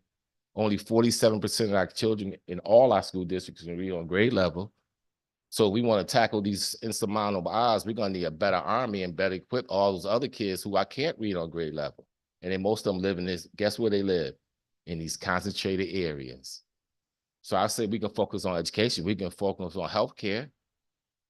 We can do something about the disparaging rates of health care that we provide in the state of Connecticut for those who are not wealthy or can't afford it.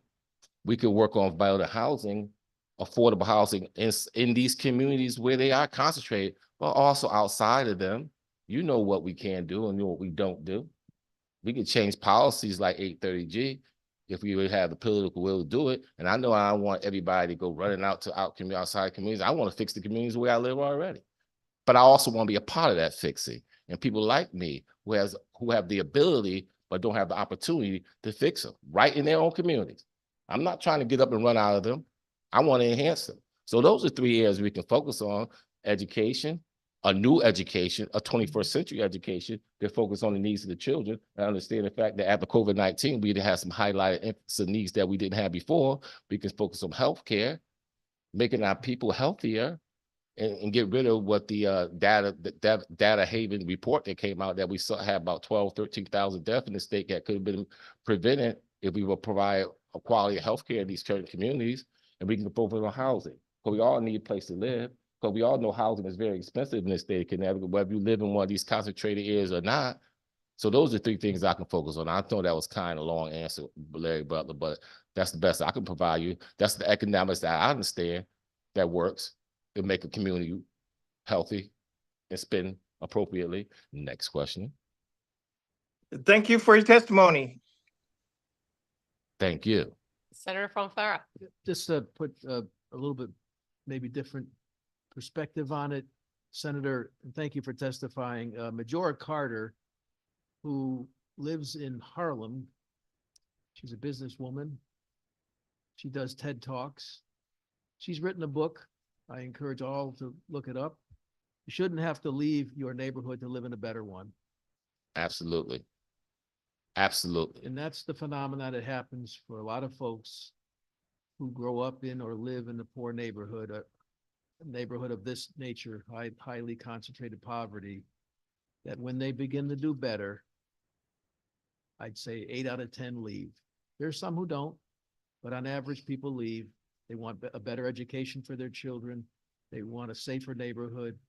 They want to be able to send their kids to the park and feel that's safe.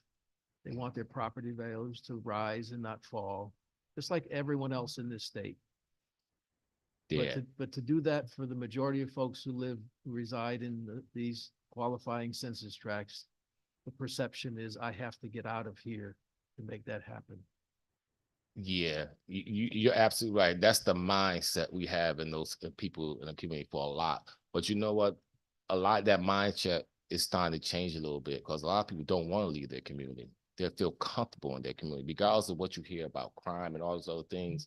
A lot of people want to stay right where they grew up, right around their neighbors, their friends, their peer network, because it provides a safety net for them. And they don't want to go up and be uprooted out their communities and go live somewhere else. That's not what they're asking for. What they're asking for is the same thing that they have in other communities, but they also asking in the 21st century mindset, and they don't need people coming in there doing things for them. They don't want that. They have the ability to build on their own because they've been doing it since they've been here. They have the ability to process on their own. They have the ability to do what they need to be successful. And in a way, they need the government to get out their way, provide the resources, and they will provide the blueprint for the solutions as long as it's targeted. Next question. Representative Stopkis.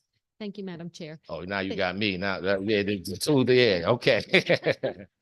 Thank you for coming. And, Senator, I agree with basically everything you're saying, especially government get out of the way and let them do it. We sat on a council years ago and talked about this exact same thing. 10 years ago, we did it. And to me, it hasn't gotten better. Everything I hear and see is now we're all in crisis mode. I visited a school in New Haven last week, and we need to look at education. I won't bring up the reading waivers, but schools that read are not on reading levels, got waivers, others did not. So I think there's a lot of things that need work on legislation that is passed here. But I went to this school the other day. I sat with 15 children. One of them saw her father murder her mother in front of her. These kids were troubled. So forget even trying to get them to read. We need to try to get them to exist. And so I do believe this body constantly put Band-Aids on. I don't think they get down to the real issues. So when you talk about housing and education and all, I think people have to really drill down, and we have to start somewhere. We can't start so broad. We have to drill down, and whoever sits on this council, committee, whatever whoever is coming up with this plan, we really need to think about who are the best people to sit on that. Not necessarily legislators, people that live it. And then we need to listen to them and take their advice, because we don't do that all the time. People come up and talk about living in these areas. We create legislation that doesn't even put them on any of these councils or boards. So thank you for bringing it forward. But I truly believe something has to be done, but it's not always throwing money. It's not always these kids, they need somebody to put them to bed at night. They need somebody to wake them up and feed them breakfast and all of those. So it's a really huge, huge problem to tackle. And we continue to put money at these programs, and I just haven't seen it get any better. So thank you for bringing all of this up. And I really, truly hope that whatever can be done would make a difference. I agree with you. I just want to touch on one thing about reading. There isn't one school district in this state not one school district in the state as of last year's reading scores where 80% of their kids can read on grade level? Not one. You know what 80% is? That's a low B. I know we can be better than that. Now I know y'all ain't got no more questions. I'm done. Thank you. Thank you. Well timed. And our closing speaker, Senator Hartley.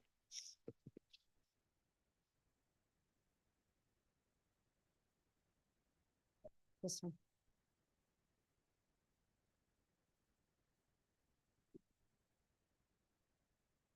Well, good afternoon, and I know it's been a long day for the Finance Committee. And I guess this is the finale, last public hearing, last speaker, but I did want to be here. For the record, my name is Joan Hartley. I represent the 15th Senatorial District, that is the city of Waterbury, the borough of Naugatuck, and town of Middlebury. Senator Fonfara and Representative Horn, and to all the distinguished members of the Finance Committee, I thank you for the work that you have done and your tenacity in bringing forward these issues, one of which happens to be SB 456, an act requiring the development and implementation of a 10-year plan to eradicate concentrated poverty in the state. First of all, I would like to recognize Senator Fonfara's vision and leadership on this subject, longstanding work on this issue, which has gotten no less of a challenge to all of us here in the state and even nationally. You know, we all are familiar with that enduring adage of putting good money after bad. That's what we do all too often. We put good money after bad. We end up addressing symptoms and not the causes. And this bill is, someone has described it as bold. It certainly is that. It's decisive. It zeroes in on the causes of generational poverty, unemployment, education, failures in the system for generations, housing crises, public safety issues, crime, and the like. But what this proposal actually does is it changes the paradigm with regard to generational poverty, and by laser focusing very specifically on these challenges. It does something very novel. It tasks DECD to create an Office of Neighborhood Investment and Community Engagement, and mandates, requires that they prioritize the programs that will come forward from the plans that are developed by community development corporations. And it's targeted to census tracts, which I took a look at, and basically there are 64 census tracts in the state of Connecticut that qualify for this definition of concentrated poverty census tracts. 64 of them in, I believe, 11 towns. By the way, and I know Representative Butler is still on, 7 of which, Representative Butler, are in our city of Waterbury. You reached 3 minutes. Does anyone want to ask me a question so I could go on? I'm sure the first question will be, if you'd like to elaborate on the points that you were making. Thank you. Much appreciated. No, I will be brief. I know it's been a long day. But so there are 7 in my city of Waterbury. And just to put a face on it, you know, we are talking about communities where the annual average income for an individual, okay, 2024, is $15,060. For a family of 4, the average annual income is $31,204. Family of 4. I think that kind of translates in very vivid terms what we are talking about in terms of the challenges of a concentrated number of individuals in a community at that level of sustenance. So what SB 456 does is create this action plan. There's metrics, there's definitive timetables and accountability to develop plans, to implement those plans, to have targeted plans. We've never really required DECD to prioritize communities with high unemployment. I've repeated to them over the years when we were instituting these programs to look at unemployment rates, for example. Hartford and Waterbury being the highest unemployment rates in this state for years, probably generations. And so why does it still stay the same? Well, this is a bold step. It tries to touch and change narrative and tap that the human potential, which we've hitherto left on the sidelines.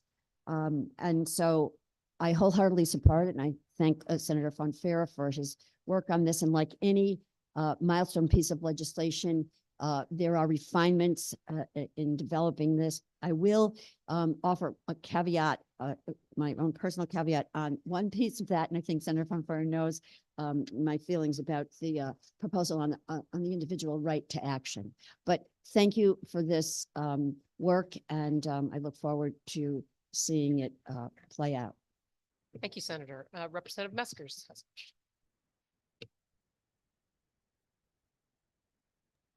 Thank you, Madam Chair. Sorry for the delay. Senator Hartley, I want to thank you for your testimony. Certainly, having the privilege of serving with you on commerce, if there's nothing that I've learned from you and sat at the table about, it's economic development. And it's moving the state forward. I think we've moved some great legislation forward on our own front. And I think this targeted effort is important. I think, Senator Hartley, I don't know if you were on when Senator Fonfara was talking about investing in people and not in the place. And I think this covers that. And I think maybe in our work with Community Economic Development Fund and some of the economic developers, I think you've seen that in the past. And I don't know if you have any thoughts on those economic engines and how we enable them in this legislation, or individual thoughts on what kind of economic focus you want to see from the DECD. Well, thank you very much, Representative Meskers, and we have been blessed to have your leadership on commerce and also here on finance. With regard to that, I would say that, we can't be operating in silos. We've got to be connecting. And so, yes, just last year or 2 years ago, a year and a half ago, we instituted the CIF program, which was designed to deal with issues, to have transformational effects in our communities, which were most of need, but we ought not to be in competition. We need to connect them and work collectively. I think the identification of these 64 census tracts helps to do that, so that we are not putting good money after bad, that we are dealing directly with the cause, and therefore having a better ROI, and having an incredible effect upon communities and lives at the same time.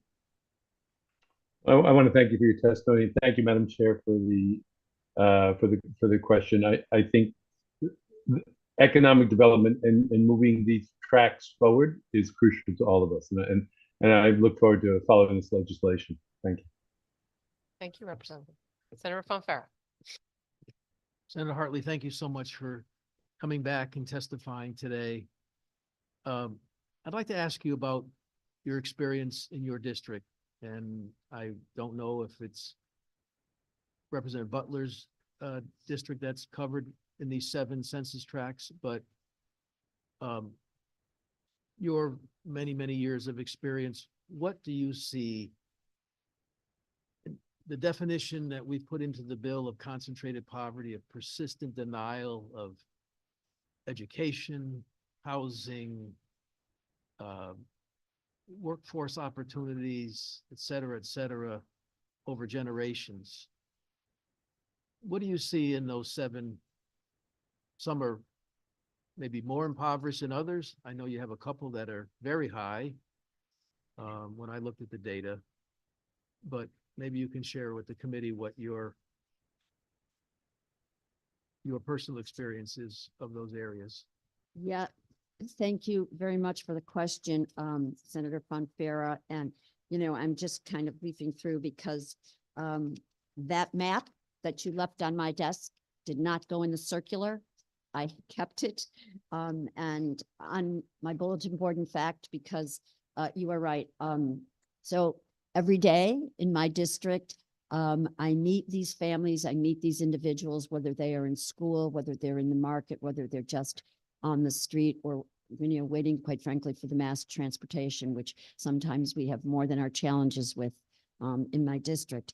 And yes, so of those 7 districts, it primarily is the 72nd district and the 75th, which Representative Butler represents, and Representative Reyes, who I communicated with about this, and he also is supporting this legislation, would have been here today if he could have. But it is generational. And then there are some times when there's, you know, this perception of that's just the way it is. And quite frankly, just, you know, try to get to the next day. And so also COVID really, you know, I think played a very prominent effect in these districts. This was, of course, you know, something that we've not ever experienced in our lifetime. And so that compounded where we are. I mean, I have parents who call me and say, you know, they've given up on trying to direct their children and, you know, what to do, where do I turn now? You know, it starts with truancy, it starts with, you know, small instances, and then it goes on. My city is one of the ones that has, you know, been a flashpoint on juvenile auto theft.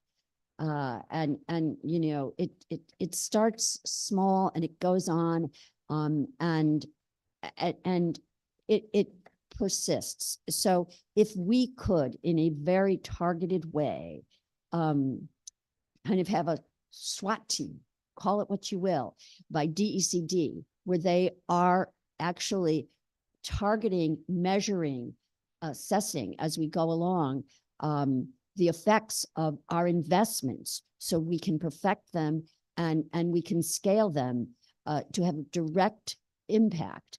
That would be a very changed dynamic, because the truth is, right now, all of those districts are in competition with the rest of the state. And in many instances, it's not an even playing field in that competition. And so we get scattershot, you know, approaches to it. What this bill 456 represents is a targeted, not a scattershot approach to dealing with this, and not putting good money after bad, if we want to be very candid about this. Thank you very much. Thank you, Madam Chair. Thank you, Thank you. Senator. Representative Butler. Thank you, Madam Chair, and thank you, Senator Hartley, for coming to testify. You well know about the areas in your district, which is also in many cases my district, and the need that is so great. I think we need to combine what Senator McCrory actually brought out: education, health, slash, I would say, food disparity, like the food deserts, and housing, to what you brought up, the economic development and giving people a chance to grow their economic, you know, status. That's really, if you put those together, I think we're on to something, because any one of these by themselves isn't going to get the job done.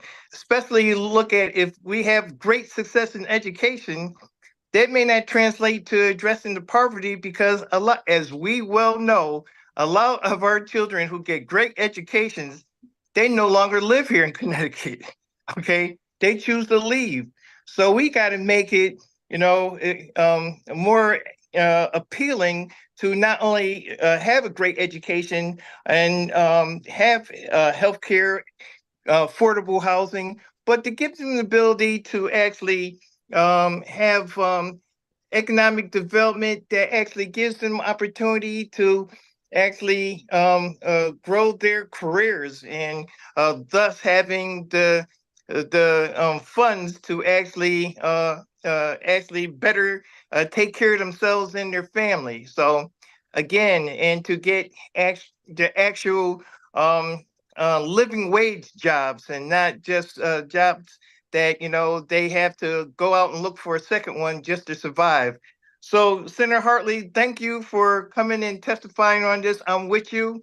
And thank you, Madam Chair, for this opportunity to share my thoughts.